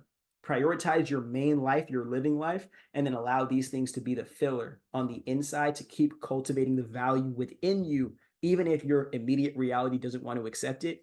I'm telling you, life is going to become very beautiful. You're going to realize that you have a lot more power than you ever thought you did.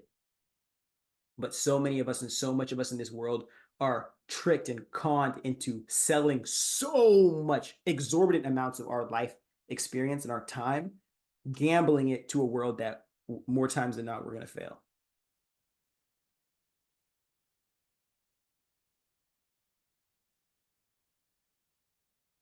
All right. Let me pause this for a second here.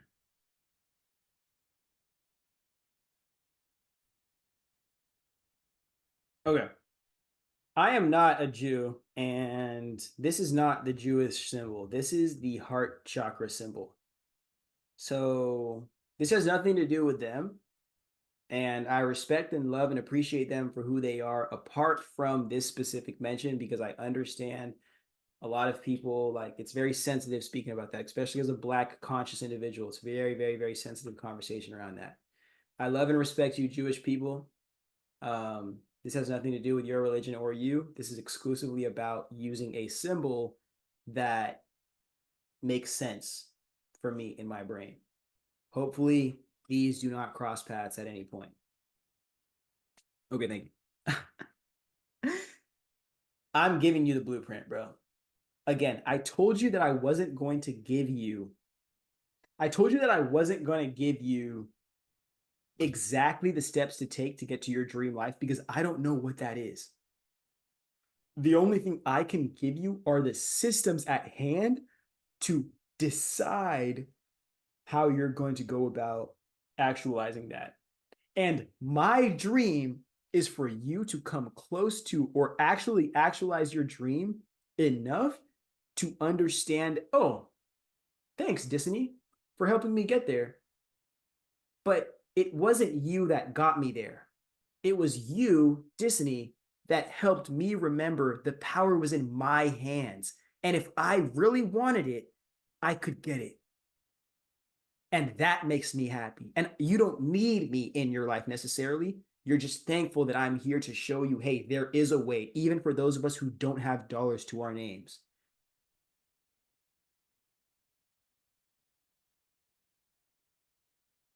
So this is more of just like I'll let you kind of just see this right now, but I'm going to get into a more direct aspect of this. And I implore every single one of you to write this stuff down for your own self. I'm almost 100% sure I did a YouTube video on this, but if not, we'll get into this anyway. I'm begging you. Put that in. Okay, just kidding. I'm begging you, my friends, write out one of these completely for yourself and write it authentic to who you are. And if you can, do it every 6 months. And if you really want to go crazy, do it every 3 months. And keep rewriting this shit. Every 3 months, do one of these. This is that chart in a basic form. But as like, I know I don't have to discuss every single one of these, but really what I want to touch on with this, the most important aspect of this is your mind, your body, and your soul. We're going to say soul, as that in this graph, it relates. Your soul is your persona, your divine being. Your systems, this is what I call the systems, the mind, the tool that is being used to actualize that soul. That is your systems, your people. It's your second layer. And then the third is the body that is actualizing, that is doing the manual physical labor to manifest that soul into this reality. So to be conscious of all three of those, the first set of three that we have is our mind, our body, our soul. The second set of three that we have in our waking reality is our persona, who we are, our soul, and our awareness of our soul, the support system, the tribe, the people that we are peers with that reinforce that around us, the relationships we have that reinforce that self-concept, and then the purpose that allows us to continue to actualize that persona through our lifestyle, and then hopefully in a way that we can provide for ourselves through compensation, through fulfillment, through experience.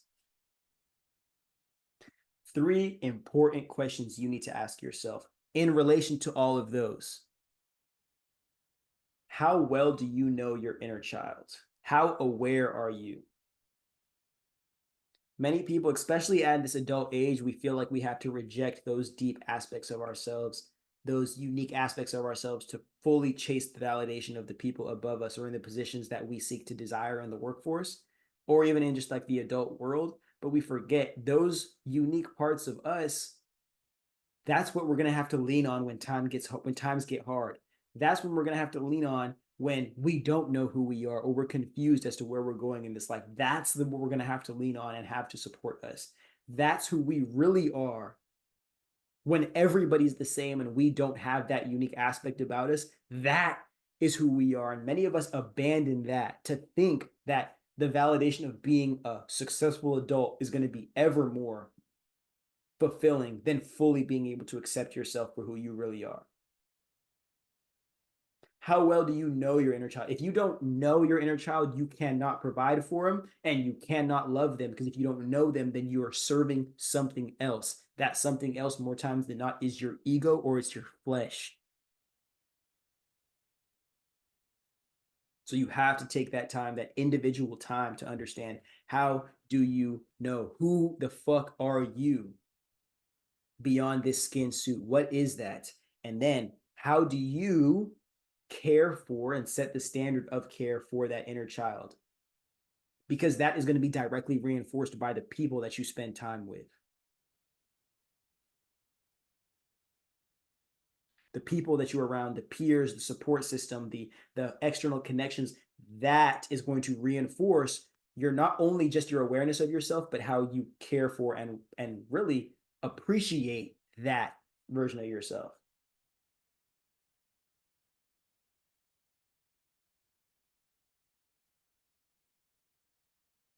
The reason, again, why it's so important to know this is because if you don't know who you are, you can be existing around people or in relationships that don't respect you, not because you don't deserve respect, but because you've never been aware of the standard of respect that you desire to set for yourself, or know yourself enough to know the respect that you deserve, to where you're just accepting anything out of this world and you're not truly standing on the biz like, nah, fuck you. Straight up. I deserve more than that. And even if you don't believe I do, I believe I do. And because I do, I'm not going to force that out of you. I'm going to separate myself so I can find people who value me at that level, or work to get to a level where nobody questions valuing me at that level. Because if you already believe that you value me at that level, then you wouldn't be questioning shit.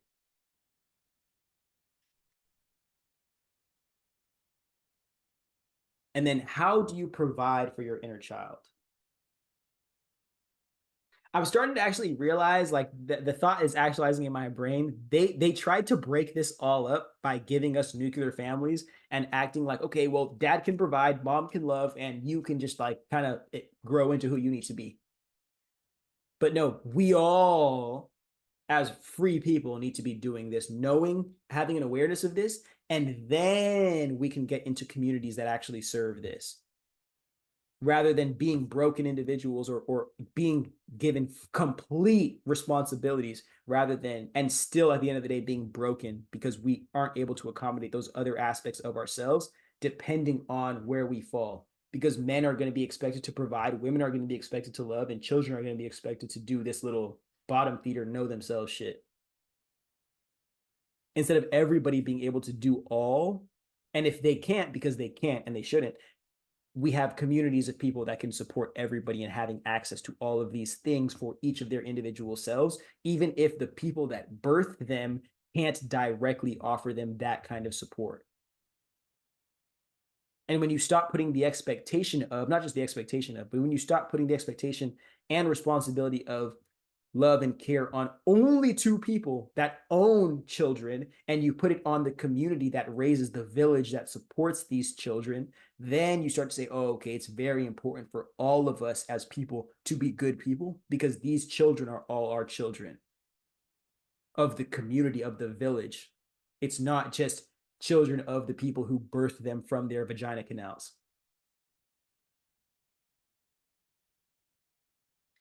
I'm so excited to see, because I realized, like, we as a people, especially black people, are deprived of opportunities and then told that we can't do shit in this society, instead of being given opportunities first, because they know if we were given the opportunities first and then able to actualize them in fairness, we would surpass every single standard that has been set by white supremacy. So I'm glad that I have had the fortune to give you the opportunity to see that validation that they're selling us through corporate America, through their fucked up creative arts Hollywood industry. None of it's ever going to be as good enough for our people. Knowing, having that straight personal response, not, and I didn't mean to say straight in there like heterosexual. I just mean having that real, real self-awareness.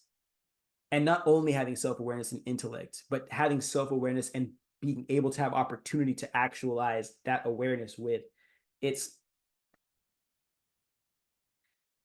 the limits don't exist after a certain point, nor do you tend to care about them. Your ability to actualize ends up becoming the priority, and that is a life worth pursuing.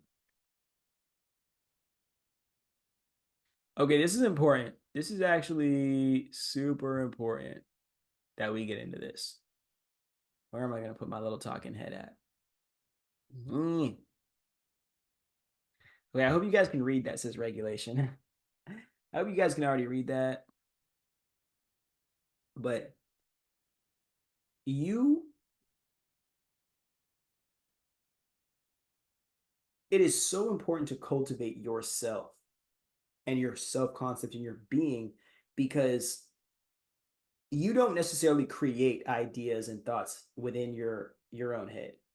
These are flowing throughout the universe, and your being is becoming aware of these, and you feel these within yourself. Those are your internal sensors. But the idea space is just whoever's awareness can receive these ideas. It has nothing to do necessarily with your oh, well, so and so goes to Harvard and so goes to Yale and Princeton, and this is just, is your mind in a position to receive this intellect? Because if you cross paths with it, then you will be able to stick. But cultivating that self concept and your ability to be in a good position to receive is very important. Because then not only can you set intentions into the universe, you aren't completely dependent on those intentions. You can just set intentions into the universe through yourself and allow the universe to respond to you, and then using those gifts to appreciate not just yourself, but your life. Continuing to grow and adapt with the universe, setting intentions and appreciating what you get in return, rather than not having, because many people who are in this position, this survival mode position, they set expectations because they are in a position of lack. They depend on the response of the universe or the response of whoever is holding their salvation. So they set high expectations more times than not. And then they're depressed because the whole entire time they have these high expectations, they're afraid they're going to fail. They're afraid they're going to get rejected. They're afraid, fear, anxiety, depression, all the nastiness apart from self, not being able to trust the process at all. Because again, dependent on the outcome and not fully invested in the input. So these people, again, fully dependent on the outcome. More times than not, the outcome is not what they wanted, disappointing, and the disappointment leads to lack of more intention. But again, the disappointment and the rejection can lead to even higher expectations, leading even more disappointment and creating, not just creating, but exacerbating this survival mode cycle while completely destroying and ransacking the self-concept, leaving you to be a victim of the consequences of your achievements and of your external reality, rather than a being who is cultivating pure intentions and allowing the universe to respond where you are deemed worthy of appreciating them. And then the places that you get rejected to, it's okay. You can leave them behind because they weren't meant for you and your current self-concept. That's why I call it the love mind versus the fear mind. It's, you need to be heavier on the intentions that you're setting and allowing the appreciation to be full, to be complete, whether it's rejection or it's acceptance. Because the more time you spend wallowing on the rejection or the disappointment, the less time you have to set new intentions, to pivot, to adapt, to change, and to utilize this newfound energy that you gained from being rejected or being disappointed. You refrain from using that to funnel or to create funnels to a new life.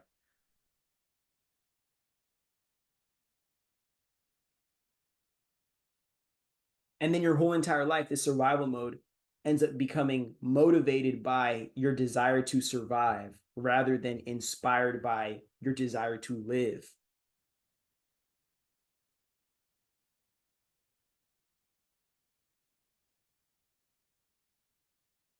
How crazy is that shit, man?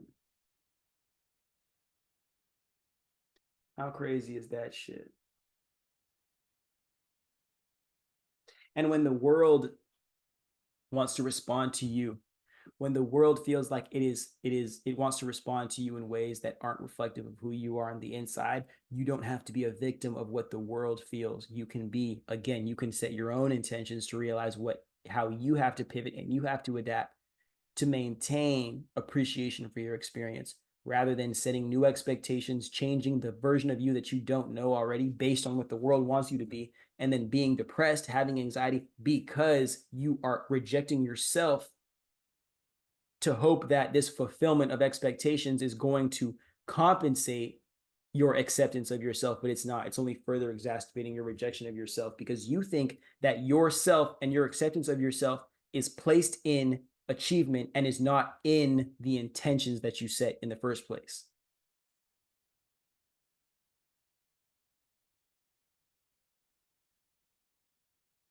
I made a YouTube video on this. This is actually a part of like a three-part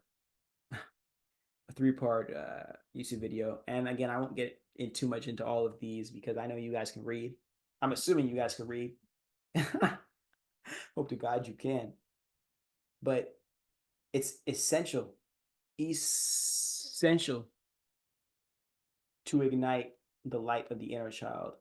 And these things are free. I mean, at least for the world we live in right now, All of these things are free. The only thing that they ask you to sacrifice to purchase them are your fear, your shame, your guilt, your ignorance. Again, all that nasty shit I was talking about in the beginning.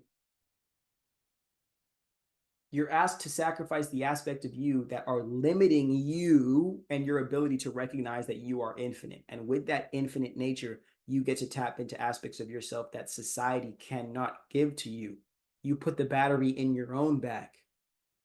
You allow your reason for existence to be living life, to be invested in your life, to be a contributing member of society, of your world. You allow that to be the thing that gets you up every day, not the fact that you have to pay 6 figures of debt, not the fact that you have to be in this relationship, not the fact that you have to be confined to this specific sedentary location because you have a mortgage here. You wake up every day because you have an opportunity to do this shit every day from your own unique perspective. And that story is valuable, even if nobody else thinks it is. And the unique person that you are is valuable. We're living in times where you can align with people who are so closely compatible with who you actually are on a platform like the internet. You don't have to force yourself to being somebody you're not to gain the validation of peers in your immediate environment anymore. Why are we not adjusting our mind to go into to aspects of ourselves that we brushed up on, or we suppressed, or we rejected, learning to love those and allowing that to help us learn to love our experience and others, and then align with others who respect us for who we really are, rather than continuing to force ourselves in these cults of identity that only accept us for being a part of that cult identity and adhering to the neurotypicality of whatever those cult identity standards are. Because this forces us to all be uniquely ourselves, and this forces us to actually be respectful of other people. This forces us to not allow systems like capitalism to denote that value is monetary and act like value isn't intangible and so complex and so like ever changing. While most people in the United States will be poorer than poor, like I'm talking less than 40,000 a year, while most people, and I mean really, let's say this, single people will be less than 40,000 a year, married couples will be less than 120 a year. But for those people who are going to be forced to endure that kind of situation in this life, when you're taking that time to yourself to journal, to manifest, to grow, allow yourself to integrate these energies. Allow yourself to ask yourself why you rejected these aspects of yourself to be accepted in an adult society that is really just a bunch of adult children with responsibilities. You can't grow from your childhood where you haven't addressed that trauma. You can't grow from that place where you're still rejecting yourself. You can't grow where you are not healing. So what does it take for you to ask yourself why you allowed, or why your life has made you feel like you have to sacrifice these things to create some kind of monetary value to pay your bills and keep existing, if you aren't even going to appreciate this existence at the end of the day? And the most important question on this page right here, I know I kind of run through shit. Most important thing on this page is, how can we formulate a society that protects and honors these values? I guess we'll never know.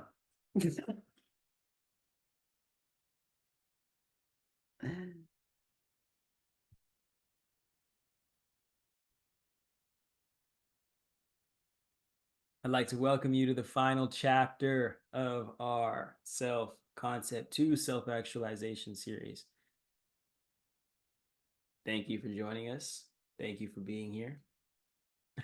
I know when you see this video, I doubt it'll be divided at each module, but for the first phase, I'm just putting the whole entire thing in probably a 5 to 10 hour onslaught of information, and that'll be for you to digest at your pace. Courses in the future will be a lot more interactive, a lot more immediate activities that you can apply and references, but these ones are allowing you to see how much power you have and how much responsibility you can take within your own circumstance. And now understanding this slave manufacturing that's going on in this world that we're living in, and understanding that you have the potential to be so much more than that, and allow the abundance that you cultivate with that conscious development to actually build culture and community and consciousness rather than only serving the capitalists like it has been for so long. Your ability to exist and engage with this lifestyle is a completely different experience. And I think that's what our ruling class of society wants to, in some eugenics perspective, they want to be able to control who gets to access that and who has power over that, and then manufacture everybody else into some perfect slave while being regulated by this new technology that they're assuming is going to save them in perfecting this fantasy that is artificial intelligence. So module 4, this is just doubling down on the people that we are becoming, being conscious of our own development, but now how does our development affect, and our lifestyle that we're choosing affect the collective? And how can we be conscious of both without sacrificing who we are to get there? So this is very important, and I think this is going to be something that many people can attest to, that at least have some kind of grasp of what it means to come from a healthy family situation or home situation. But the truth of the matter is, real capitalism needs to keep you in systems of lack or positions of lack or positions of desire or overconsumption, so you can continue to perpetuate capitalism instead of ever truly being able to be content with yourself and the process, the natural process of who you are becoming. So you aren't being constantly sold things to want in this society, but you're only going out into the world and pursuing and committing to the things that you really need in this world, and then allowing everybody else to have what they need, and then we can appreciate what we can build and cultivate from that position. But if you want to extract, again, capitalism, the wealth extraction project, you have to keep people constantly reinforcing the master slave system rather than any kind of human equity. So an interesting perspective that I came up with. I might have come up with this like last year or something, but an interesting perspective that I came up with was the uber wealthy display the same traits just on the other side of the coin as the uber poor or the super poor. And their experiences are a lot more similar than the experience of being able to free oneself from this system and find out how one can properly allocate energy and the value that is created within a community. So resources and opportunity are actually circulated properly to keep everybody accommodated, rather than one person or one individual aspect hoarding all of the wealth and the value of a society or a lifestyle, and then every single person clawing each other down to try to access that salvation, further running away from the fact that they're supposed to be the ones to give it to themselves. That's what we're all chasing in this life at the end of the day. Realize that it's not about us versus them, good versus evil, light versus dark. It's about balance. You can't sell people balance. People need to be imbalanced. People need to be dysregulated to seek salvation, to seek peace, to seek this connection, this final bit of completeness. And if people are complete already, they're not going to seek outside of themselves. They're going to seek to protect that state of completion or that state of self-sufficiency. I'm glad we were able to get into everything that we could throughout these modules, because it's so important to just accept the fact that this is a multi-generational imperial project going on,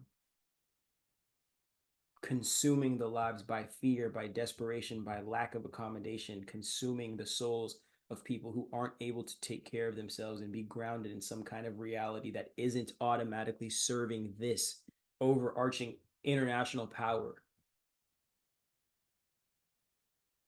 And I want to focus on how they have to sell you dreams, even if you're, and if you really think about how funny it is, the more broke you are, the more you desire to have your needs met, and the more you are willing to sacrifice to have your needs met in a great way, making it easy to sell people who don't have their needs met or are dysregulated by this system, this American dream illusion, and having them sacrificing anything, even if it means their own welfare and well-being, to chase this illusion of getting above a glass ceiling that's never going to accept them. Just perpetuating the cycle. You have to remember, this is all about, capitalism is not about being the greatest system on planet Earth, the greatest economic system. It's about perpetuating its own psychosis within the society that already lacks, convincing people who lack that they deserve to lack for some spiritual reason, and the people who do have deserve to have everything that they do have, and they deserve to hoard as much as they do, so people can go insane tearing down each other for hopes at accessing that.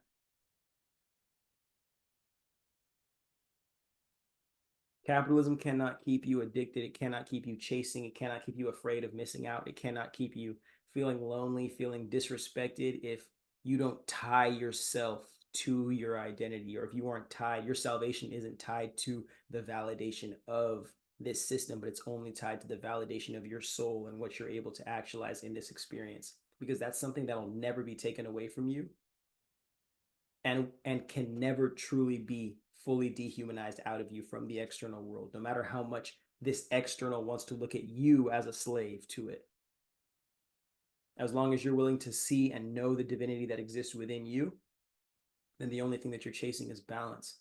And I'm going to make a video on this, a YouTube video on this in the near future. It's July right now, so probably this month, because I'm just feeling so inspired to make it. But when I'm speaking to my Black people, I have to let us know, as amazing as it seems, the avenues of success or glory within the American system, there is no success greater than total liberation in this country. And I'm not saying for all of us, but I'm saying for an individual person, there is no greater success. There is no amount of money. There is no, like, the highest, the peak of success for us is freedom.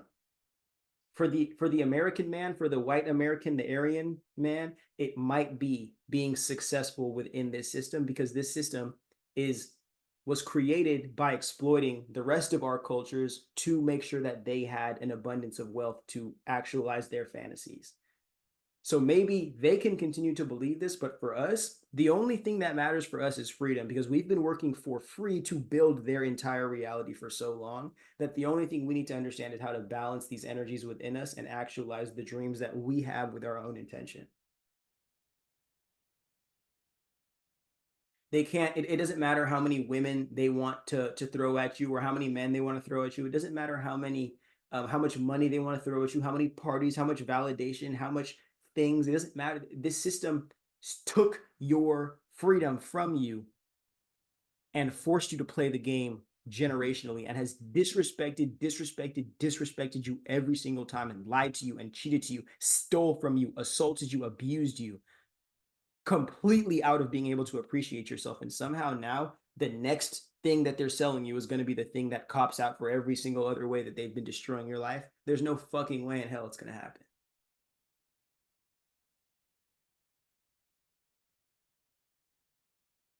It's not, I know they speak about this in the Bible, and I'm not saying, like, I'm not Christian or anything, but it's not about not needing, it's not about necessarily not wanting. Hold on. I don't want to say this wrong. It's not about not needing, because everybody has needs, and you have to have those needs met and stand on business to protect those. It's about not wanting. so you aren't in a position to sacrifice being able to meet your needs consistently because you want something that might not be real, especially coming from somebody who has a track record of selling us lies and actually stealing our reality or access to have autonomy and actualize our truth in our reality.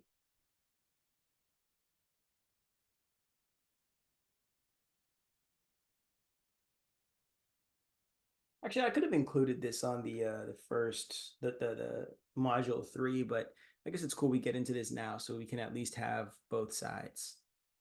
Basically here and in this next slide too, I'm just giving you options on how like different habits and routines you can include into your daily life at your leisure to help you develop an awareness of this mind body soul complex that you are and how important that it is to have some kind of conscious intention and effort for it so you can understand how restrictive your environment is and how to change that, or you can see how little you've been giving yourself time, attention, and value, and how you need to start investing in that a little bit more to start seeing different results in your experience.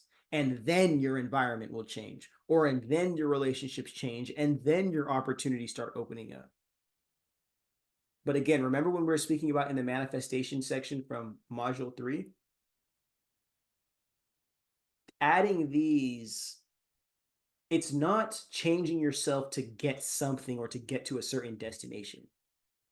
It's to fundamentally transform who you are so you can become the person that won't fuck up your blessings when the universe decides to present them to you. And you also won't disrespect anybody else in this journey who's also just living at a different pace or a different time than you.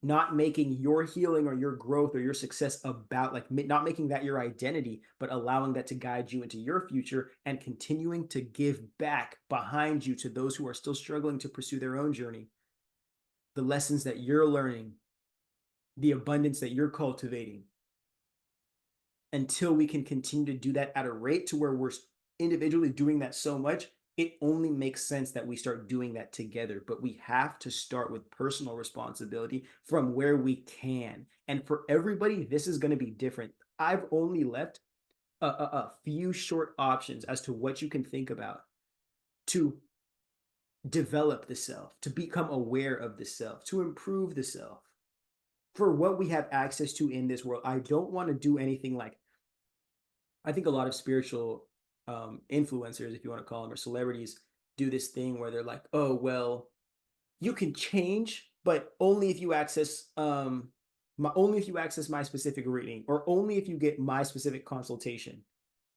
And then they just make themselves, again, they make themselves the god and make everyone cling to their salvation.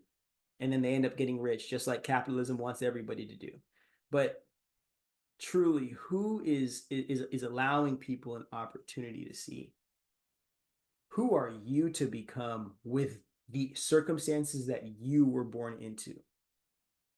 Knowing anything is possible, knowing that the initiation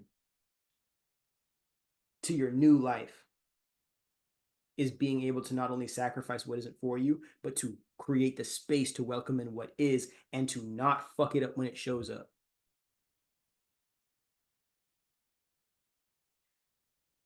Here along on the side, I've listed I've listed the environments that allow you, at least in the current world, and I'm living in America, 2024. Um, these are the opportunities, even though they're starting to find ways to put price tags on every single one of these. Um, these are the ways that you guys are going to grow. Being able to maintain these, and even here, like, I know I say church here, but like for many people, because the dominant religion in America is a cult right now, you have to realize that church could mean community, and I'm pretty sure it actually does mean community. But church is can just mean community for you that you see consistently and you work on yourself or you practice developing yourself with together. People that support you, your support system, mutual aid, people that you can lean on and depend on. That is your church. So consider that when we speak about that here, consider that to be your network.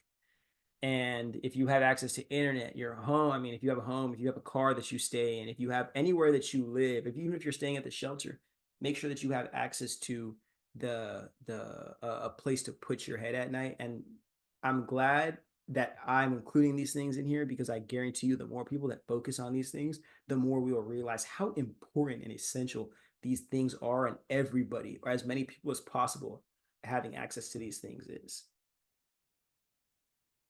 Because we only make it that much harder to actually take care of each other when there's no opportunity for anybody to take care of themselves. Because then you're creating this codependency, whether it is to a culture, to a community, to a corporation, of salvation. And you can't keep doing that. We have to be here for each other, but also be strong enough to take responsibility for being able to lean on ourselves when we can't lean on the rest of the world to be there for us. And a lot of these things I've included right here, um, it's the what would cause you to relapse into your new life. I actually think I get into this more into these later sections. But again, right here, habits and routines that I would implore you. I hope I'm using that word right, because if I'm not, then I use that probably wrong 6 times. But I would love if you integrated these into the life that you're living in right now. But also, especially um this, speak to your doctor about first. I need you to have a professional healthcare a healthcare professional adult that is tied to your insurance that you speak to about this, or and an adult that you care about, that you can be vulnerable with about this. You have to, I'm telling you, I don't care how ashamed you are, you have to have a real life person that you tell about this stuff that can help you and get you immediate resources and support. Please, please, please promise me that you're going to do that. Please get yourself tested. Please get yourself checked. Please make sure you're utilizing these resources, because I'm telling you, there's something about this society. They get us to think that it's only the most degenerate people utilizing social welfare resources in the world, and we should continue to defund them. But you don't realize that there needs to be a demand to force the supply. But even if you think you don't need it, but you like even if you think you don't need to utilize these resources, you need to show up to prove that there is a demand for this, so we can justify putting a supply for the people that do need it, even if they don't know it's available to them. That comes with taking care of ourselves and being responsible for ourselves enough to also be looking out for other people who might be in circumstances where they aren't able to be as responsible for themselves, but they will need the resources that can help them do that. All of our lives are intertwined in basically setting the stones and setting up the pathways for other people. Remember that. Okay, this is the refusing to relapse. And I know I kind of just put like a bunch of emotions on that last one, which they're all in red here. But this process that I was explaining earlier in the literally the first slide of module 3. It is so important that you allow the past to be the past and only learn from the loss that you have sacrificed that is the past. Because even while you are cultivating this in your present moment, a new identity, a new mindset, a new being, and you're crafting away at that, your past is going to be screaming at you from behind, attempting to get you to go back and be who you were, be a version of yourself that doesn't make anybody else in your past have to change into a better person, because they don't think you deserve that. And somehow you've proven that you don't deserve that respect if you are just randomly having to cut everybody off to change for the better. So you have to be willing to let that, even if you have to let this go and things happen here, you have to be willing to let that go completely. And I hate it, bro. Like, but that's life. That's life. Tunnel vision, tunnel vision, tunnel vision, tunnel vision. Very, very, very, very, very, very important. And the future again. We were speaking. Do you remember when we were speaking about in module 3? We're talking about having intentions over expectations. The only reason why you're looking into the future is just setting intentions as far as you possibly can and taking all that action that you are aware of now that you need to take, doing all of it with your present moment. The past is only, it's not to remind you of who you were necessarily. It's about to remind you of a place that you're not going back to. You have all the support that you need in your present moment. Why would life continue to progress regardless if you want to or not, if you were supposed to go into the past for something other than to help you go further into the future, or at least to figure out what is stopping you, keeping you stuck in the present? You cannot have your cake and eat it too, bro. Do the things that allow you to appreciate looking back at your past in the present and set your goals super high, set your dreams and intentions super far into the future.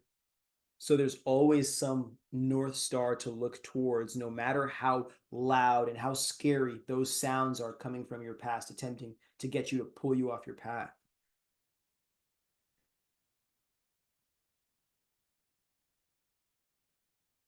Okay, very important. Okay, okay. Now,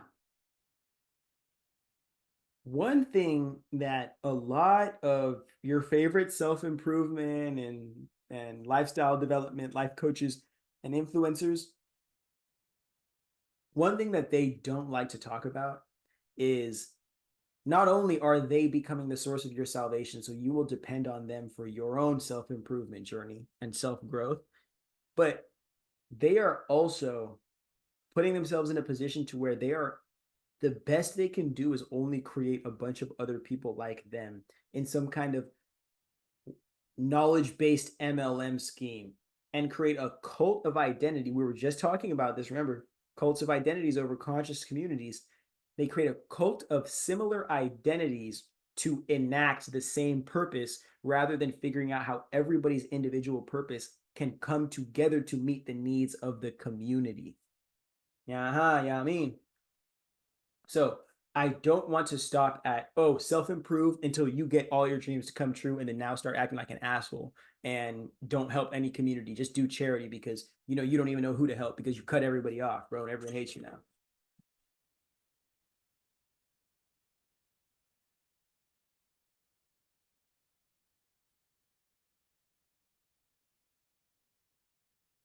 Expand beyond individual rights psychosis.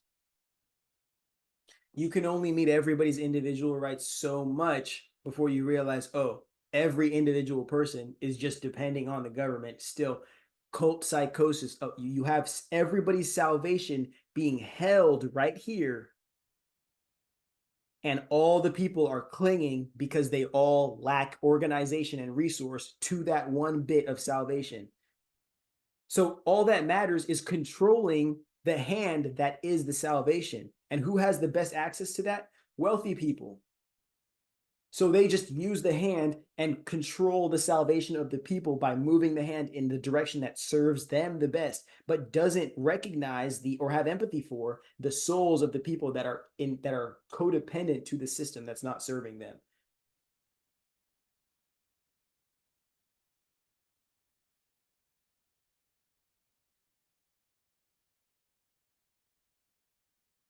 In a perfect world, in a perfect world, of course, the country builds and invests in the community. The nuclear family project that America tried was so they can literally create pockets of families that would reinforce the American exceptionalism image and then be uh, neurotypical bystanders to protect this illusion of Americanese,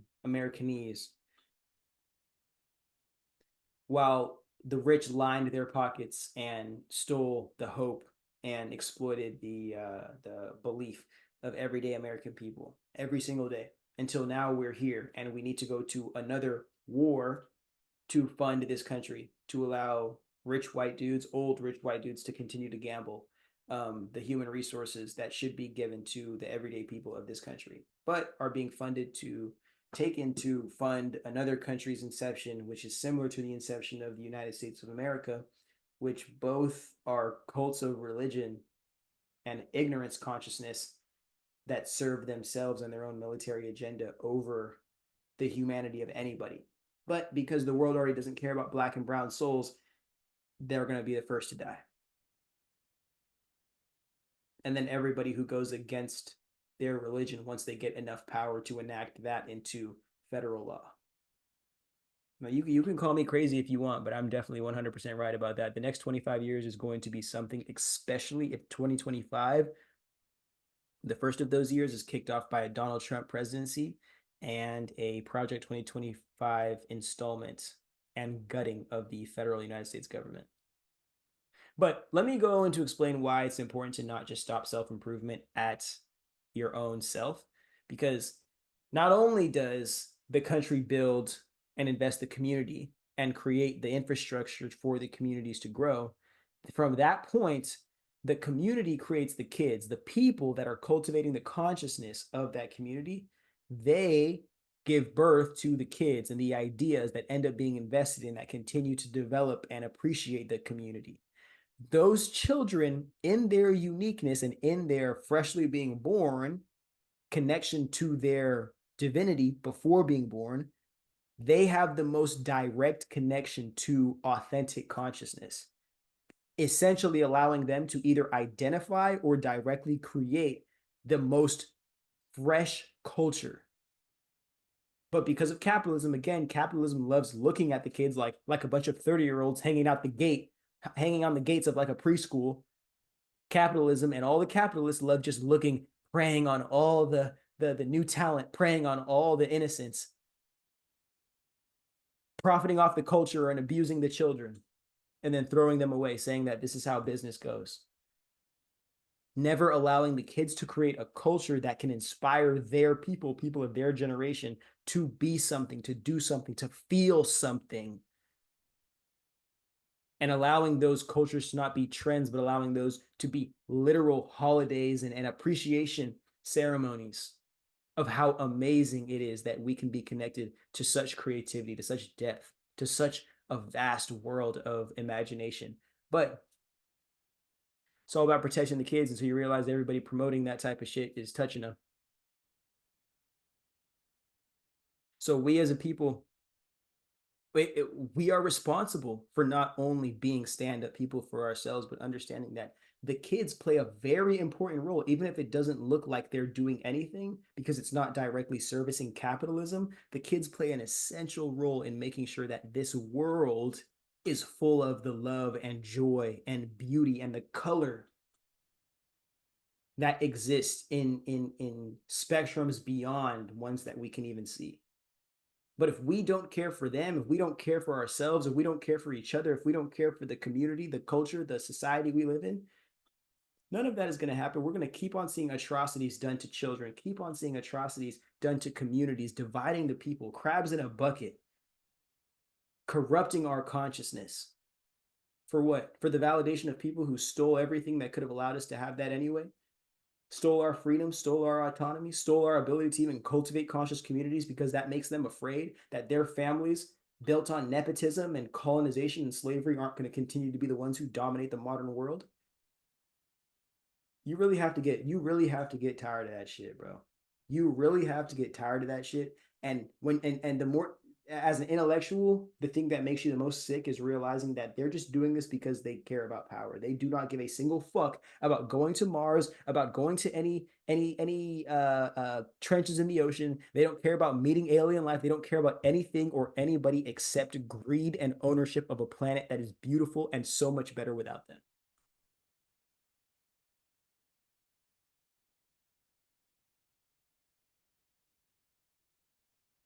So how the fuck are we gonna do this? I literally just explained this.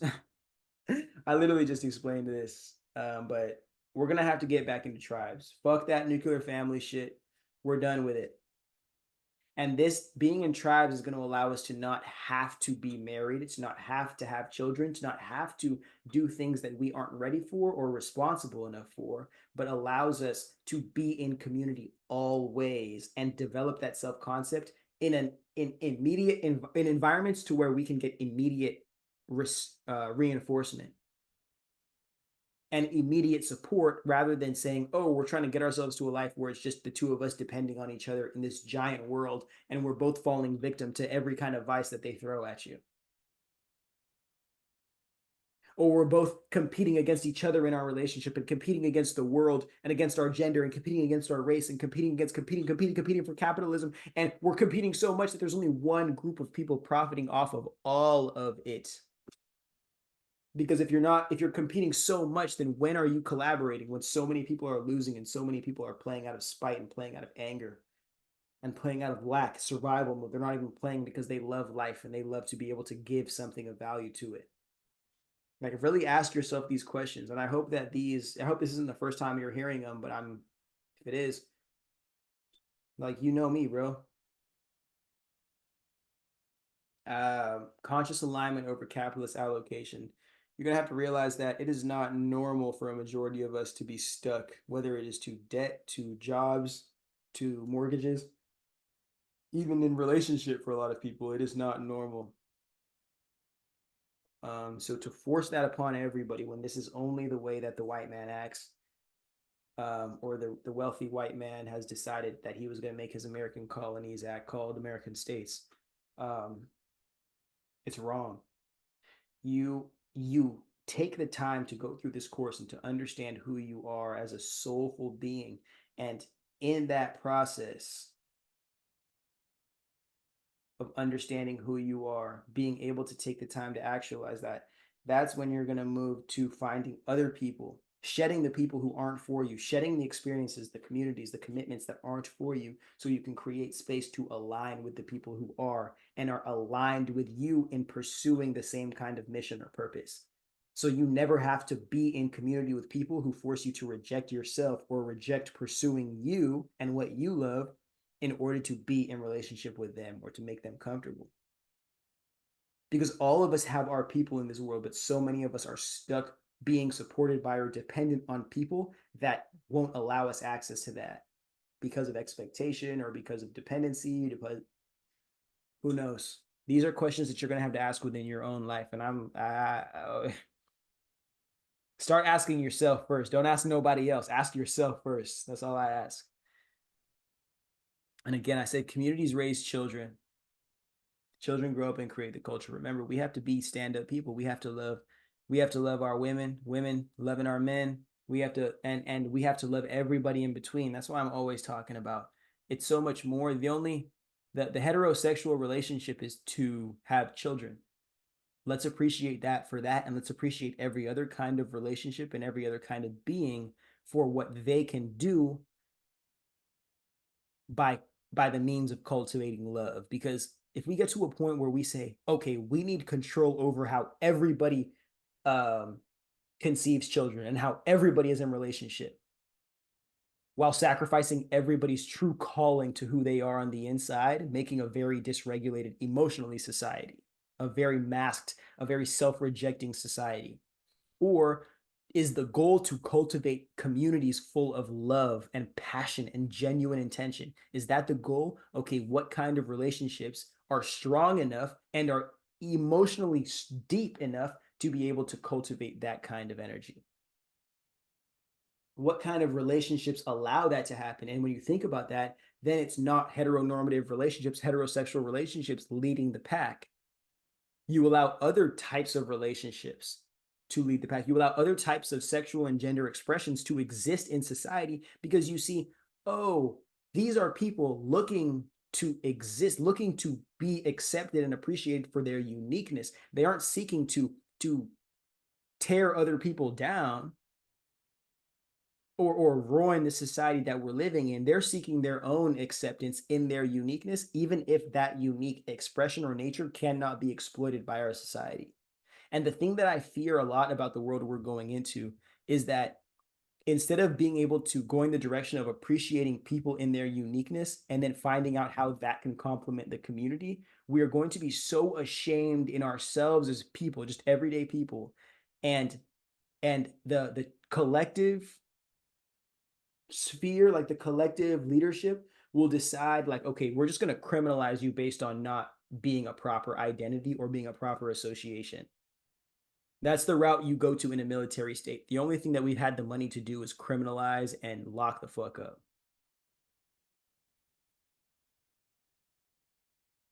So understand, like,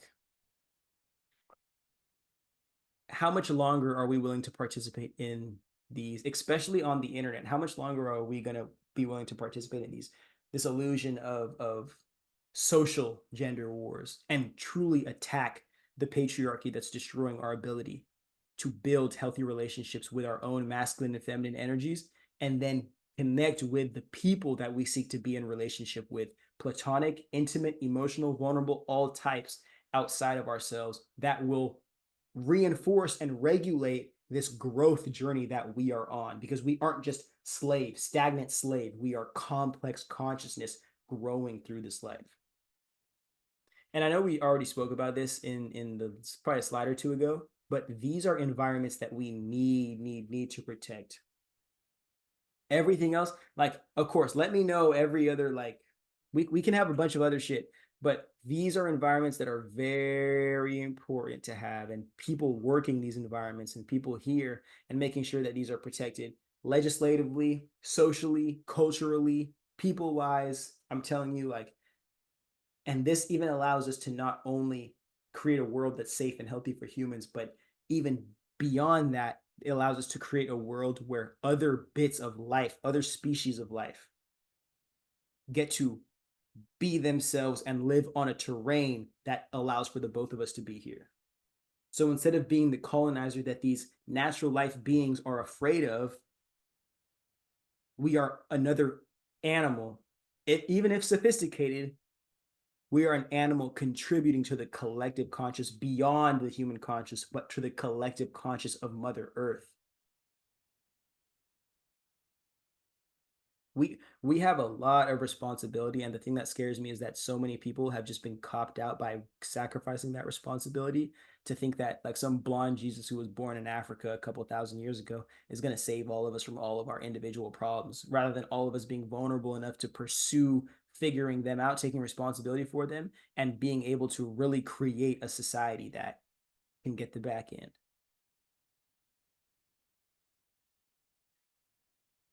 We aren't just going to be able to heal ourselves into the world we want to go to. It is going to take a leadership that is like, that wants to work. So I'm saying, like, while we are waiting on this, and while we are at the mercy of whatever the fuck is going to happen in America from 2024, at least the back end of 2024 to the top end of 2030, it's important for us to focus on ourselves and what we're cultivating within our homes, within our communities, within our families. But beyond that, we still have to know that powerful people are going to hold the people, like conscious people will hold the powerful accountable. That's always the job. But again, when the people have their own power, their inner power, and they have their own conscious, they can also choose and elect leadership that can actualize the needs, meeting the needs of each collective community. A lot of our American politics is just rooted in narcissism and having power. That's all it is, and just entitlement politics, social, like that underground, like, secret skulls and bones, fucking fucking underground frat house society. It's it's disappointing as shit. And it's very interesting to see the whole geriatrics Olympics that's happening with Trump versus Biden. But hopefully, you guys are looking at this course. By the time you're looking at it, you still have something to believe in. But we deserve selfless leadership. That's of course. I feel bad for so many of you guys, because you just go straight from school, just having like asshole teachers, to go into having shitty coworkers and having asshole bosses, and never truly being loved other than in the relationship that you're in, and never being like cared for and like having somebody who would really ride or die for you in alignment to your purpose and in alignment to your identity to the social world. Because a lot of your leaders are just getting rich off you guys. So it's understanding what kind of leadership we want. Do we want leadership that's going to better reinforce the system that's already beating the shit out of us right now? Or do we want leadership that's actually going to go beyond the traditional conservative political philosophy and move us into a future that accommodates all of these newly created human beings from that 60s and 70s civil rights movement? People first is it's going to be it's the people or the powerful. The government is the medium between the people and the powerful. Will the government be used as a tool to better exploit and enslave the people? And will the real government be the corporations that own the government? Or will the government be a tool of the people, regulated by the people, to make sure that nobody gets too powerful to destroy society for a majority of the people in favor of few? And then facilitating national growth for collective health. It's just literally having empathy. We are living in I don't even call it a post-slavery society because we're about to go into a second phase of American slavery here real soon. But this is a responsibility of the people. It is working, moving seasonally, living with the seasons. I really think it's so important that we do that. But capitalism tells us that we have to be making infinite profits every week of the year, all year. Like, and just completely rejecting the awareness of the winter and hibernation, completely rejecting the people's need for seasonal accommodation, completely rejecting the people's need to be human, bro, to literally make us robots. For what? You have to wonder what these people are running towards. Or, even better question is, what are they running from, to where they're using the people that they're enslaving as collateral damage to protect them from the karma that is the only thing that could set this right. But what we have, this freaking centralized power, abuse of power society. And that's not going to help anybody.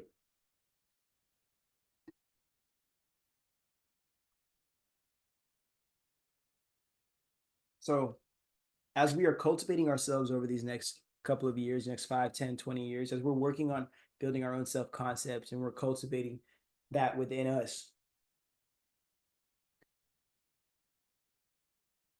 we need to participate in what kinds of leaders are given such unfettered power over our society. And it's going to be a lot more than voting. It's going to be a lot more than showing up to protest.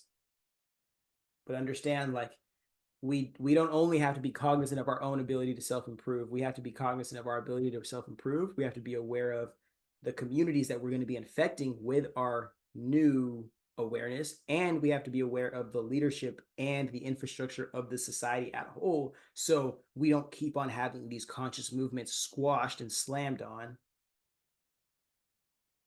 by a society, a cult operating as a government seeking to enact what seems to be a failed project of 60, 70 years ago. If that makes sense to anybody. All right. That is the end of our course. I know the title of this slide might be a little jarring, but remember, this is things that you can focus on as an everyday person to make sure that you in your everyday life have you, and allow, and the more you have you don't have to run away from the world. The more you have this awareness of you, the less you're going to need to cling on to the world being in the perfect position, the less you're going to need to cling on to the perfect relationship, the perfect career, the perfect this, and the more you're going to say, I'm just living life to live my life and actualize what I came here to actualize, authentic to the uniqueness that is my soul. but also understanding myself enough to know what my ego desires and what my soul desires, and how to balance the two of those to never sacrifice my truth for social validation, while still being able to be a contributing, functioning member of society. We all won't do it the same, but it's going to take deep awareness and acceptance of who we really are and what's authentic to us. And doing that in environments that don't respect that, in relationships that don't know it or respect it, in communities that aren't willing to give us opportunities and still pursue this version of ourselves, because we only have one life here, so we might as well do that. But here, screenshot this if you can and start filling it in, huh? Start filling it in. Screenshot this and start filling it in. I need you to track your access to all of these things right now. Please track your access to all of this right now for me.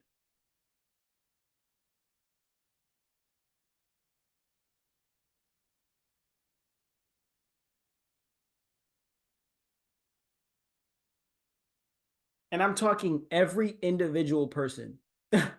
You as an individual need access to this.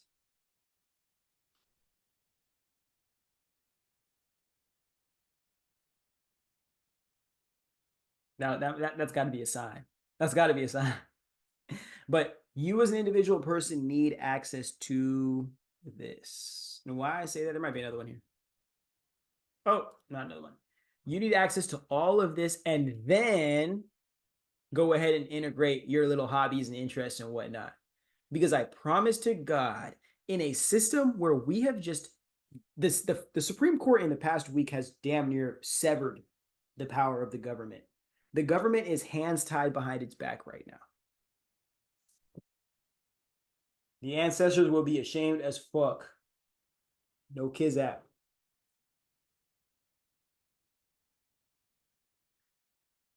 You need to know this is the baseline access that every human being should have, because it's going to get very, very, very thin. Like they are going to stretch, especially American human beings, thin to the wire. And we are going to completely lose track as to what self-respect looks like.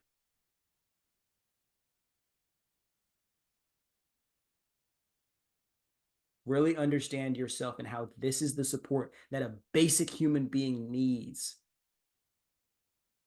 And this isn't even all of it. This is just as an individual person. If you can have access to this and know this and take responsibility, not responsibility fully for all of it, but to know that there's people who are supporting you and enlightening you and raising you to be a person that can be connected to this network that opens you up to all of these opportunities and supports. Like, it wouldn't matter. America would be Disneyland. But then also we'd have to admit that this is only of access to, this isn't even like $100,000 a month. This isn't $1 million a year. This isn't like going to cost you anything but commitment and awareness to who you want to be and figuring out what's for you and what isn't for you. But I can't tell you what that is because you got to try it for yourself. Only you have that light within your soul. And I also can't tell you how great your discernment is if you've been running away from being able to love that light within yourself through escaping through drugs, alcohol, sex, doom scrolling, video games. This is why I say that life is spiritual. Life itself is magical as a whole. This is why I say that. Because look at all of this.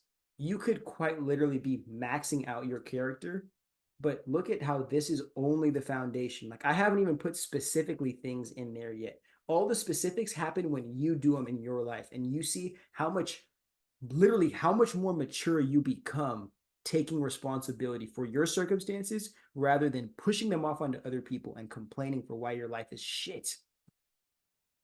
Or at least having an awareness as to I need help and I need other people to help me and I need to find out how to get that help as quickly and consistently as possible.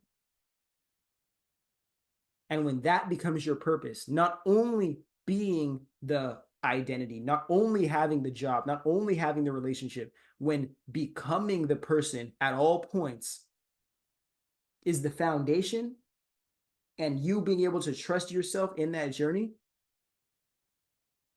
is the foundation, then you can just let life happen.